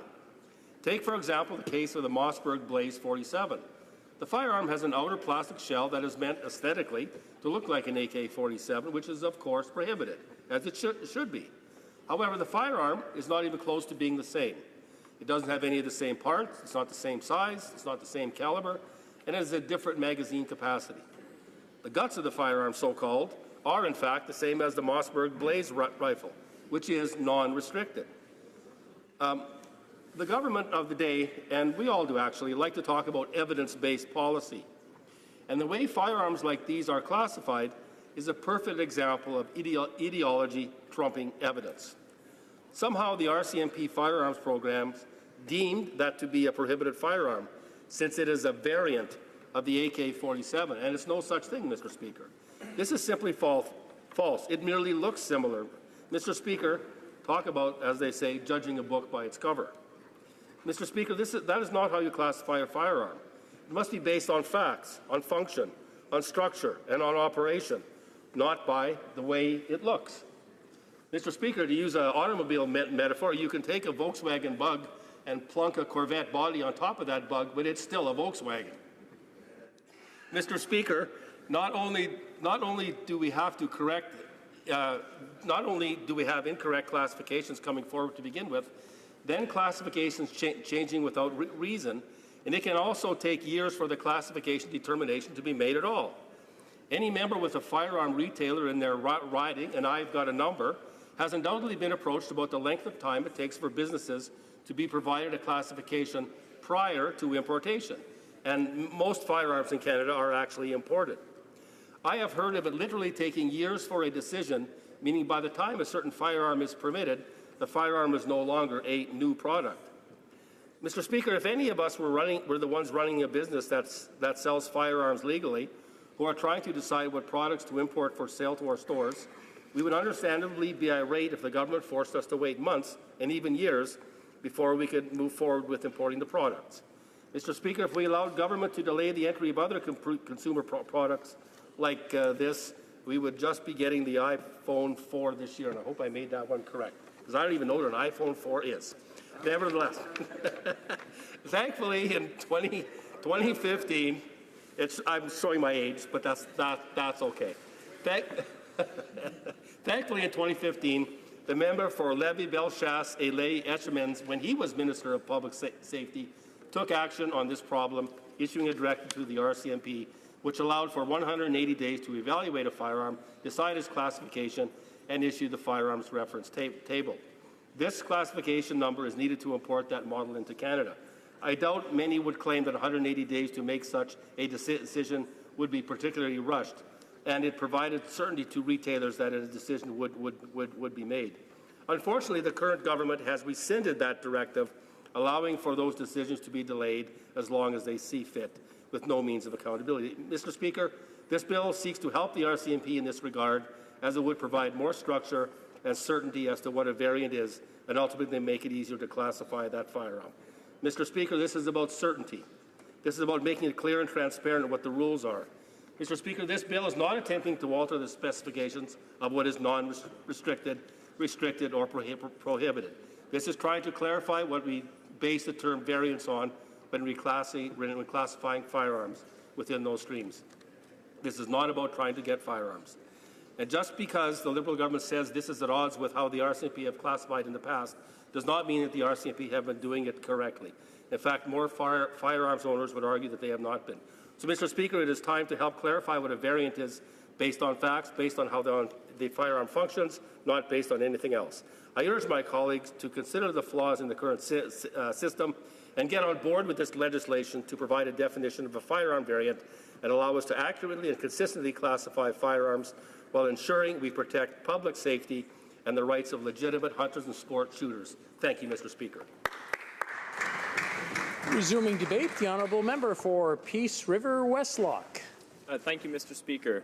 Mr. Speaker, I rise today to support my colleague from Bruce Grey Owen Sound and his private member's bill C-230, which seeks to amend the criminal code by defining the term variant as it pertains to firearms.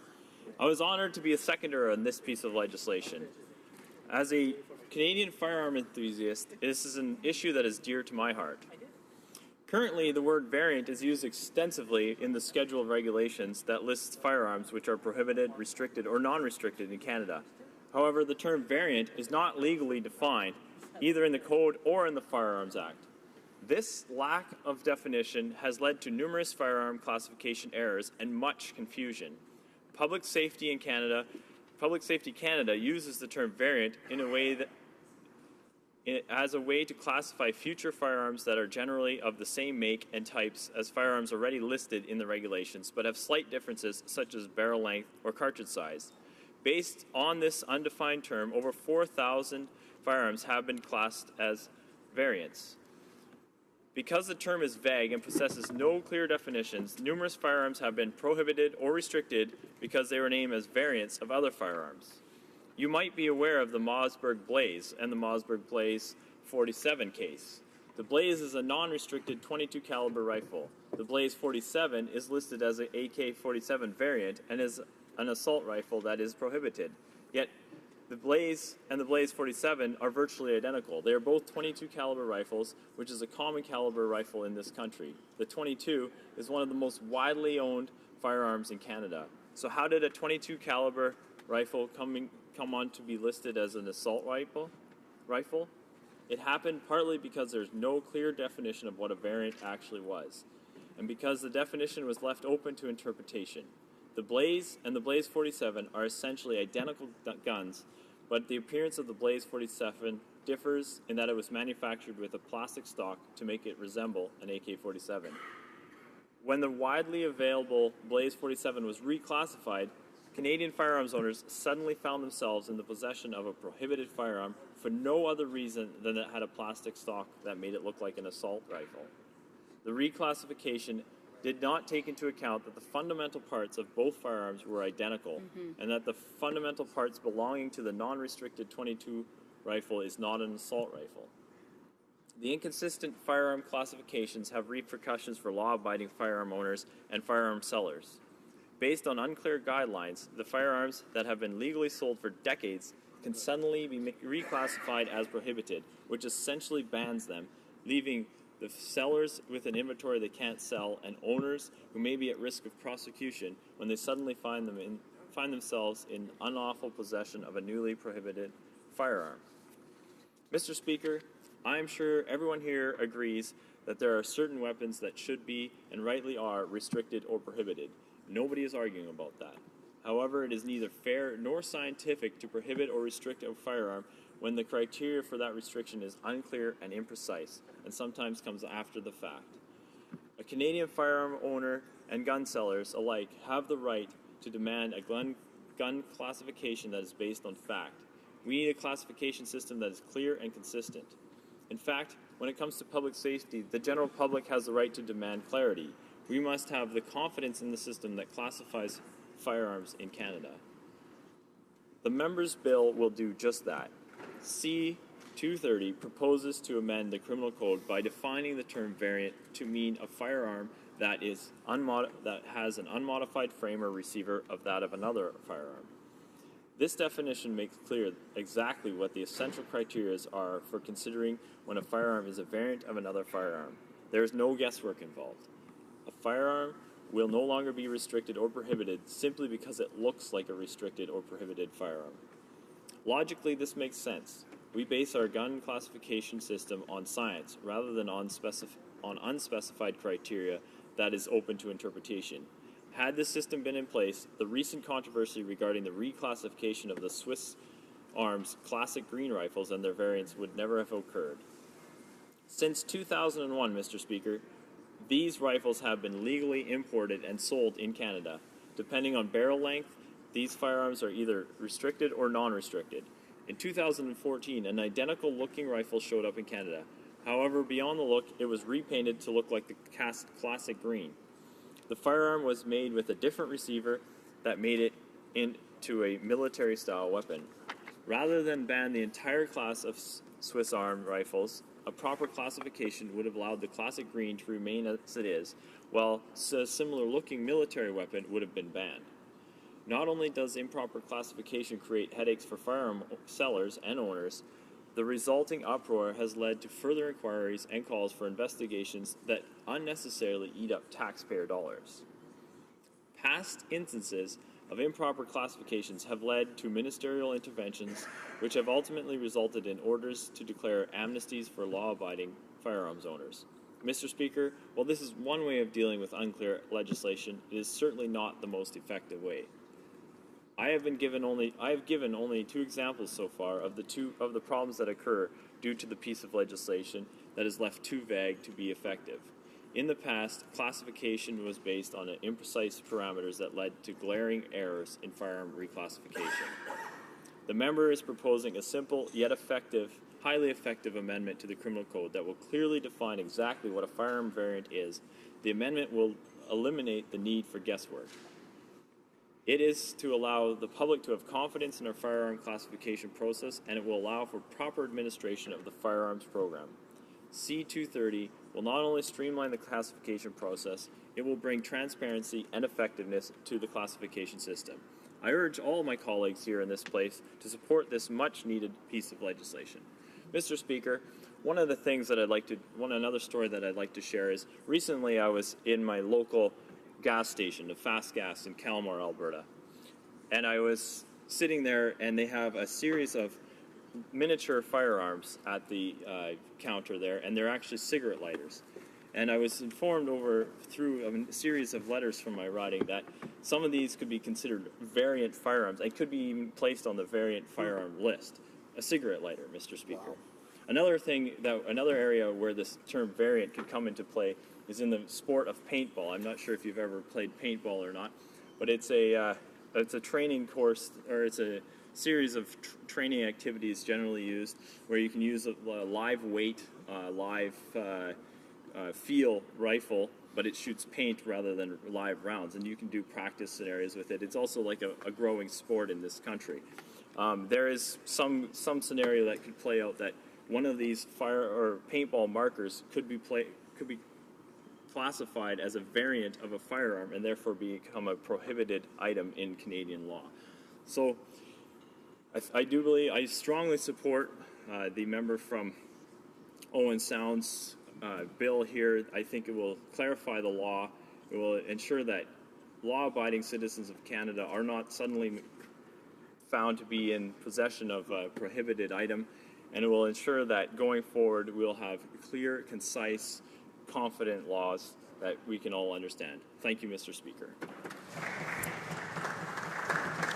Resuming debate, the honourable member for Bruce Grey, Owen Sound. Well, thank you very much, Mr. Speaker. I'd like to thank my friends and colleagues from Swan River, Dauphin, Nipawin, and from Peace River, Westlock for their very kind comments. But the bottom line is, Mr. Speaker, is that what they spoke about is true. This is a non-partisan bill. I've been a proud hunter, angler, love the outdoors, been doing it all my life, just like they have been. And this is something, Mr. Speaker, that's been a thorn in the side. And I know the fact, Mr. Speaker, that none of the opposition parties have put up any speakers tonight. I'd say that speaks loud and clear of their clear support for my private member's bill. So I look forward to that. And this is important to law-abiding gun owners and shooters, Mr. Speaker. As you know, your riding of Temiskaming, I've hunted and fished in your riding. It's a great place, and I know many of your constituents certainly support this bill. And my good friend across the way from the Yukon and from the Coast of Bay, Central Notre Dame and Newfoundland, also ridings that have a lot of their constituents who support this bill. So I'm looking forward to when the vote comes in this House of having unanimous support. I also want to thank, Mr. Speaker, consulted with many people on this to get it right. And I want to thank Angelo Lombardo and Greg Ferron in specific from Ontario Federation of Anglers and Hunters, an organization that I've been a proud member of since I was about 18 or 19 years old. And I also want to thank Tony Bernardo from the Canadian Sport Shooting Association. And, we've talked to other people who have had a keen interest in this. My former colleague, Gary Breikwright's a big proponent for law-abiding gun owners in Canada, now retired from this place, but a guy that I've got a lot of respect for and has always had a lot of good advice on this issue. So with that, Mr. Speaker, I just want to ask everyone in this House, let's not make this a partisan issue. This will be helpful to all involved and less of an irritant, which has been. And I'm not going to blame anybody. There's been some things happen because of the lack of a clear definition, which my two colleagues pointed out so eloquently. And so let's, going forward, I look forward to this bill getting in place, going from there. Thank you very much. Is the House ready for the question? The question is as follows. Mr. Miller, Bruce Grey, Owen Sound, seconded by Mr. Zimmer, moved that Bill C-230, an act to amend the Criminal Code, be now read a second time and referred to the Standing Committee on Public Safety and National Security. Is it the pleasure of the House to adopt the motion? Yes! All those in favour of the motion, please say yea. Yay! All those opposed, please say nay. Nay! In my opinion, the nays have it. Pursuant to Standing Order 93, the recorded division stands deferred until Wednesday, October 19th, 2016, immediately before the time provided for a private member's business. That was very close.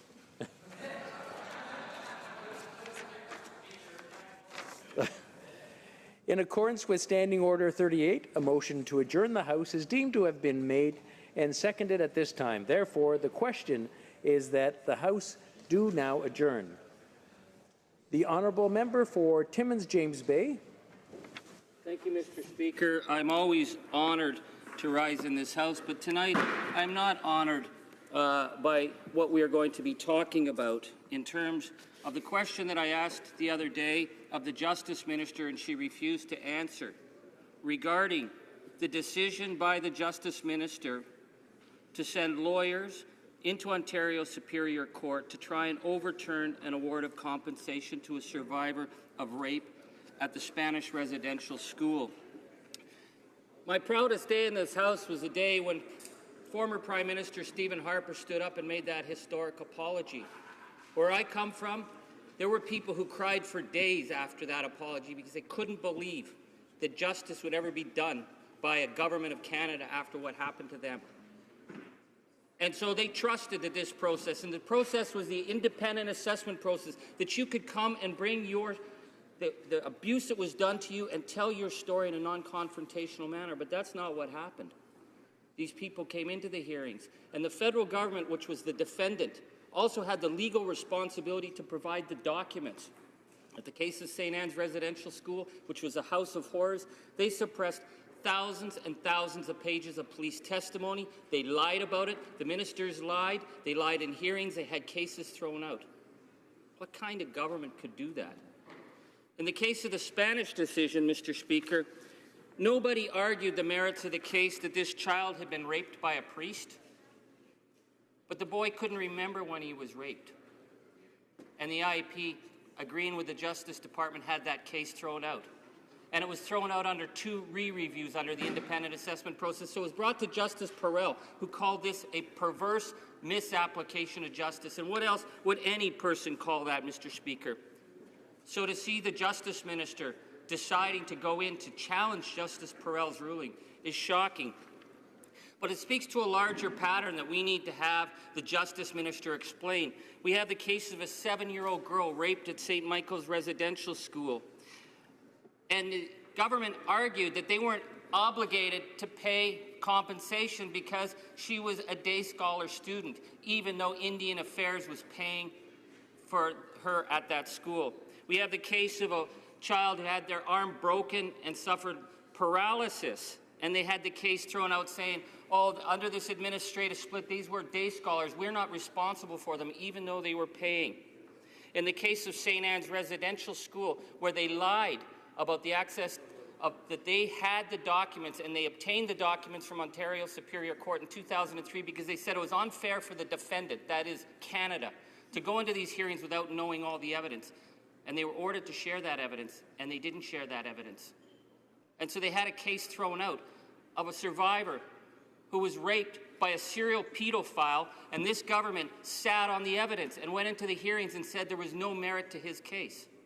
So I want to ask why the Justice Minister has refused to answer a single letter about this, why the Justice Minister is using the full force of Canadian law to fight these survivors and to continue this pattern of obstruction and denial of justice and making a mockery out of the promise that was made in this House and made by this Prime Minister when he said that he would stop fighting these victims and survivors in court.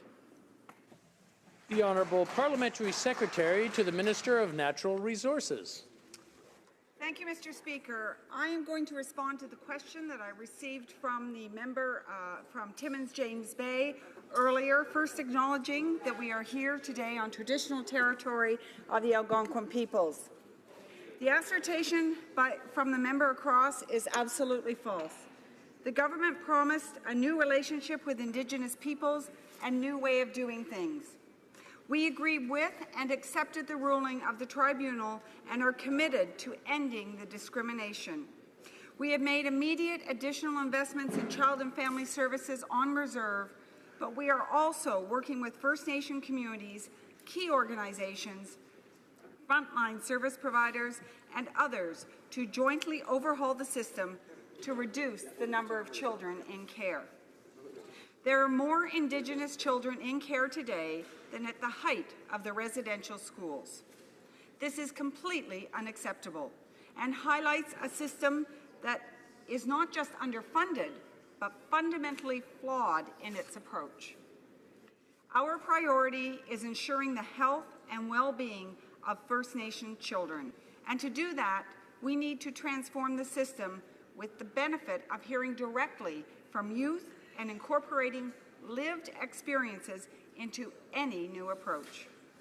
As further illustrated by the BC Child Advocates report earlier this week, the current system is broken, and we are committed to redesigning it in partnership with First Nations and other partners to ensure it is a truly child-centered approach.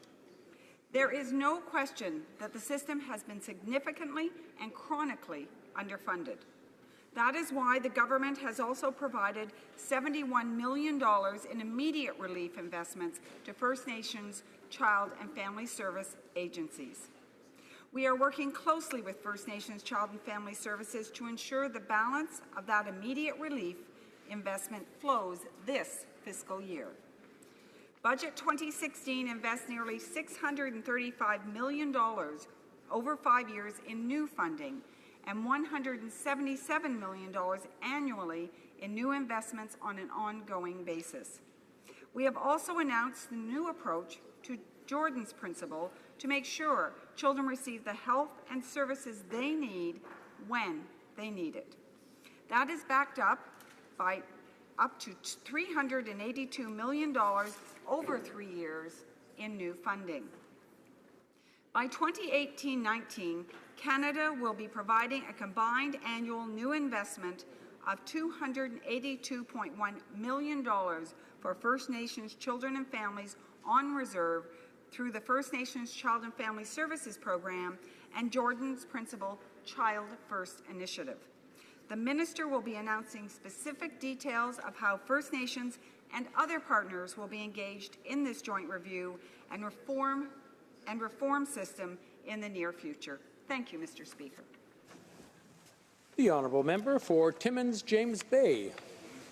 The Parliamentary Secretary for Human Resources. Wow. The disrespect that government shows. The Minister of Justice, who gets paid on these files, who's a no-show day after day, and for that member to stand up and say what I said wasn't true. What wasn't true? The fact that her government is fighting a rape survivor in court in Spanish? I think they think if they just talk Indigenous stuff, it'll somehow cover everything. That they'll get up and say Indigenous this, new partnership that, nation to nation. We're talking about the fact that they lied at the hearings. We're talking about the minister refusing to take responsibility and that they lied in this House when they said they weren't fighting the survivors at Ontario Superior Court. That is a lie. So if that member had any level of credibility or honesty. Two points. Lying is not a parliamentary word. I think it's unparliamentary. And two, I want to remind the honourable member for James Bay that we can't mention the presence or lack of presence in the House of a member. Thank you. Mr. Speaker, I never said that member lied, but I said that government has lied. And you know, it's a fascinating thing, Mr. Speaker, that it's perfectly okay to lie in court, but not. The Honourable Parliamentary Secretary to the Minister of Natural Resources. The Honourable Parliamentary Secretary to the Minister of Natural Resources. Thank you, Mr. Speaker. And I'm proud to stand on behalf of our government, as this is a new promised relationship with Indigenous peoples and a new way of working together. From our earliest days of government, we have clearly stated that our priority is first and foremost the well-being and equality of Indigenous children. We have highlighted from early on the need to overhaul the child welfare system. In fact, Mr. Speaker, even before the tribunal decision was released, we began preparing to make increased investments for prevention. We have since accepted the ruling of the tribunal and are not waiting to end this discrimination. We have made immediate investments in child and family services on reserve. And we are working closely with First Nation communities, key organizations, frontline service providers, and others to overhaul the system together and to reduce the number of children in care. We want to fix the system for the sake of children and families, and we are doing so in full collaboration and partnership. Thank you. The honourable member for Sherwood Park, Fort Saskatchewan. Thank you, Mr. Speaker. It's a pleasure for me to rise to again ask the government to pursue very actively the case of Pastor Hyun Soo Lim, a Canadian citizen, the pastor of a church in Mississauga, which is, I believe, where the parliamentary secretary represents, a pastor who is currently imprisoned in North Korea. Now, Pastor Lim was sentenced to hard labor for life for alleged crimes against the state in North Korea. Too often, I think this government declines to actually criticize violations of human rights that occur in other countries. Too often, we hear phrases like countries whose values are different from ours, or countries who do things differently from we do. But I'm concerned when I hear weak and relativistic language like that. It gives us the sense that values or rule of law standards are like items at a cafeteria.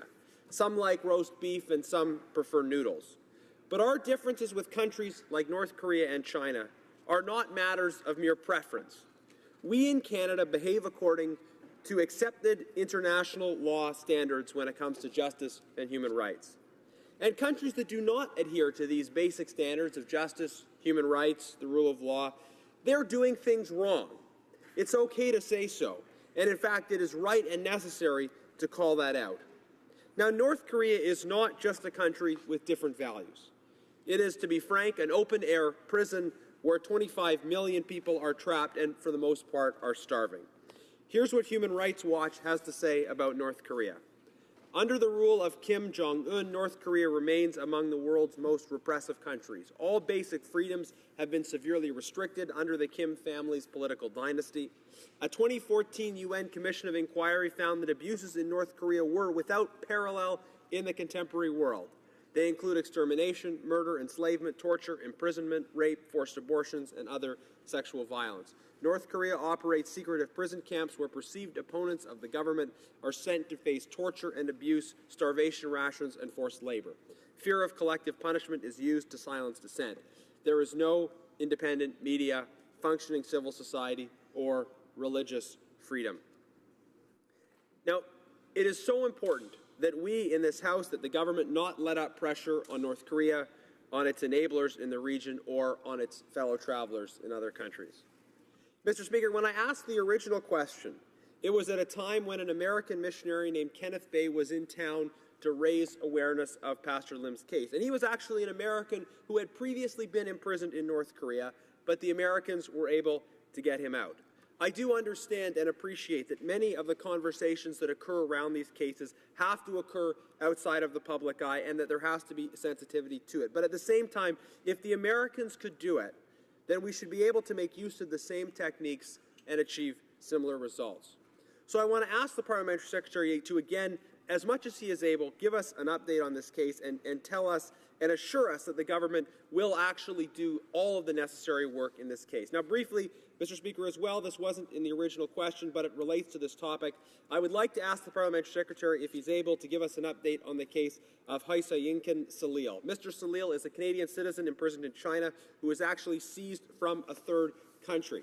Mr. Salil is from the Uyghur Muslim community. I was very pleased to hear of the recent release of Mr. Garrett from China, but I would like to know if the case of Mr. Salil was also raised in the same context and in the same degree. Mr. Salil has been held in China for a very long time after having been taken from Uzbekistan.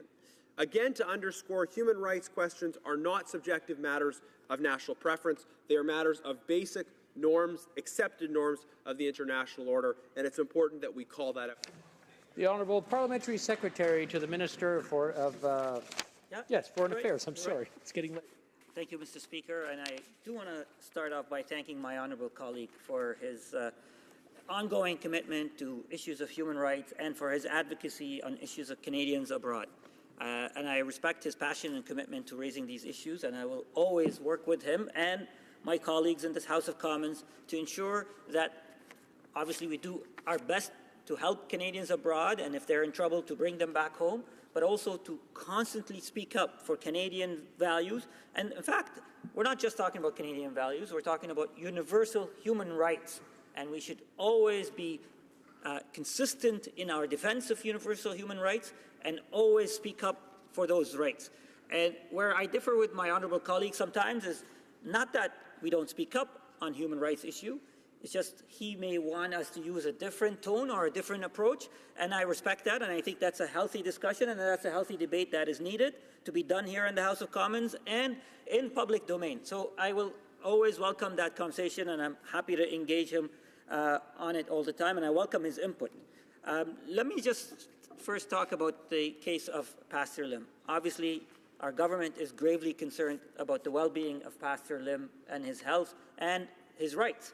I have met with Pastor Lim's son, and I want to take a moment to congratulate Jim on the fact that now he's a new father, and it really saddens the family and all of us, frankly, that his grandfather, the grandfather, is not here with his son celebrating the arrival of his first grandson. So it is a difficult yet bittersweet moment for the family, the fact that they've welcomed a new child, but the grandfather is not here with them. But that only adds to the level of urgency to the fact that we want to see Pastor Lim return home.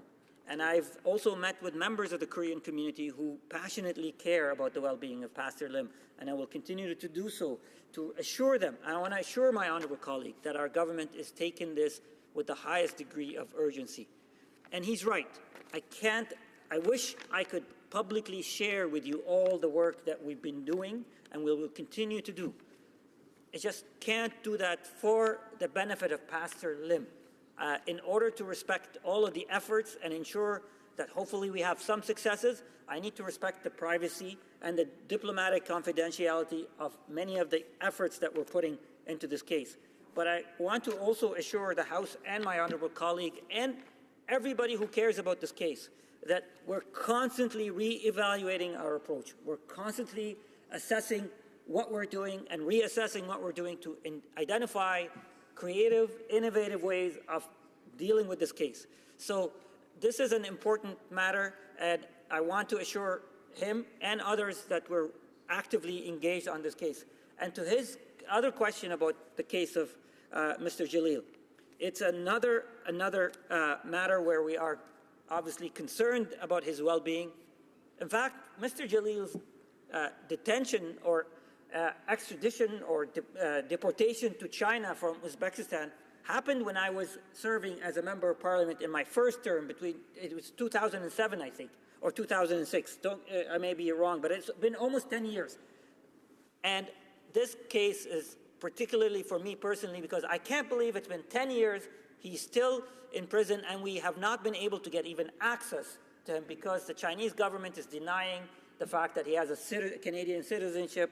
But we will continue to push for at least first consular access and then his release. Thank you, Mr. Speaker.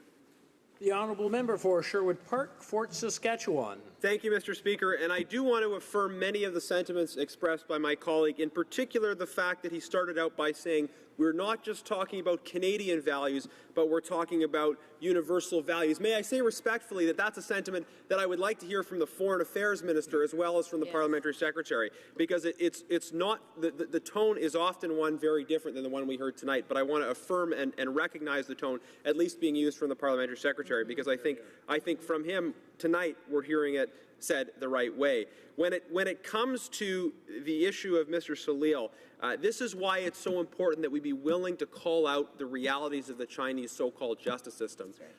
My colleague is absolutely right. This is an innocent man who has been imprisoned in China For 10 years, he is a Canadian citizen, and he has not been permitted consular access. How could we contemplate an extradition treaty with a country that has that kind of so-called justice system? Right. So we need to be very clear about what is not a justice system at all in that case. Thank you. Yeah.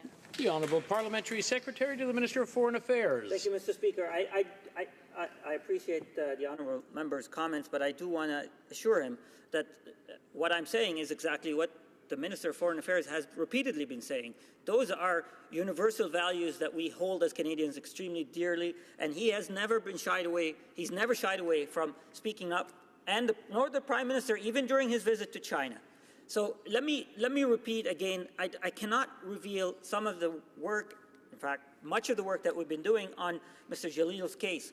But you know, in order for us to help Mr. Jalil, and I know the honourable member wants us to do that, because that's why he's standing up here today, we need to be engaged with China. We need to sit at the table across the table from China to bring up the cases of Mr. Jalil and others. And today we had a visitor with us, Mr. Kevin Garrett. That is a great example of how engagement can produce results. Thank you, Mr. Speaker. The Honourable Member for Saskatoon University. Well, thank you, Mr. Speaker.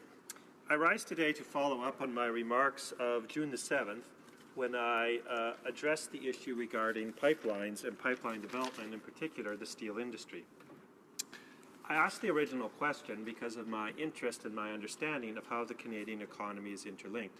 Our manufacturing sector, here represented by the steel manufacturers, is often related and linked into our natural resource sector. And it is something that is very important because the Canadian economy is linked from coast to coast. And we see this most clearly in the steel industry, the industry which I was urging the government to support.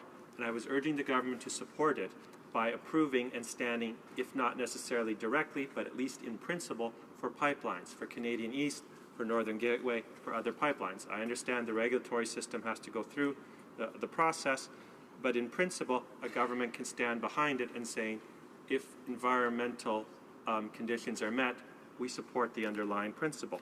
So let me talk about and note the various values of the Canadian steel industry and why we should support pipelines to support steel jobs. The Canadian steel industry employs 22,000 Canadians in 19 plants in 5 provinces, with spin-offs in mining iron ore from Quebec, processing in Ontario, Saskatchewan, and Alberta, manufacturing in Ontario, Manitoba, Saskatchewan, Alberta, and recycling in Quebec, Ontario, Manitoba, Saskatchewan, Alberta. This is truly a national industry that we need to support. It does not include the hundreds of jobs in Alberta and BC involved in the production of metallurgical or coking coal. In my home province of Saskatchewan has a big part in making pipe for Canadians' oil and gas pipelines. This is the safest way to transport oil across Canada, and natural gas as well. The average steel industry job brings each worker $75,000 a year. Yet Canadians in steel industries are losing their jobs and Canadian metallurgical coal mines are being shut down. What do we need to do, Mr. Speaker? We need to support pipelines that can be built across this country to support steel jobs. An employed steel industry worker can earn enough to pay for a mortgage, to support his family, to build a life in a community. These jobs cannot be replaced by lower income jobs elsewhere. In my home province of Saskatchewan, dozens of high-paying jobs were lost in Regina when steel workers were laid off from the Everett's plant in Regina. You look at other places like Northern Ontario. These are good-paying jobs. In the riding of Sault Ste. Marie, the steel industry, including companies like SR Steel Algoma and, forgive me if I mispronounce this, Tenaris Algoma Tubes, would surely welcome more business. Our domestic steel producers across Canada should be buying thousands and thousands of kilometers of specialized steel pipe. But they need a government that's willing to speak out for them. They need a government that's willing to say, once the environmental processes are taken care of, we will support pipelines across Canada, pipelines to Vancouver, and pipelines to New Brunswick. Pipelines are there. The private industry will pay for it. We in the government, we in the House of Commons, we in the oppositions need to be supportive of these good jobs for hardworking Canadians. Honourable Parliamentary Secretary to the Minister of Natural Resources. Thank you, Mr. Speaker. And I want to thank my honourable colleague and friend from Saskatoon University for his question. Mr. Speaker, the government understands the importance of Canada's resources to the strength of our economy and the quality of our lives. Our government has a clear vision for how to leverage those resources. As both the Prime Minister and the Minister of Natural Resources have said, we must continue to generate wealth from our abundant natural resources to fund our transition to a low-carbon economy. But we also know that you won't be able to proceed with major resource projects unless the public has a faith in how they are reviewed. That's something the previous government just didn't understand. Perhaps that's why it didn't get 1 kilometre of pipeline built to Tidewater during its entire time in office. Our government has a different approach, one that listens to Canadians, respects Indigenous communities and their traditional Indigenous knowledge, one that bases decisions on firm facts and sound science. That's why we've expanded consultations, including through ministerial panels, to build an environmental review process that carries the confidence of Canadians. By meaningfully engaging with Indigenous communities, by modernizing the National Energy Board, and by establishing an interim strategy with guiding principles to give proponents certainty and the process transparency. Will all of these efforts lead to unanimity on any particular project? Of course not. We understand that there are strongly held views on all sides, which is exactly why it is so important that Canadians have the opportunity to be heard. But at the end of the day, Canadians will be able to say, whether they agree with the decision or not, that the process was fair, the evidence was weighted, and their voices were heard. We are also investing in clean technologies, energy efficiency, and renewable sources of energy. There is tremendous opportunity for Canada to lead in the lower carbon economy of tomorrow, and these investments will position us to do so. That's how you develop the consensus required to get our resources to market. Mr. Speaker, the honourable member may think differently. He may think it wise to approve a pipeline before a federal regulator has even reviewed it. We do not. As the Minister of Natural Resources said, we think a better idea is to have a transparent process with predictable timelines and ways in which Canadians can let government know that what they think is in the national interest. Then our government can take all of the comments and recommendations to make the right decision, the environmentally responsible decision, the balanced decision, one that develops the resources we need while protecting the environment we all cherish. Thank you, Mr. Speaker.